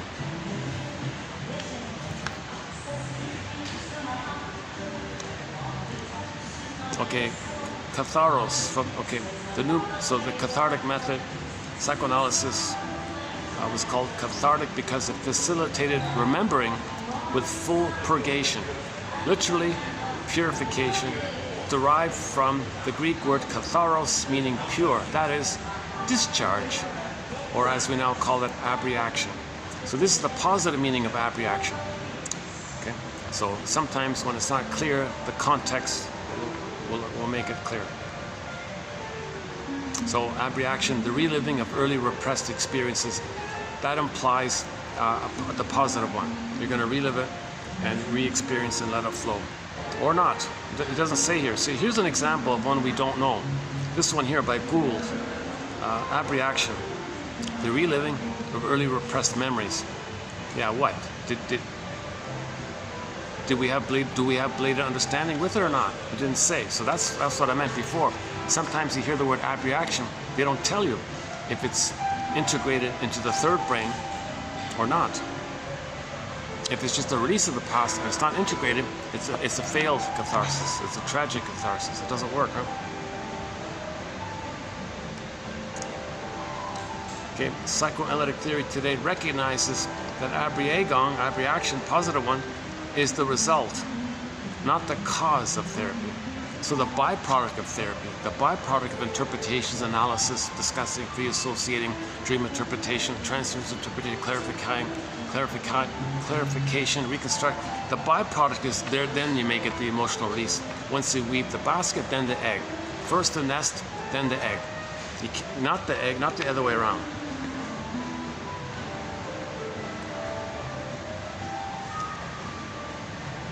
There's got to be a kind of reintegration of the past to the present. You got to reintegrate, re-accept back into yourself. Abreaction is the only way for the person to get rid of the memory of the traumatic event. To get rid of the memory or the effects of the traumatic event, we got to feel it to heal it.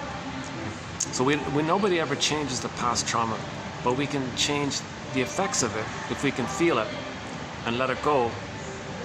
Identify the past, capture the past by giving it a time and a place, ghost laid to rest.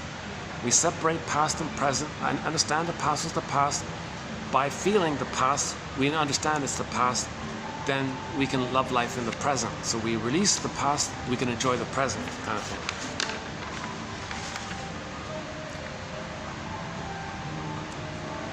Yeah, a famous shrink called Frenzy was analyzed by Freud. He complained that Freud didn't help him. Okay.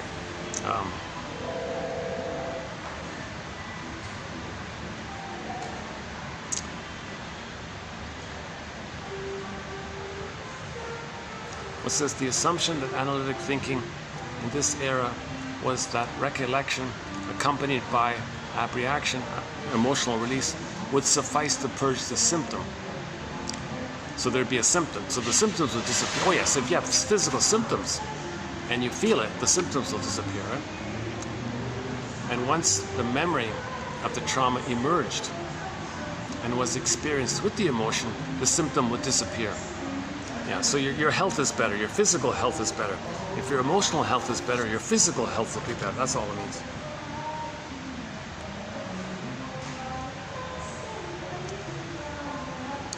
Here's sort of the positive intention of but mistake, but sort of ancient, like 100-year-old positive intention was this. The metaphor of the surgeon. The metaphor of the surgeon reflected a theory of psychoanalytic action in which the client's difficulties, his symptoms, and neurosis were thought of like an infection that needed to be carefully drained in an antiseptic environment.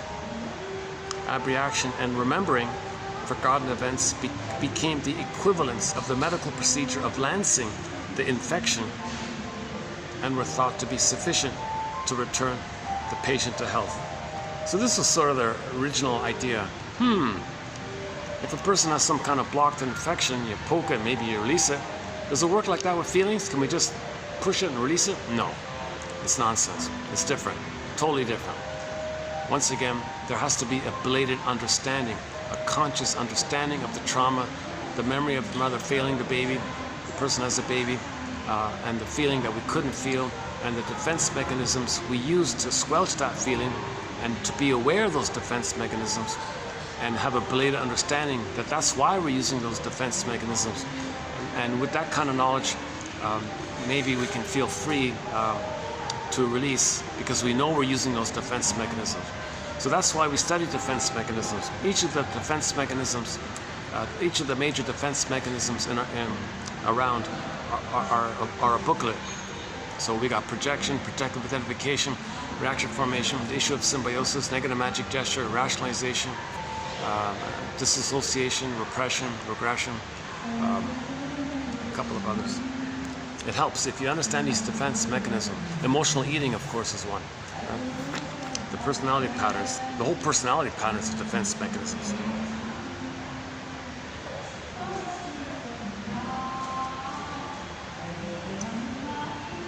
Okay, that was some of the S-based quotes.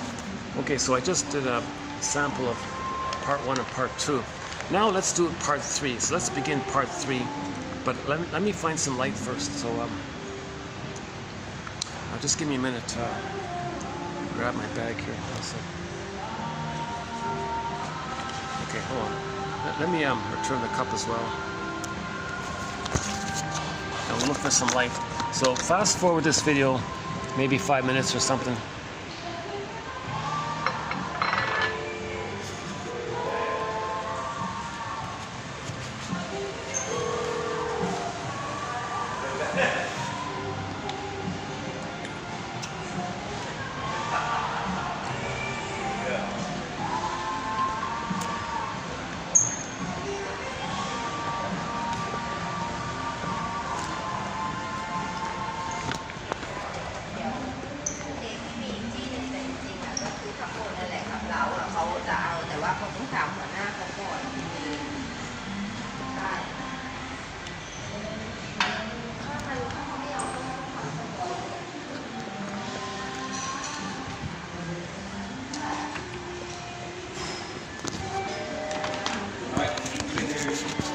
Oh, hi. Hi.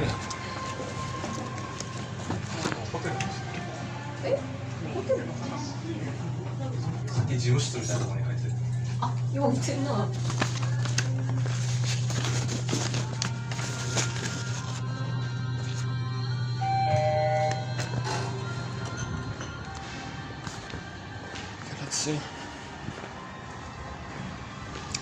Yesterday, we did part of the video up here. Let's see. Yeah, maybe.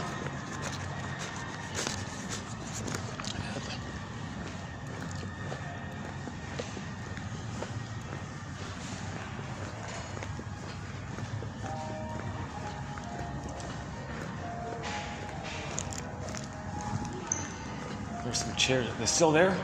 Oh, the chairs are still there. Okay. This worked out okay yesterday. There's enough.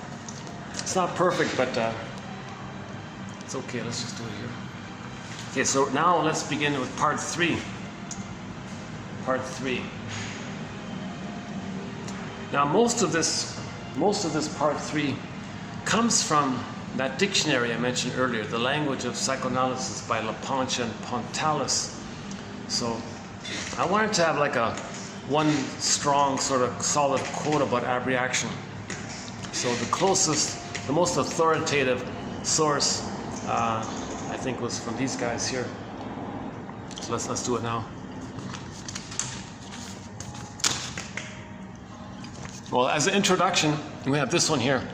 Abreaction refers to a living again of an earlier emotion, a kind of emotional catharsis, getting some of the dammed up emotion out of the system. Okay, that's just a little introduction there. Okay, so let's look into it a little more deeply here. Okay, abreaction. Emotional discharge, whereby the subject liberates himself from the affect attached to the memory of a traumatic event in such a way that this affect is not able to become or to remain pathogenic. Okay, that's pretty good. That's the best definition, I think, right there. See, that emotion attached to that memory it's giving us our symptoms. It's giving us our problems. Okay, the mind-body connection. If there's so much pain in that memory, it's in the body, right? So we've got to release that pain emotion, and then the body will be, the physiology will correct itself. The body will correct itself naturally if we release it. Now this abreaction may be spontaneous. In other words, it may come about fairly shortly after the event and prevent the memory from being so burdened with a great quota of affect that it becomes pathogenic. Okay, so maybe a person can feel what happened to prevent the emotions to be stuck with that memory, and then those emotions become pathogenic for the person, meaning giving the person problems. Or it may be secondary, precipitated by therapy, which enables the person to recall the traumatic event, to put it into words, and so deliver himself from the weight of affect which has been the cause of his pathological condition. Okay, that's pretty good. I love these guys, yeah. Laplanche and Pontalis, great book. We have a lot of good quotes from these two guys. These guys made a huge contribution, these two guys, Laplanche, with their book, 1969 book called The Language of Psychoanalysis. Still to this day, the best dictionary of psychoanalysis.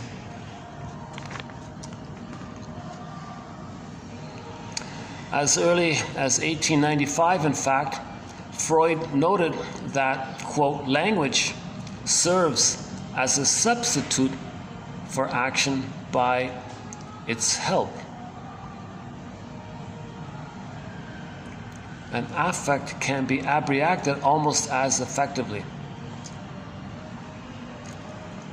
Okay, anyways, so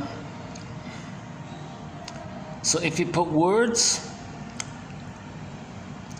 okay, you know, my feeling, my image for this is Rumpelstiltskin. If you can find the right words, Rumpelstiltskin, okay, then you get the daughter back, right? You get your feelings back. The metaphor, the little girls, the metaphor, the baby, that's you. That's your real you, your lost real you. Rumpelstiltskin, we need the right words, so that's basically there, I think. A massive abreaction is not the only way for a subject to get rid of the memory of a traumatic event. It's one way, but not the only way.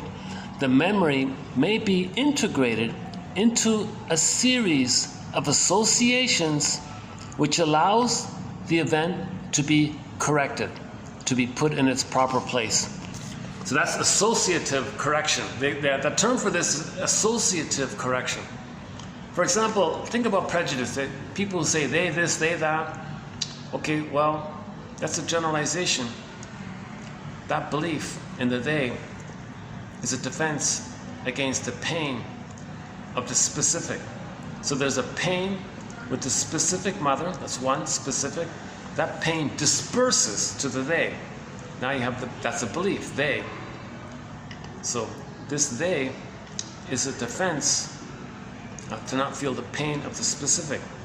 So you correct your associations. The pain should be associated with the mother, not with some made-up belief they. So you got an associative correction. These associative corrections can discharge bit by bit, right? What do you say here? In small doses, yeah.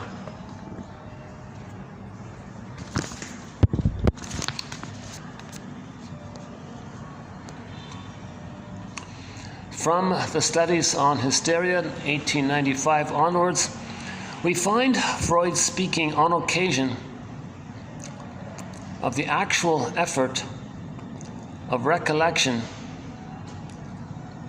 and mental working out. Okay, so talking cure therapy, right? Free association. As a process of abreaction in which the same affect is revived at the memory of each of the different events which have given rise to it. The effect of an absence of abreaction is the persistence of the group of ideas which lie at the root of neurotic symptoms. They remain unconscious and isolated from the normal course of thought. Okay, so Janov had the example that for a baby to be betrayed by his mother, okay, that's an alien thing to happen. That's a strange alien thing for a baby to experience trauma from his own mother. Like, whoa, that memory's there? It's an autonomous circuit kind of thing. So the pain of that, okay, the pain of that goes to the third brain. The third brain wants to create a belief, and that belief distances you from the pain in the first brain. But the belief is a representation or a manifestation of that pain. So if trauma onto a baby is an alien thing to occur, the third brain may make the person have a fascination or interest in aliens, okay? And that's code for trauma. Because trauma onto a baby is an alien thing. No baby should be traumatized. That's an alien, strange thing. Like, wow. So someone might be interested in these strange alien things, because trauma to a baby is a strange thing. The baby's going, what is this alien thing? What is this strange thing? So the belief is there to make the person unaware of the pain of the trauma. But the pain of the trauma creates that belief while simultaneously making you unaware that the pain is causing it. So the belief is, it reveals and conceals the pain. It reveals and conceals the pain, just like a physical symptom reveals and conceals the pain kind of thing. To boot, Janov said that with trauma, the child is going to be alienated from his feelings. So the other reason the person was interested in aliens all the time, it's code for that their feelings are strange to them, alienated to them by the alien phenomena of trauma, which shouldn't occur to a baby. So the interesting way of putting it. I feel something there about that. Something strange happened, something alien happened, something that's not supposed to happen happened to the baby, right? The memory's there, that causes pain. Third brain, help, I don't want to feel this pain. Third brain says, well, you're the one who's going to create this belief. You're going to manufacture this belief. So I got to create a belief that's by your experience and pain, such that the person is not aware of it. So what does the left brain do? Okay, what about aliens? That's code for you feeling that your real self is alienated, that you feel alienated from your feelings, that your real feelings are alienated from you due to the trauma of mother failing you, and that's an alien thing to occur for any baby. So why don't we just believe in aliens and focus on aliens and read books about aliens and buy more books about aliens, and that keeps us away from the pain. Anything to get you away from the pain, but the beliefs keep you away from the pain, but the pain created those beliefs. So this point is a major point by Janov, and so go to the 26 videos, 27,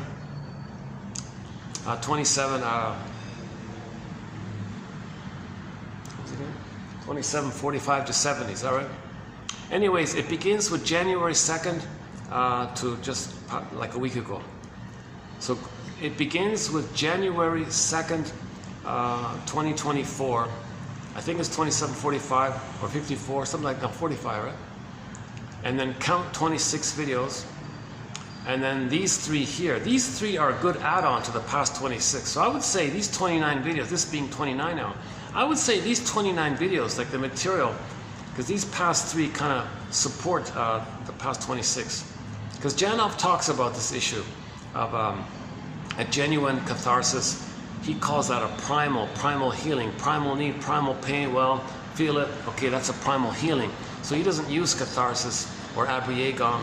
He calls it primal healing. And ironically, the negative one of just blowing off steam, or the sham one, he calls that abreaction, because he takes the immediate association you have with that word abreaction.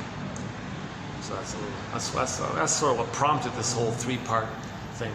this confusion around the term abreaction. Because when Janov, specifically him, only him, when he specifically uses the term abreaction, he means it in the blowing off steam sham way. Because a lot of people would go to his thing and they were actors. They wanted to pretend, and like the Aristotle quote kind of thing.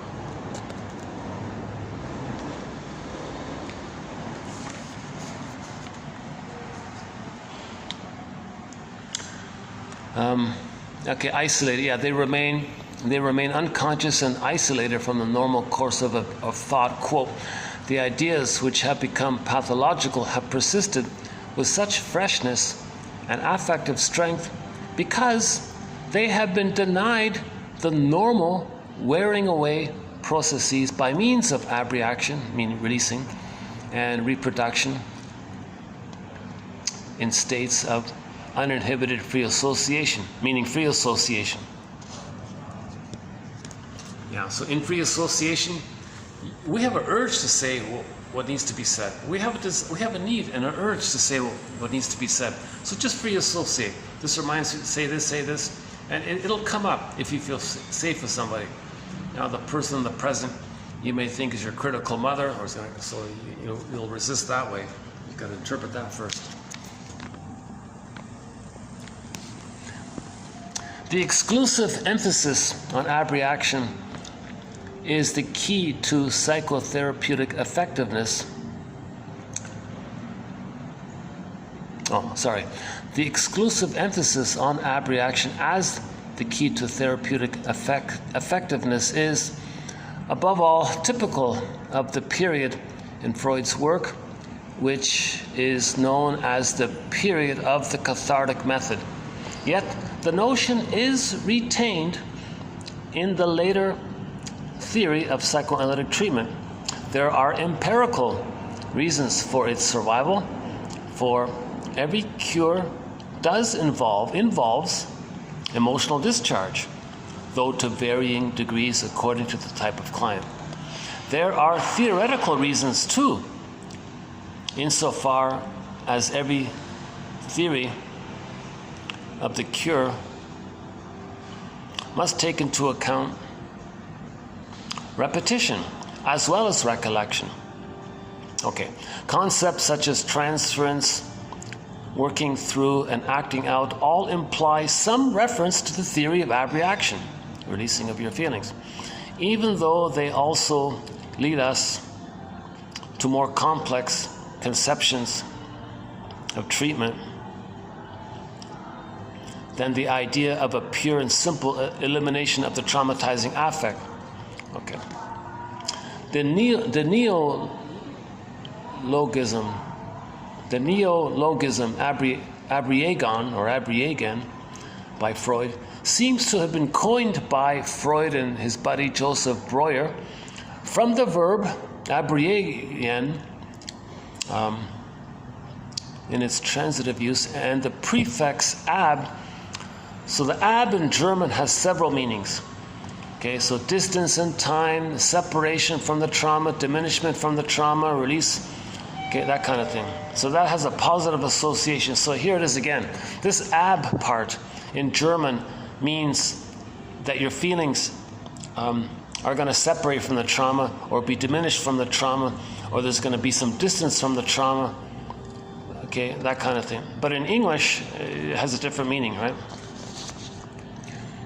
Okay, to be of therapeutic value, abreaction must have a relation to the basic problem of the individual. Okay, so it's got to be specific, it's got to be about you, you can't pretend to be someone else, it's how you really feel, not how you think someone else feels. So it's got to be specific. And again, this can all be done in small doses. There can be a huge kind of major release, or it can sort of be done bit by bit. Working through in analysis consists in the process of abreaction, especially on the symbolic level of language and in the associative correction or adjustment founded on it. Yeah, there it is there. Associative correction or associative adjustment You want to get the right associations. So, for example, when the baby is relating to his mother, he's laying down neural circuits, neural pathways. If I get more light here, this is.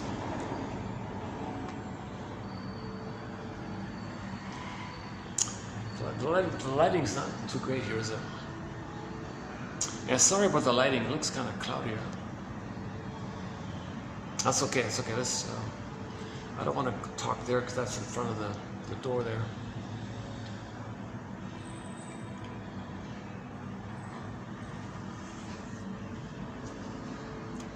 Oh yeah, yesterday I was here. I was talking about the smoke. Had some smokers went into the smoking room. We talked about that. Yeah. Oh yeah, yesterday there was a sunset. Today there's no sunset. Oh, in yesterday's video, there was a sunset over there.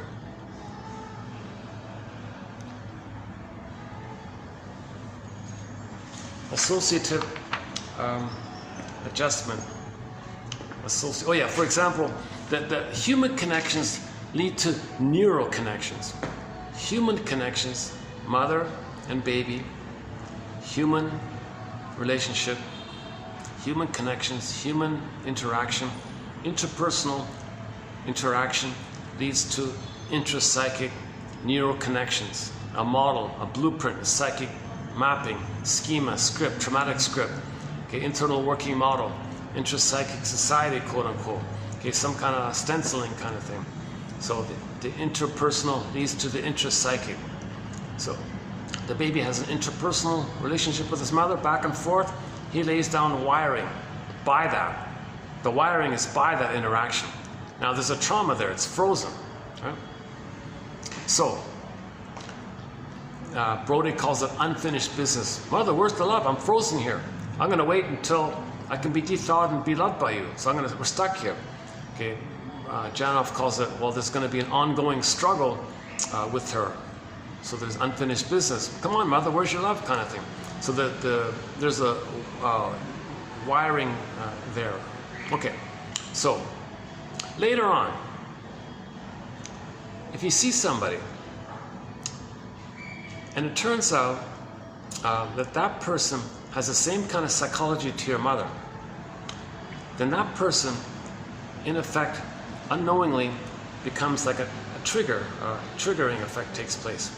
You see them, and they remind you of the mother. It's going to flare up that wiring with the mother later in the brain.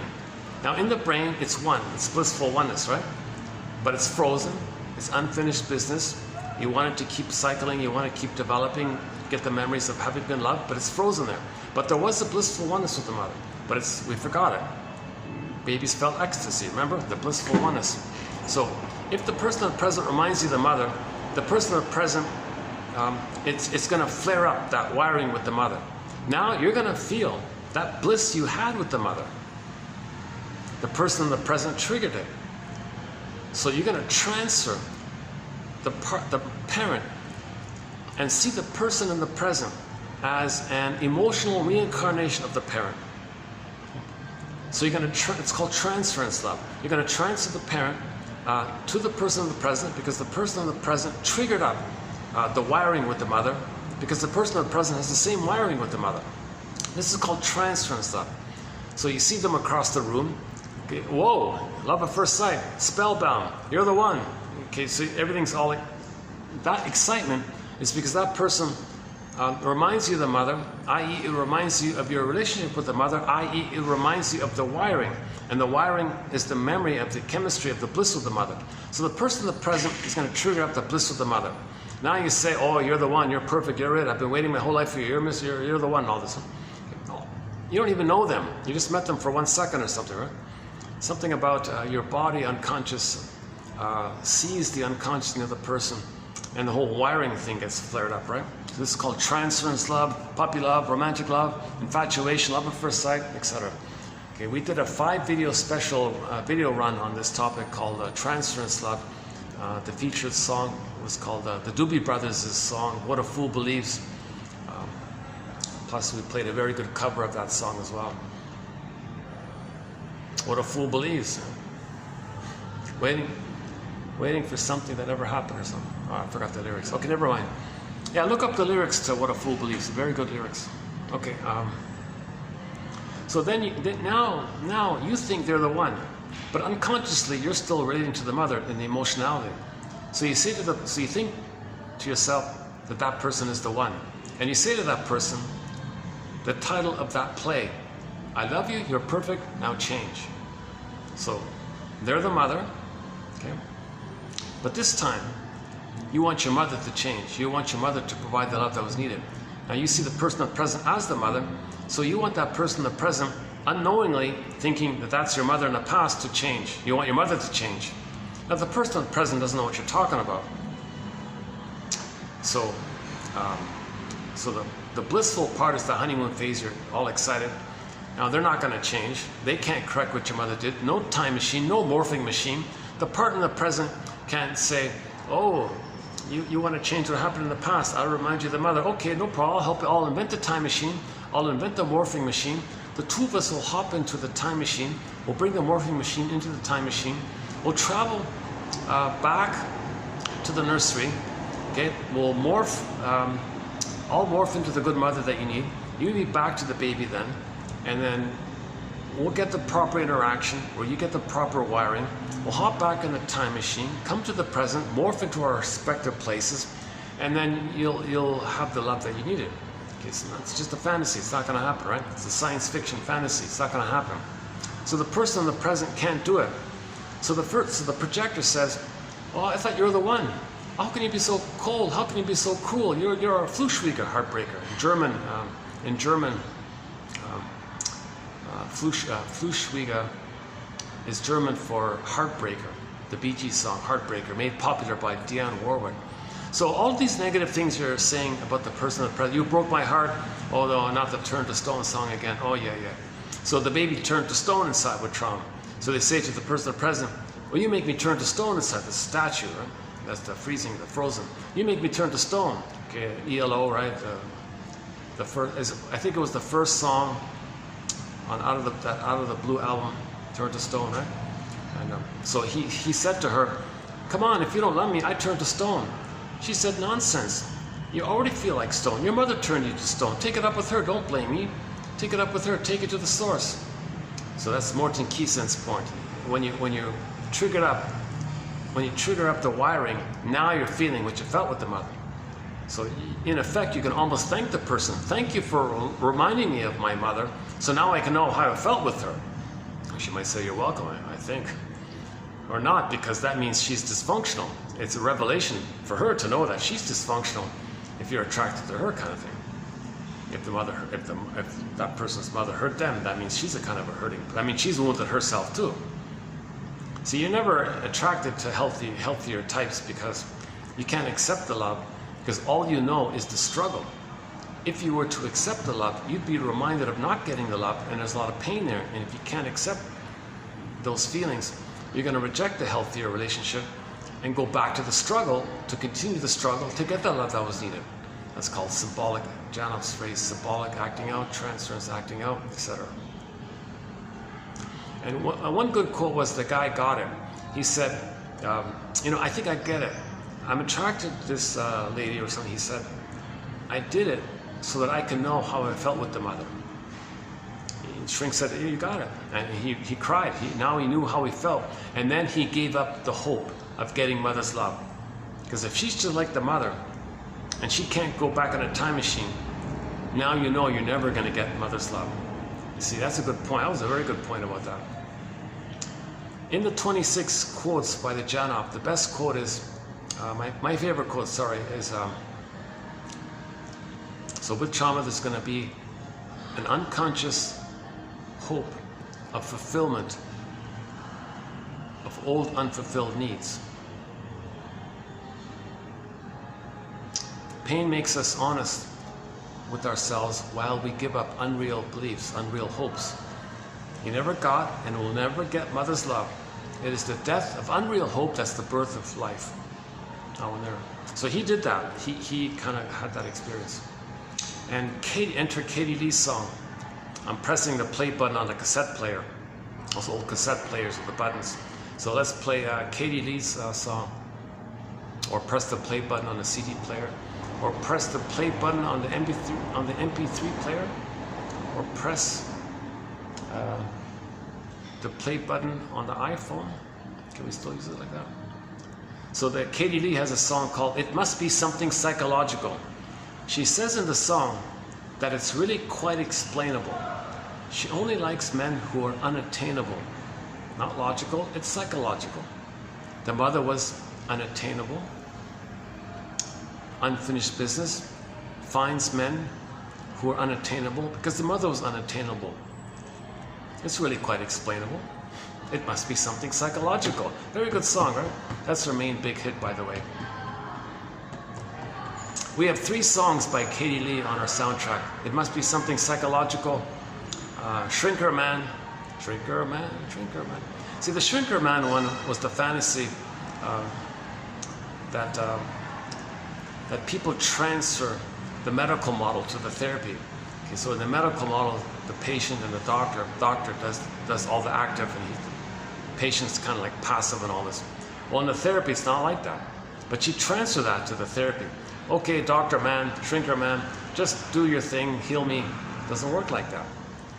The two have to be lab mates, like co-detectives, equal detectives.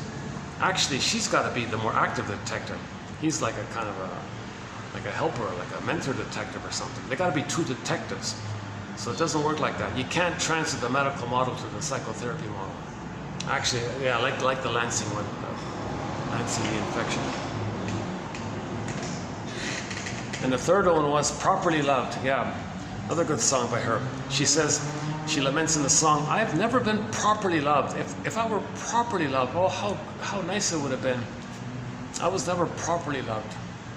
Like, that's a good song.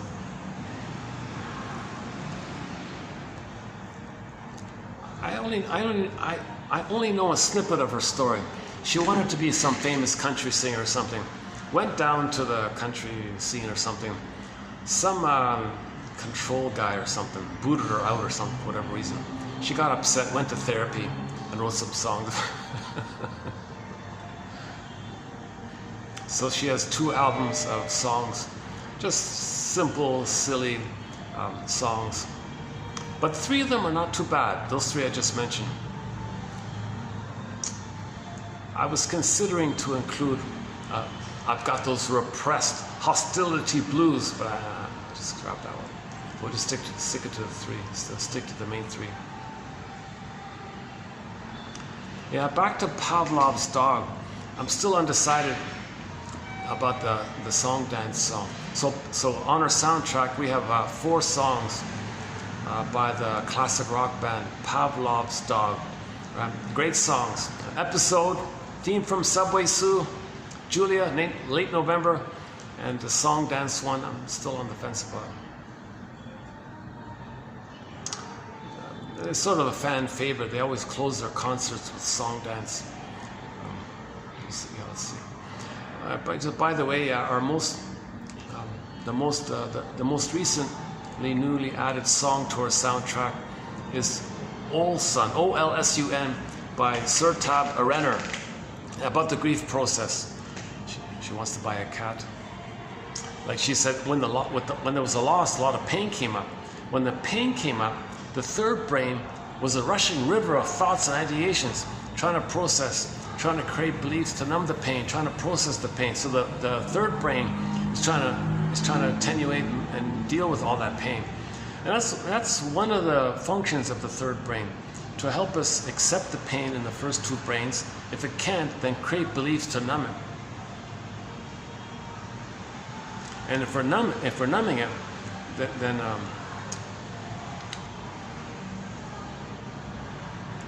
then question that belief, and the feelings will come out.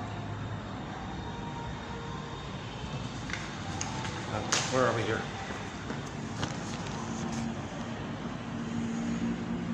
Okay, so we did that one, right? Okay, let's do page 2 here. The solution offered by psychotherapy, i.e. the talking cure, is that language can function as a substitute for action, which offers affect an alternative solution to abreaction. So we're giving ourselves a choice, right? If we can't feel the discharge of emotions and obtain a belated understanding, then we can just do the talking cure and do it bit by bit. What do you say? Small doses. All right, next one here. There are those who affirm that abreaction is the essential agent in all expressive therapies, including psychoanalysis, while there are others of us, such as Rado, 1925, who think that abreaction theory is incompatible with the function of analysis. Okay, so most people nowadays say, don't think about the release of feelings, it'll occur when it occurs. Don't try to provoke the feelings to be released, don't try to lance it, the medical model, right? Don't try to expect it, don't focus on it, don't push it, don't coax it, don't coerce it, don't nod it, don't push, don't shout at the tin man to feel, don't shout at the cowardly lion to have courage. Okay, give the scarecrow a brain first. Abreaction means the free expression of repressed emotions. Insight was considered to be effective only when it coincided with emotional abreaction. Yeah, so your insight, your understanding is only useful when it's linked to your discharge of feelings from the past trauma. Each repetition of a complaint is a fresh and unsuccessful abreaction. Yeah. So whining and all this, okay, about every little thing, it's a dispersal of the pain of the true complaint to the mother. So the child has a true complaint, anger towards the mother. He can't feel it, doesn't know it. He's become her even. He's going to complain to himself because he's the mother who hurt her. It's too complicated. So all that pain with the mother, okay, it disperses, and now he complains about every little thing. Complains about this, complains about that. Okay. So if it's pessimism, then imagine pain cranking out those things. So complaining about this, it's a failed release because you're not linking it to memory and feeling of the past. You're just complaining about things. What are you complaining about? I don't know. Well, you had a true cry with the mother. You couldn't feel it, so now you're crying about every little thing, called complaining. Would you like some cheese with your wine? If somebody's complaining, just say to them, would you like some cheese with your wine? Two more here. Abreaction is feeling the source of defenses. Yeah, that's important, right? The source of defenses. Pain makes the mind, tells the mind, defend it, I can't feel it, click. So, okay, project, blame somebody, complain about every little thing. That's a defense. And expressing past feelings that were blocked. Okay, so abreaction is the feeling of the source of defenses and expressing past feelings that were blocked. So we had past feelings, it was blocked with defenses, identify the defenses, maybe you can ease up on it, maybe it'll naturally be eased up so you're ready to feel the feelings. If you're ready to feel the feelings, you'll find yourself automatically lifting the defenses, and then you feel those feelings. That's called a positive catharsis, a positive abreagon, or abreaction in its positive meaning. Until the client begins to recognize and express the feelings he could not express as a child, he will not undo his past defenses. Okay, so pain, defense, okay. Integration is living from the new level of feeling, awareness, and expressiveness, which is now available after completing a feeling. So that's the belated understanding, integration, acceptance, understanding, integration. Feeling bad, quote unquote, is always that the client did not completely express his feelings. Yeah, so if you can't express your feelings, you feel bad. I feel bad. You feel bad. Well, sometimes it means because you can't express your feelings, and you feel bad because of that. Okay, last one here. A psychic trauma produces a fright which becomes and remains pathogenic unless it is discharged in an abreaction, i.e. a discharge of the affect that has a cathartic effect, a healing effect. I thought that's a pretty good summary of the whole thing. A psychic trauma, emotional trauma, psychic trauma. So we're talking about relational trauma. For example, the baby's crying in the crib. That's trauma. If the mother says, let the baby cry himself to sleep, that's a double trauma. First of all, if he's under 4 to 5 years of age, he shouldn't be in the crib. There should be no crib. First, remember that for the first 4 to 5 months, the baby's skin to skin. No crib, no separation. That's a trauma. Let's say now he's crying, of course. And then you say insult to injury. Oh, let the baby cry himself to sleep. Okay, that mother is extremely soul blind. That's called soul blindness, a betrayal. That's a psychic trauma, not a physical trauma. The mother didn't hit the baby, but the effect on the baby is severe. He's traumatized by being removed, no skin to skin, in a separate room, maybe in a crib, far away in another room or something. Now he's crying, and mother says, oh, let him cry it out. He'll cry himself numb inside. He'll cry himself unfeeling inside. A psychic trauma like that produces a fright, a fear. This fear of the baby remains pathogenic. Okay, it's going to cause some problems. Unless it can be discharged in an abreaction, i.e. a discharge of the affect that has a cathartic effect.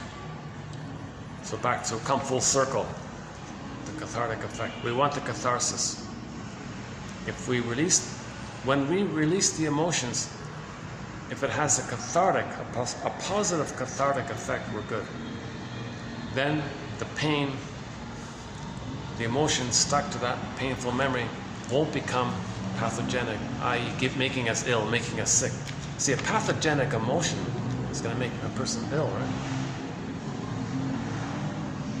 Janov would say, yeah, there you go. There's most physical problems come from this stuff. So he has all these testimonials about people who do a catharsis, and all of their physical symptoms, or many of their physical symptoms, dissipate. Their body temperature cools to normal. Their breathing is better. Their voice is calmer. Their posture improves. Their blood circulation improves. He thinks people can live longer as well, and so on. He has all these ideas. How are we doing here? How's the battery?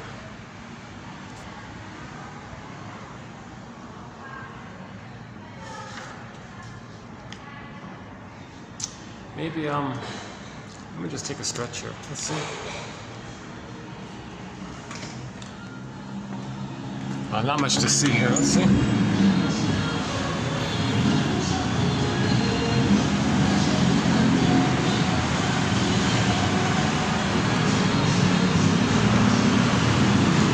It's not too busy, yeah? Monday.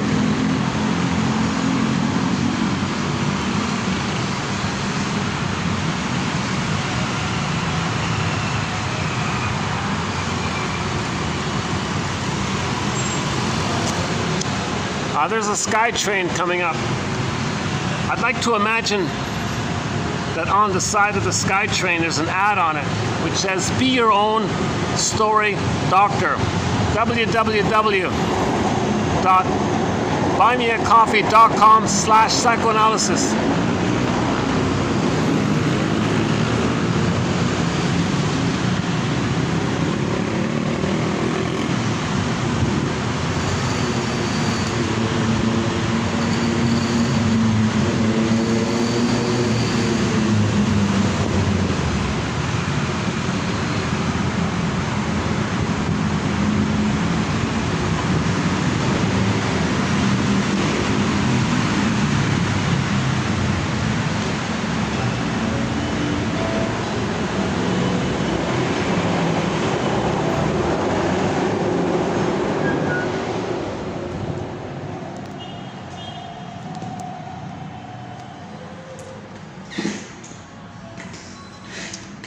They have a nice rooftop up here, but the music's all copyrighted, so I can't show you that now.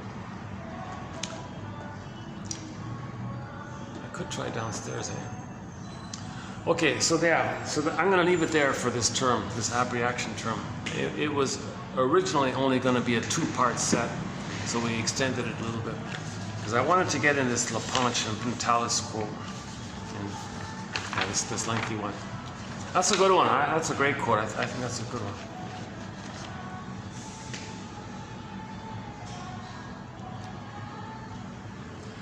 I'm immensely encouraged that this can be done bit by bit, because if there's too much trauma, there's no way to feel all that.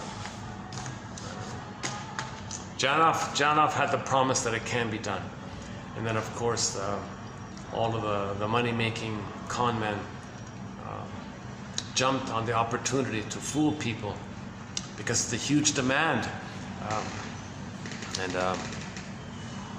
Some people got sued once by these sham, because on occasion it can be hurtful, it can be harmful to release too many feelings, and you can't integrate it, and you release more feelings and you can't integrate it.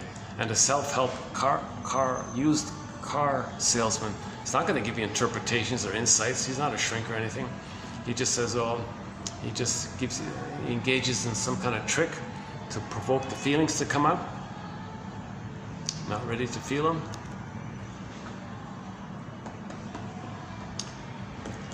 So one of the tricks is, as I understand it,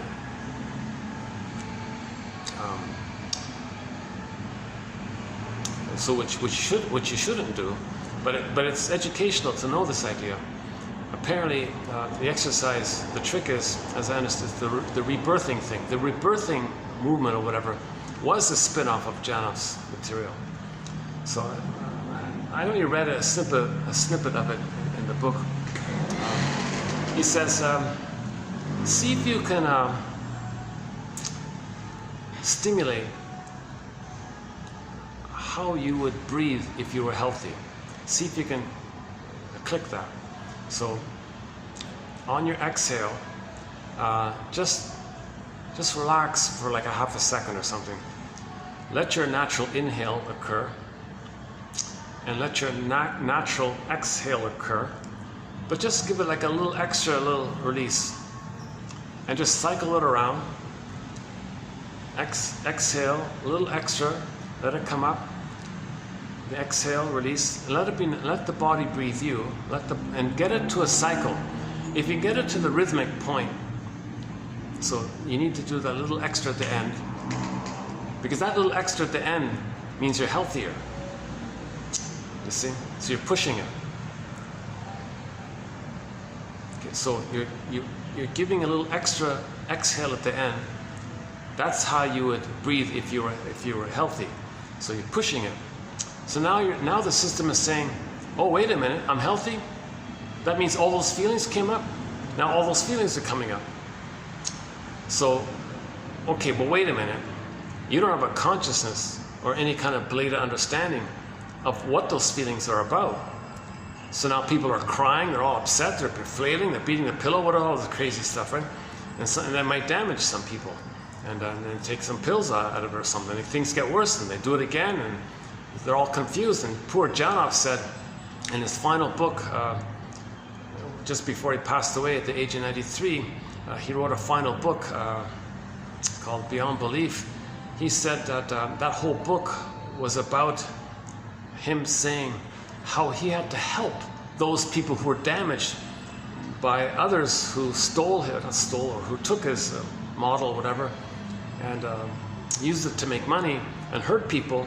Those wounded people came to him and said, "Look, your method hurt me. Okay, I'll try to help you." So he claimed. So it's a big long book about this issue. So it's and in the last video, yeah, there was one little blurb I saw. One blurb about one self-help seminar. The 300 members sued the 3 fake guys, and the judge said, "You're creating a kind of a gothic thing with these people. What are you doing here? I'm removing your license."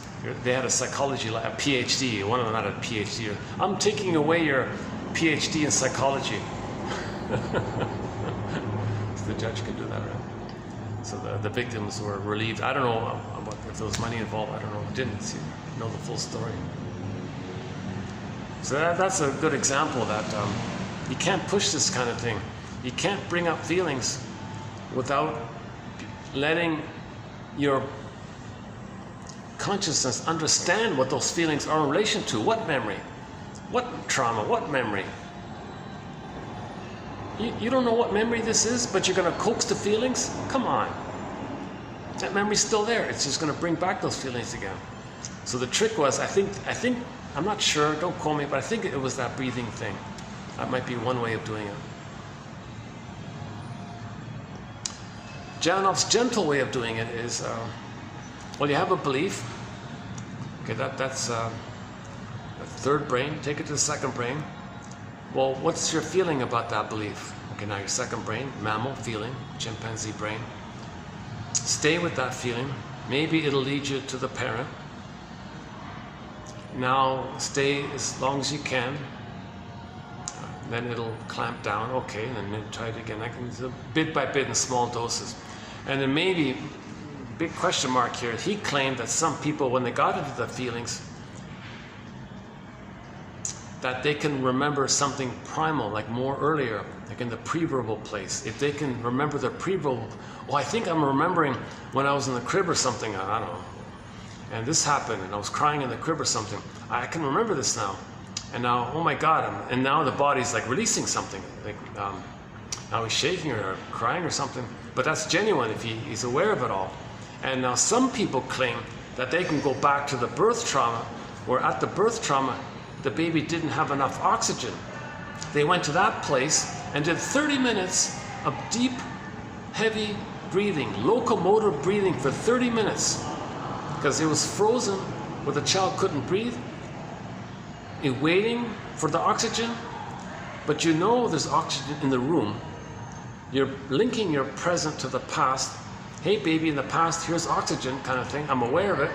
And you, as the flash frozen baby memory, flash frozen without enough oxygen, and you're clicking into that, living into that, and you're going to relive that. You're going to do the release of the catharsis. You're going to do the deep locomotor breathing, and then the body temperature cool down, he said. Okay, again, so that quote's in the Janov material. 2745 to 70, 2770.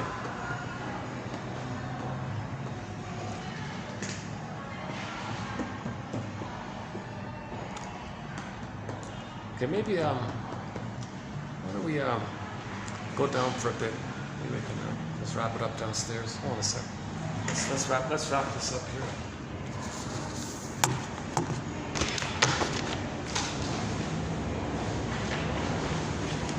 It's in my plastic envelope here.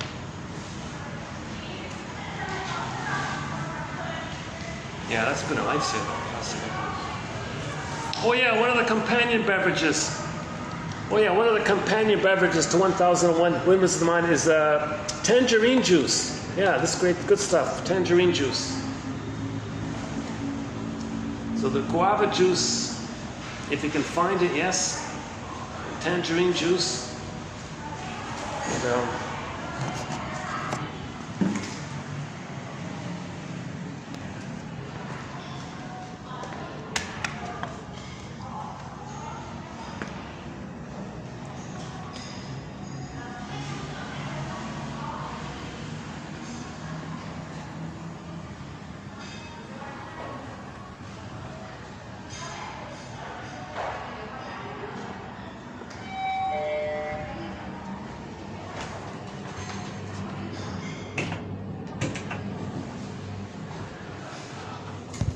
so we're posting this in the year 2024, February 19, yeah, 2024.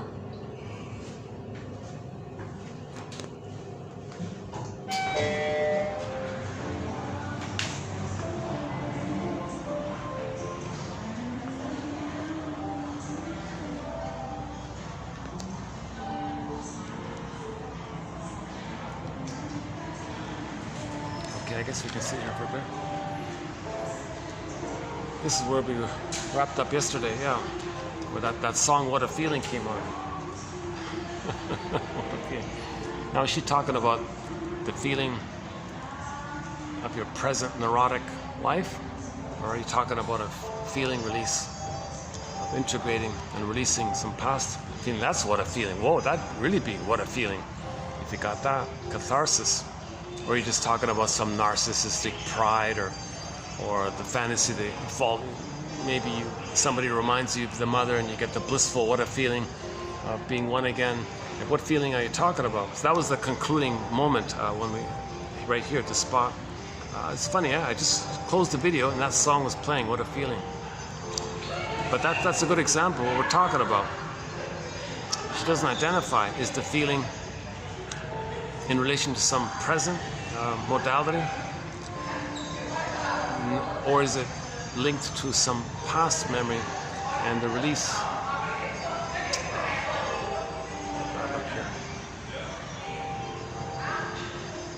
Okay, let's change these here. Hold on a sec. Let's find another spot here. Hold on a sec. Okay.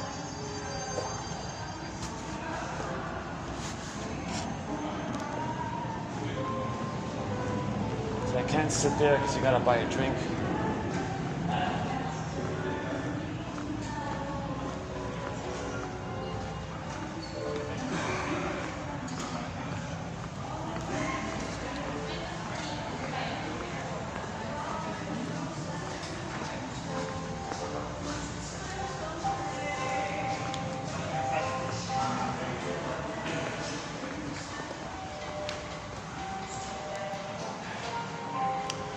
Let me hit the pause button for 1 minute. Hold on a second. Okay, I'm back at the spot here. I was just thinking that the next video we have some really good quotes coming up from this Hart guy.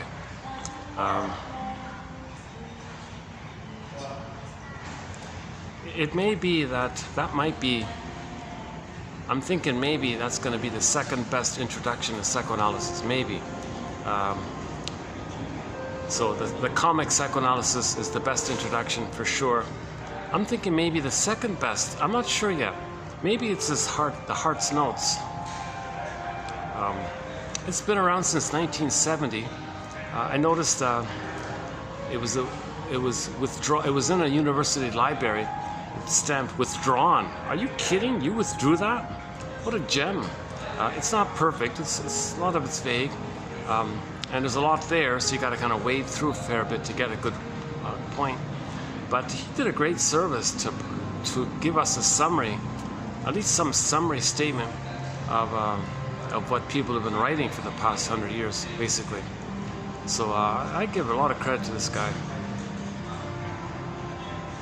He doesn't quote anybody. It's just his quick little notation. He doesn't even like make full sentences. Just like abbreviates, abridges the main idea, like a little note kind of thing. So yeah, so in the next video, we'll do one video. I'll give it a try. I'll give it like a trial run. I'll do one batch of Hart's Notes and see how it goes and see how I feel, kind of thing. Plus, we've got some quotes. I came across an article about the gambling issue. We don't have a thread on gambling, but Edmund Burglar was mentioned in it, so I kind of took a peek at it. One of our mentors, Edmund Burglar. So this guy, what's his name? Rosendorf or something like that. Anyways, he did a pretty good article. So I read part of that. So we'll have some quotes from this article on gambling.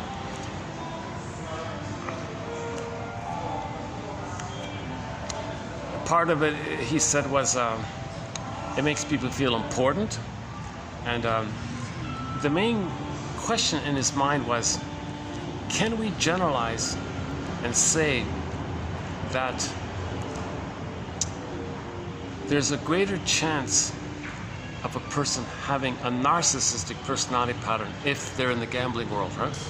Because it makes people feel important, omnipotent, I can do this, I feel stronger, I'm in control here, and I roll the dice, and I say magic words, and I want to feel important or something. And so he was saying, can we think that, and people, if they don't win, they're angry or something, and there's a sense of entitlement that they're supposed to get something. So he had that kind of question. I don't know if we were to, if there was some kind of a test or something, and gave it to everybody in the casino, and would it be the case that more than half of them had the narcissistic personality pattern? Because he quoted one guy who said that he thought at least half of the people who are involved in this whole gambling thing, at least half of them have the narcissistic personality pattern. But that was just him quoting some other guy.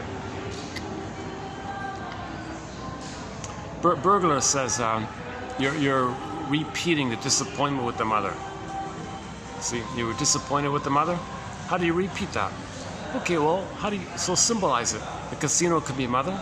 Come on, mother, give me your love. Put money in a slot machine or whatever. Oh, disappointed. Well, you replayed it. Mother disappointed you. So you wanted to find that out. You needed to find out that your mother disappointed you. How are you going to find that out? Well, your puppet master, your unconscious says, well, go to the casino, for example, get disappointed, and I want you to interpret that and understand that that's for you to know, your unconscious mind speaking, that's for you to know that you were disappointed. And plus, Burglar has a complicated theory called psychic masochism, which means the person is trying to reduce to absurdity the parent, to make the parent ineffective by saying, okay, this pain, this disappointment doesn't bother me. I'll be disappointed, I'll go to the casino, I'll lose my money, whatever, I'll get disappointed, but you know, it's fine. So you, mother, who did this to me, you see, I handle it. Something ballpark of that area.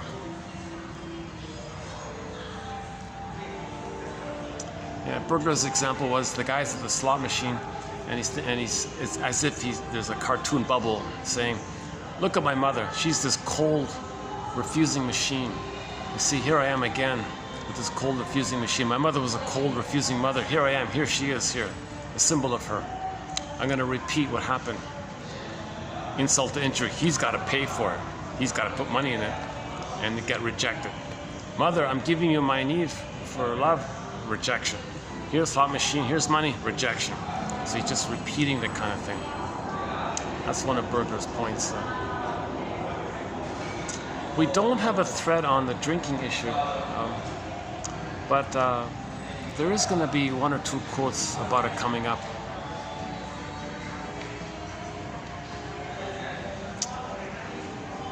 That it's similar idea that the mother betrayed the person. Well, booze will betray you. You take booze, really? That's mother's breast milk? Of course not. So you're betrayed again, this time by the booze. Mother betrayed you, booze betrays you. So that kind of thing. What else do we got coming up? Some Hart quotes, the gambling one, the alcohol one.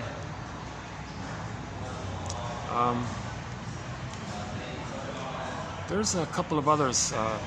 There's a couple of other good quotes in the pipeline. Yeah. So stay tuned for the next video. I think there's some very interesting quotes coming up.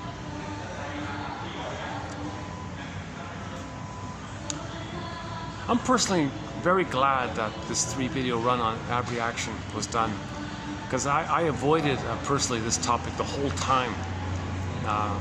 What does that mean? Like the first time I saw that phrase, what the hell is that? Against reaction? What? And the sentence implies either that it's something you need or want and doesn't tell you. So I was just confused myself. But it turns out that's just a mistranslation. Okay? The German is Abreaction, which means there's going to be a release of your feelings. It's delayed though, but it's a release of your feelings from the trauma, and there's going to be this release, although it's delayed. So there's a delayed release. It's cathartic, it's purging, it's purifying, it's cleansing, you're going to feel better afterwards, it's healing, and that's because we couldn't feel it, so it's kind of blocked, and you don't want it blocked, you want to feel to heal, you want, right? So he created that term for that. So I've gotten to the point where if I hear the word abreaction, I'm sort of half-half. Well, what do you mean? Which abreaction? The blowing off steam one, the theater sham one, or the way Freud meant it, like the release of the pure, genuine catharsis healing, where you linked your personal story, memory, and the bottled up, dammed up feeling there, and had some kind of release there, which led to belated, enhanced, elevated understanding or awareness of your pattern, of your life. Now I know why I'm doing this. Now I know why I did this. Now I know why I feel this. Because that memory and that feeling came out. And now, so that you got to have both, the feeling, delayed and belated understanding, that kind of thing. They kind of go together, belated understanding and belated feeling. You need both, not one or the other. So intellectual insight's not enough. Right? Feeling without understanding is not enough. You need both, right? So the Tin Man, okay, has to link up with both the lion and the scarecrow has to link up with both the Tin Man and the lion. The Tin Man and the lion are kind of together, and like that's the old brain, the limbic brain. Okay, again, the lion is probably the first brain. The Tin Man is the middle brain, the mammal. Mammal because the heart, the heart, the love. And then the scarecrow is the brain part, the brain. He's looking for a brain. And the lion is the visceral, the body.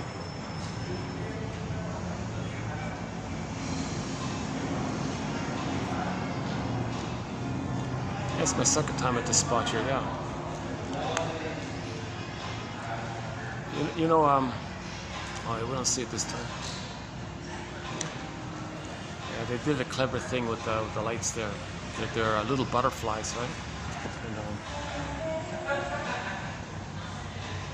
I don't know, yeah. And they have a strobe light going around it. And when the light reflects off the butterfly, it goes onto the wall behind it, and it looks like birds flying across. It's kind of, I don't know if it's really showing up like that now. Like above the TV screen there, somewhere. Last time we saw it, this time we didn't see it. Hopefully there's no copyrighted. Oh my God! I wonder if the camera would pick that up and say that's copyrighted. Yeah, once that happened, I was doing a video. There was some kind of sports thing in the back. Oh, and it blocked the whole thing. Copyrighted.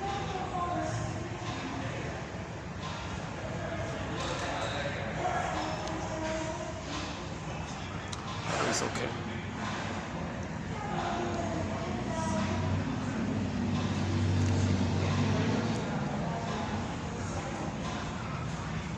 Yeah, I gotta admit, that Hart thing I just discovered, it just got uploaded a year ago, only a year ago. I didn't notice it just until a couple of days ago, 2 days ago, 3 days ago. Yeah. At first it looked kind of muffled, like a little too vague. It was all too vague. When I read a bit of it, it's kind of okay. He talked about this, fine, like a table of contents kind of thing. And I kept reading a little longer. Oh no, occasionally there's a little insightful nugget there. Okay, so what you got to do is, it's kind of like our collection here, 1001 Windmills of the Mind. You might have to read like 10 quotes, and you might find one that you like. I'm finding that sort of similar with him, except it's more like you got to read like maybe 20 notes to get the one note that you like. But he has a whole 1,000 pages of it.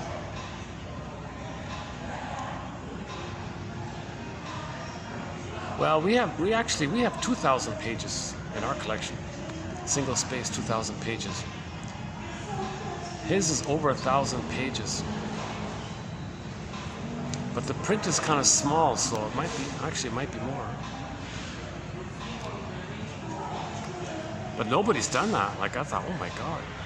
It would make total sense for somebody to have a Cole's Notes, like a Hart's Notes. It's called Hart's Notes of Psychoanalysis. This is the Cole's Notes of Psychoanalysis, basically. I thought, this is great. Oh my God.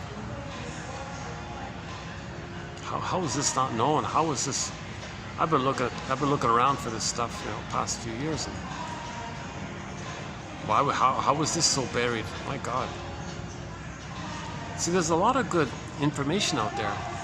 You just got to kind of dig around a little bit, right?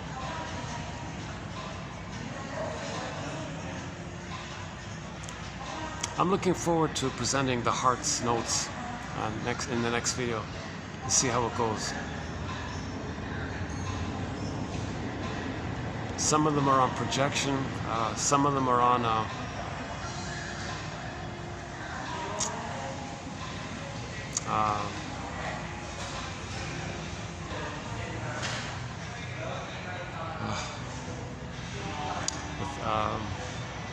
one's on countertransference. Oh yeah, the one on countertransference. There was this novice therapist, right? So he's in analysis himself at the same time.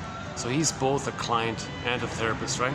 So when he comes in as a client to his therapist helps him, right? And he's the patient, he's the client to the therapist, right? Then the next day, that client is the therapist himself and has actually his own client come in. And what that guy does is he flips it. He sees himself into his client and pretends he's his therapist, and he's trying. And you didn't know that he was doing it, apparently. Just one little note like that.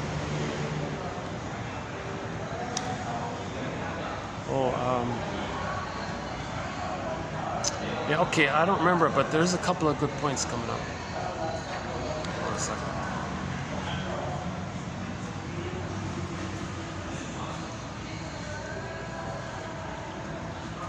Someone's coming in the door. I don't want them to think I'm filming them, so I might have to turn the camera sometimes.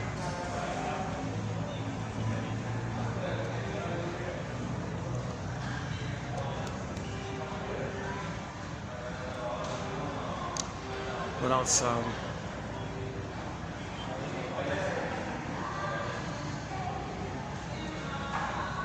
Olson, O-L-S-U-N, by Sertab Erener from Turkey. Yeah, good song. I mean her updated version of it. She has the original, which is good, but she did like a rock version of it, like a rock ballad version of it last year, I think. That one, the rock one. That's pretty good, yeah. It has the feel. It does sort of have the feeling of grief. She's talking about grieving, the grief process, the 5 stages of grief. Okay, anger and sad, and and trying to understand and letting go and admitting the loss. Tell yourself, yeah, that was a loss. Like admit it, like face the truth. Yes, that was a loss. Say it, like believe it. Don't deny it. Let it sink in. That was the reality. That the person, that the relationship ended. Can you admit it?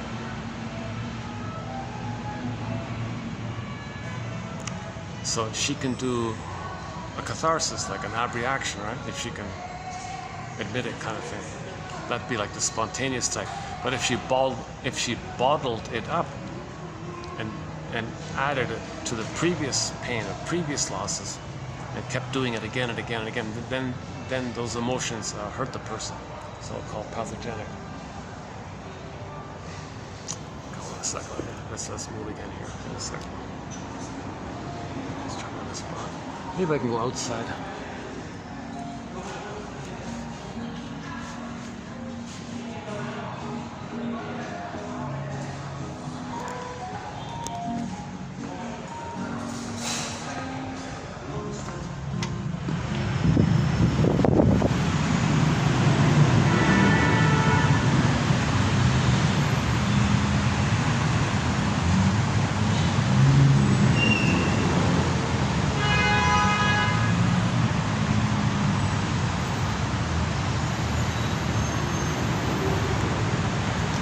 Maybe I can sit at the next door one. Yeah, let's try that one.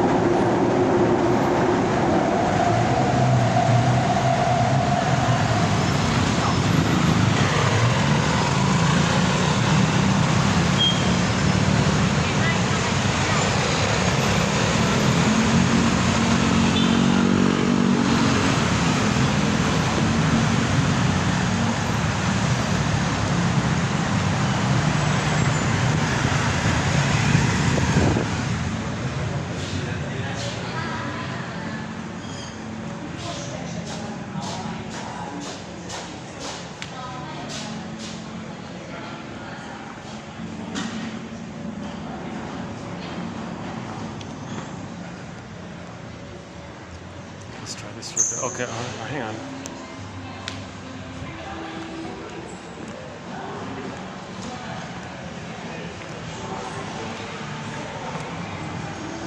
Oh.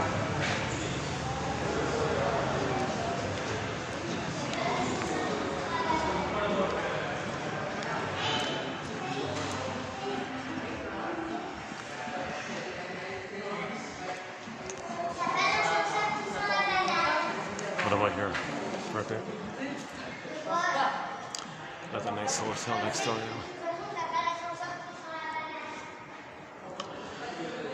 Oh, there's more light here. Oh, yeah. Oh, these guys, yeah, the guy told me he can't film the furniture. Can you believe it? Okay, fine. So if you accidentally see a pillow or something, or a sofa, don't.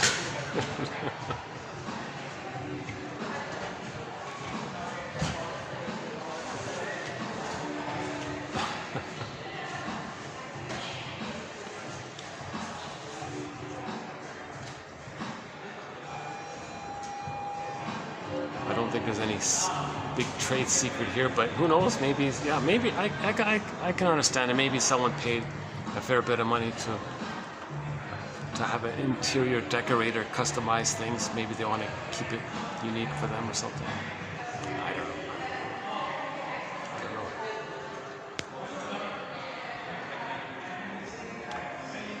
know. Am I trying to abreact as I speak? Like sometimes, like, am I trying to process? Like, that's the whole idea about journal writing and writing letters. Maybe you can tell your story, maybe have feelings can be released, kind of thing. If you can link it to a past memory, right?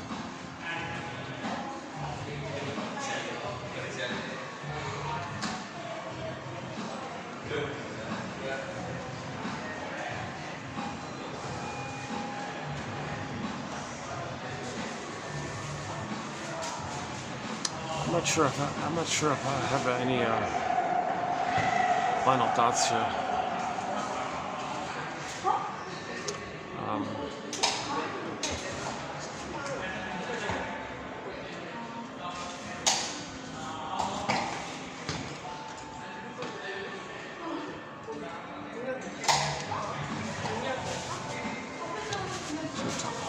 What other music can we talk about?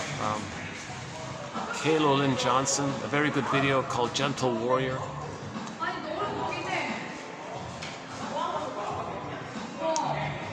It's in reference to a poet who said, who basically said, let's heal ourselves. Let's try to understand ourselves. Let's heal ourselves. And in trauma, we lose our voice. So the song, the poet has the song is in reference to a famous poem called "I Lost My Talk," meaning I lost my voice due to trauma. So let's try to understand this kind of thing, that we're wounded here.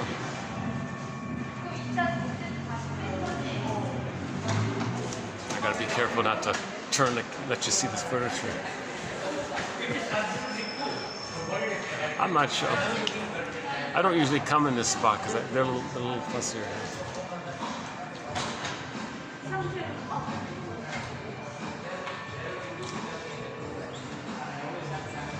What else?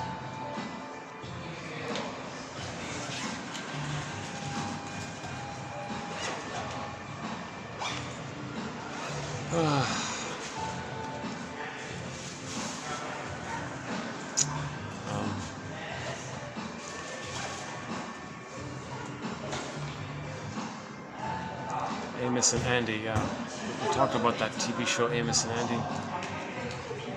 Richard Kimball is a fugitive from the justice he seeks. That's the narrator in one of the episodes said that in one of the episodes of the original Fugitive, the one starring David Jansen.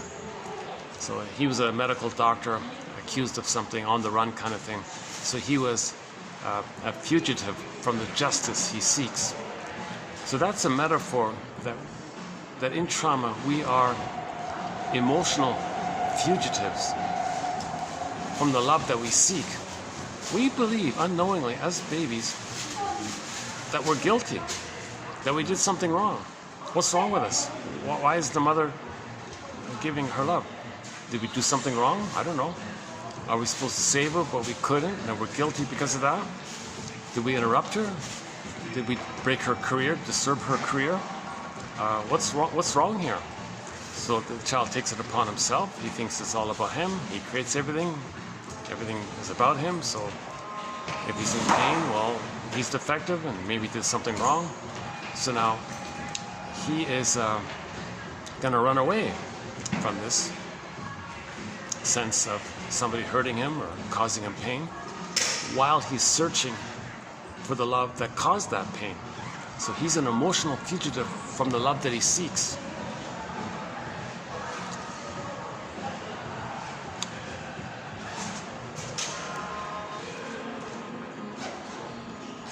And we saw in the Richard Kimball, the David Jansen character,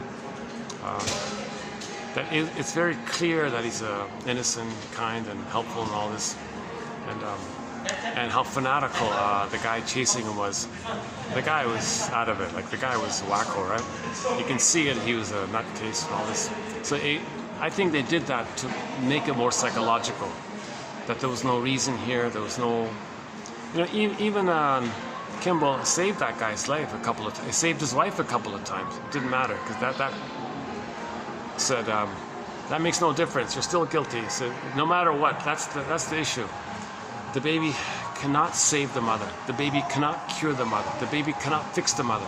Nothing the baby does can change the mother, heal the mother. That's what that show was about, I think. So and I think they kind of made that point a little bit.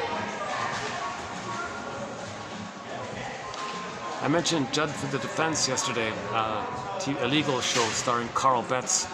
Very psychologically minded show. In one of the episodes, the guy's so angry at his parents. He wants to embarrass them. So he went around trying to embarrass everybody, anything, anybody, everywhere. He was always trying to show how foolish or stupid others are. It all traced back at his anger at his parents, at them being incompetent to be a good parent or something. So something in that area.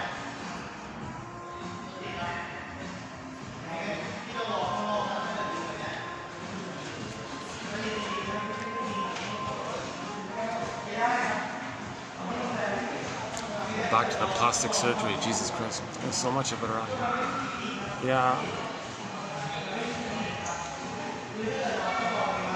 You know, one possibility, I think Hart, was it Hart, in the Hart's notes? Oh yeah, I think it was in the Hart's notes. There was something about a lady, well, if I can borrow it, it's to the effect, it has the basic message that the woman wanted mother, right? So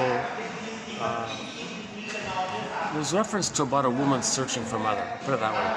So maybe a lady who goes to the plastic surgeon and has a bountiful breast appearance or something, it might be her attempt to feel that she has her mother with her, that she's being nursed and has the comfort of her mother with that. Plus, she gets the secondary gain of having power over people and feeling important as well. So there might be like a double thing there, right? That she has mother with her, that she can carry her mother with her everywhere she goes, so she can control the mother, she can control mother's bosom by having it plastered onto her. Plus, the byproduct is there's power involved with that. Seduction has power, right? Or homo traumacus. That's a sign of trauma. If any woman has to do that, that's a sign of trauma right there. If the child has the thumb suck, that's trauma. What's going on there? Baby cries himself to sleep, that's traumatizing the baby. A woman, a woman who does surgery like this, that's trying to hide the trauma, trying to conceal the trauma, trying to cover up the trauma. See, underneath there's the trauma, the pain.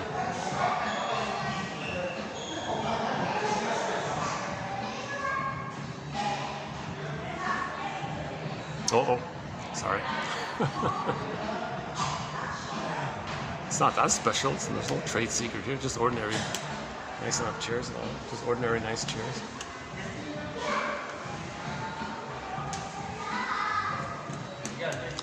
Oh, the guava juice.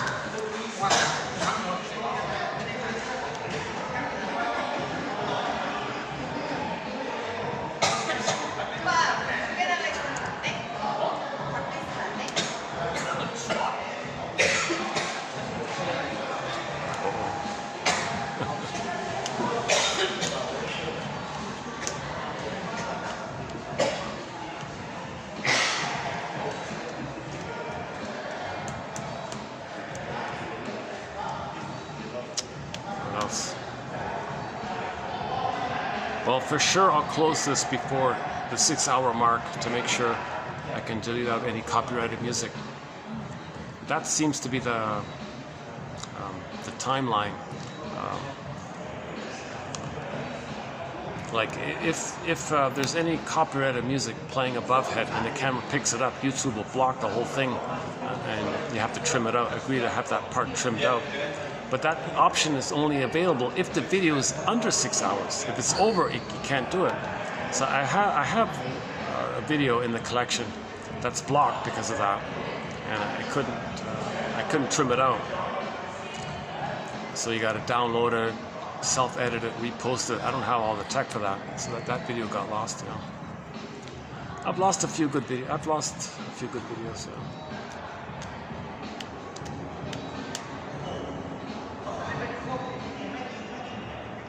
Actually, yesterday it wasn't too bad. Yesterday I was feeling a little energized. And part of this video, the first part of this video I thought wasn't too bad. I think the coconut water gave me a little extra sugar boost. Maybe that's what it was. But the guava juice, I can be comfortable for 8 hours.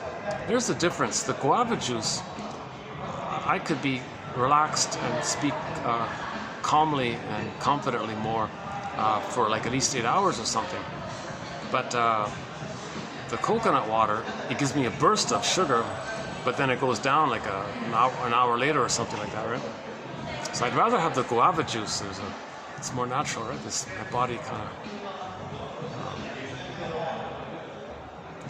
it's not something in excess or something. Like it's a natural it's a more of a natural drink, right?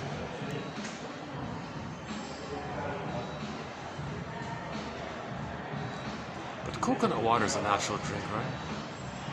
So, although my body's not used to that sudden extra sugar, maybe that's what it is.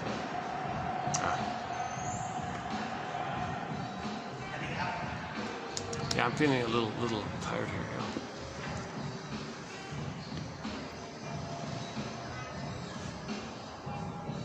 I can show you a plant. Okay, that's what I do. If I need to distract myself, I'll show you a plant. I'm not going to break any trade secrets if I show you a plant.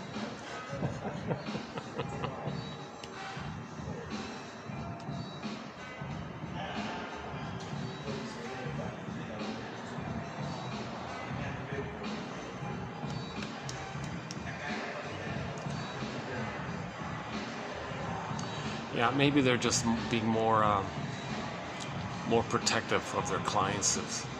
Maybe they don't like seeing people filming or something.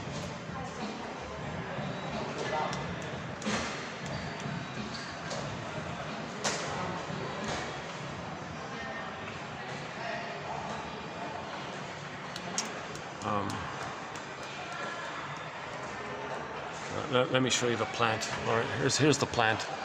Okay.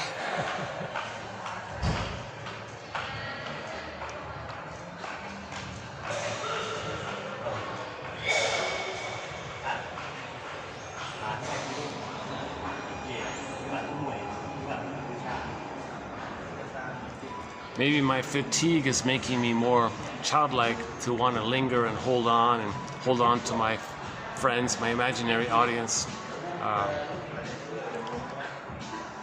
Yeah, I think that's what it is. So that would trigger an earlier memory. If I could do a primal, then the primal would be, "Oh, mother, don't leave, stay," or something. "Where are you going?" Or, theoretically, now I'm not feeling it as I say it, so I've already been flooded, right? I'm already numb with the fatigue, right? That's another point about Janov. He says that beliefs, like for example, the belief. Okay, let's not go there.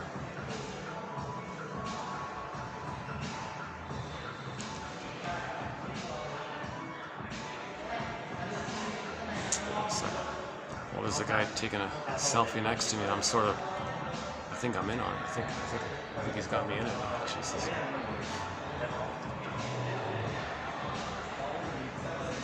That's a weird photo. You're taking a selfie of yourself. And in the background, it looks like another guy is taking a selfie of himself.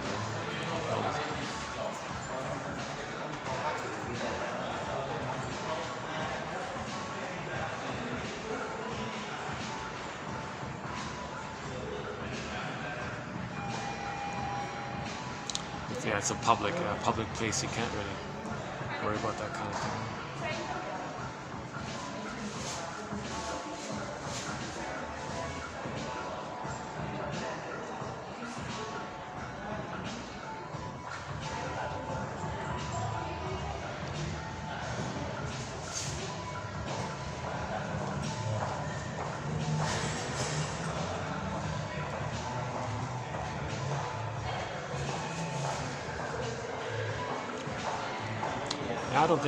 Maybe I wasn't in it. Maybe he was just filming this. He was taking a selfie of himself with this little boat, like this little sculpture of a.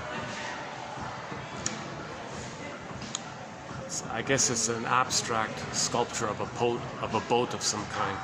So maybe I wasn't in it. It kind of looked like I might have been. I'm thinking maybe not. That's the funny thing when you're stressed. You don't think clearly, right? And you're going to project your emotional issues more.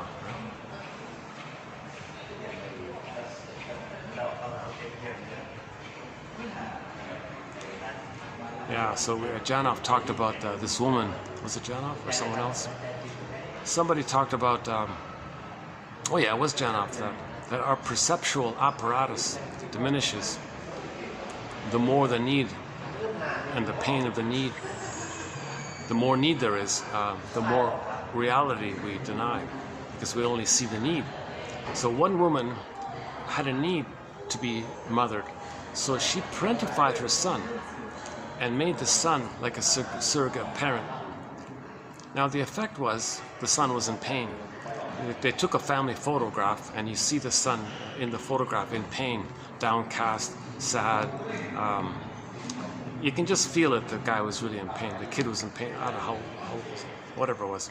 The woman, the story was, she was holding up the group photo, the family photo, to some other members of the family. And she was bragging about how happy and wonderful her son is. What a happy child, she kept saying. Everybody was like, oh my God, what's she talking about? She actually couldn't understand or see that her son was in pain. All she saw was her need to regard her son as someone who takes care of her. In the process of that need to do so, she has to blind the reality of the pain that the child is feeling by that in order to protect her need, because her need was so great. So when the needs are so great and you're only focused on your own needs kind of thing, the effects on others, you don't want to see it, because to see it would bring up and question the need, which would bring up the pain around not getting your needs met. So she was in what's called symbolic search for love. So she would parentify the child and make the child like a symbol of her missing good mother, see the child as the missing, needed good mother. She brainwashed the child to take care of her, respond to her, see her, admire her, think well of her. Mothers can easily do this. There's a joke that says, mothers know how to push your buttons because, hey, they sewed them on. A little cartoon, right? Anyways, but that was sort of the point that that it's possible that she really didn't understand or see or register that her own son was in pain. She was just so blinded, like love is blind kind of. She was just so blinded that for the need to feel the ongoing fantasy that her child, her son, is the good mother that she needed. And the need, that's all she saw. She only saw the projection of her need. So she couldn't see the reality of the pain being inflicted on her son. So that's in the Janov batch, yeah. 2745 to 2770. Plus these three, you can add these three to it actually. Now I would add these three, yeah. 26 plus 3, these 29 videos, this one being number 29, these 29 videos I think are a good little set there. I mean the quotes for each video, if you click the more link and copy paste or print out whatever, those 29 videos, and read it as a set, like a little booklet. And that's not a bad little booklet, I thought. I feel a little kind of proud that I was able to provide an excellent 101 of Janov's work. Here's a guy that spent his whole life studying this stuff. And he's not a medical doctor, he has a PhD. But he said he became a psychologist because he wanted to save his mother, you see, so he could have a good mother, unquote. That's in the quote. That comes from the New York Times write-up about him. It just simply says Janov dies 93, New York Times. The author is Margalit Fox, I think. That was the time. Oh, I still got plenty of time. Yeah, I'm tempted. If I had another coffee, I could be more refreshed. See, I don't want to do that. I don't want to depend on like stimulants like that. I want to have like a half a liter of guava juice, and I'm good for 8 hours. I want to be like Popeye with the spinach. I want something natural.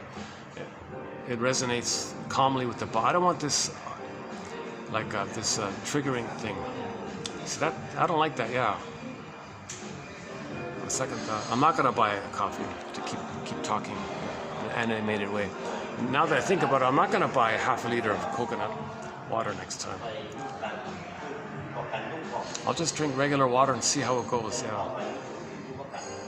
Or just like a little, maybe a little bit. I don't want to disrupt my.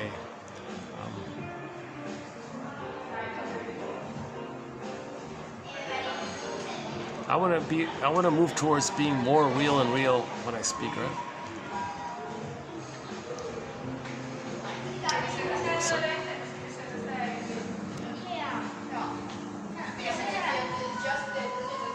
Actually, this is a nice little. I can't show it to you, but this is a nice little sort of side lobby area they have here. Got the concierge watching everybody all the time.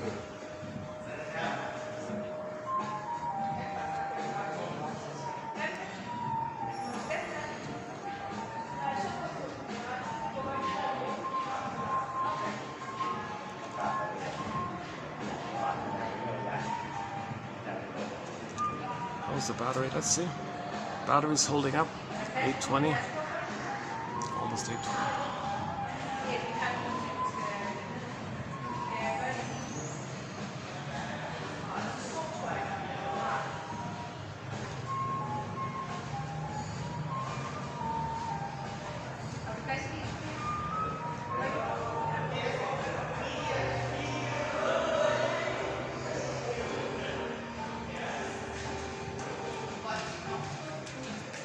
Well, I was thinking I could, keep talking and bring up some other quotes, but they've been mentioned in past videos. So let me just accept the slight triggering feeling of separation anxiety.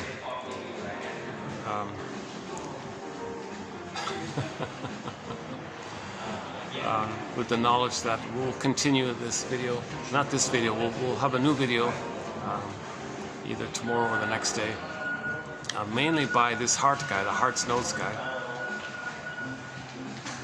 And I'm looking forward to that one, actually.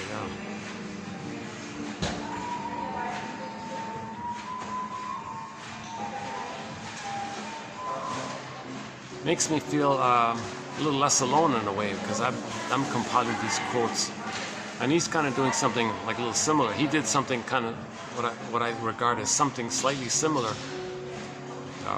Now, what he did was way more involved and way more rigorous than myself. I'm just plucking the quotes out. He actually read an article and made his own personal notation of it.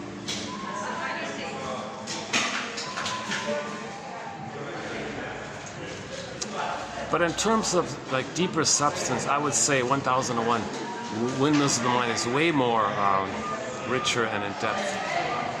He just has general summary notes of things.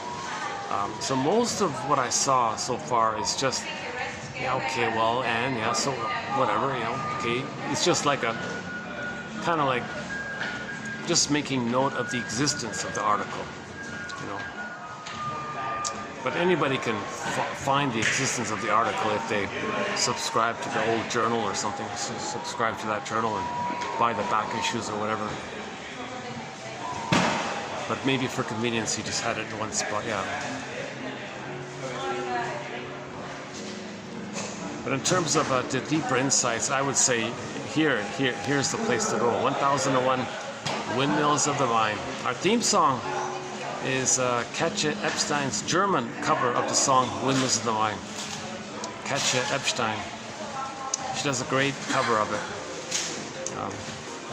My favorite English rendition of it is the one done by Barbara Lewis.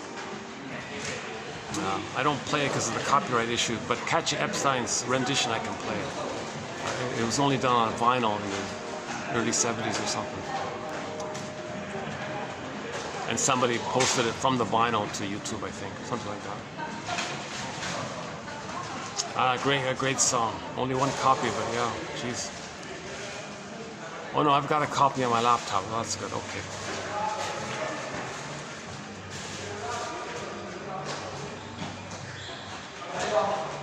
She does a Spanish version of it, which I feel like she kind of missed it there in her Spanish rendition of it.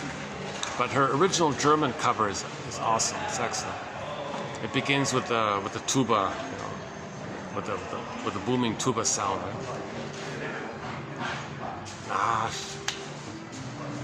It's beautiful. We have several songs of hers on our soundtrack. She's sort of a musical voice. Ziana Zain is a major musical voice in our soundtrack. Ziana Zain, great singer. Oh my God. Oh my God. One of the greatest singers of all time, Ziana Zain. I personally think she's up there with Pavarotti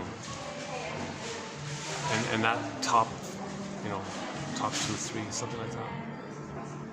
Personally, she's number 1 for me. Great singer. Ziana Zain from Malaysia. You know. We have about 6 or 7 of her songs on our soundtrack.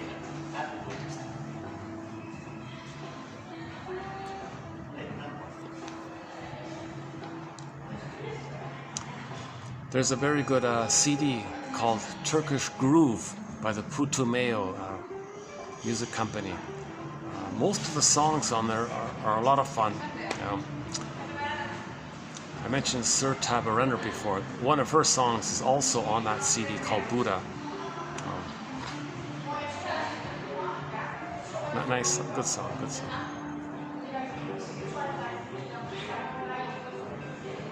Wanting peace and looking for peace, that kind of thing.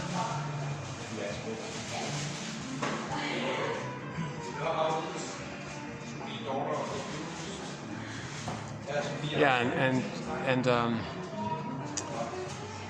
to be mindful. Are you chasing symbols of things? Can you accept your feelings? Like that area, something like that. There's 11 songs on that CD. 10 of them are excellent. Only one is sort of a little annoying. So if you take that one out, that's awesome. 10 songs out of 11. It's a great CD. Yeah. 45. Well, maybe I'll wrap it up here.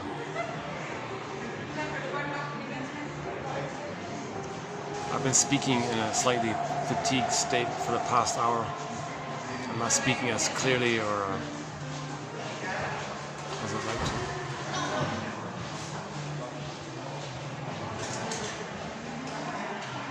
It's harder to end the video on an upbeat note if I'm a little more tired, right? Like I want to end the video on a funny with something funny to say or something encouraging, with my fantasy that the person will return. Okay, I'll return. Hopefully you'll return as well. Thanks very much. See you in TQ 2774. Yeah, I think there'll be some excellent quotes in that video.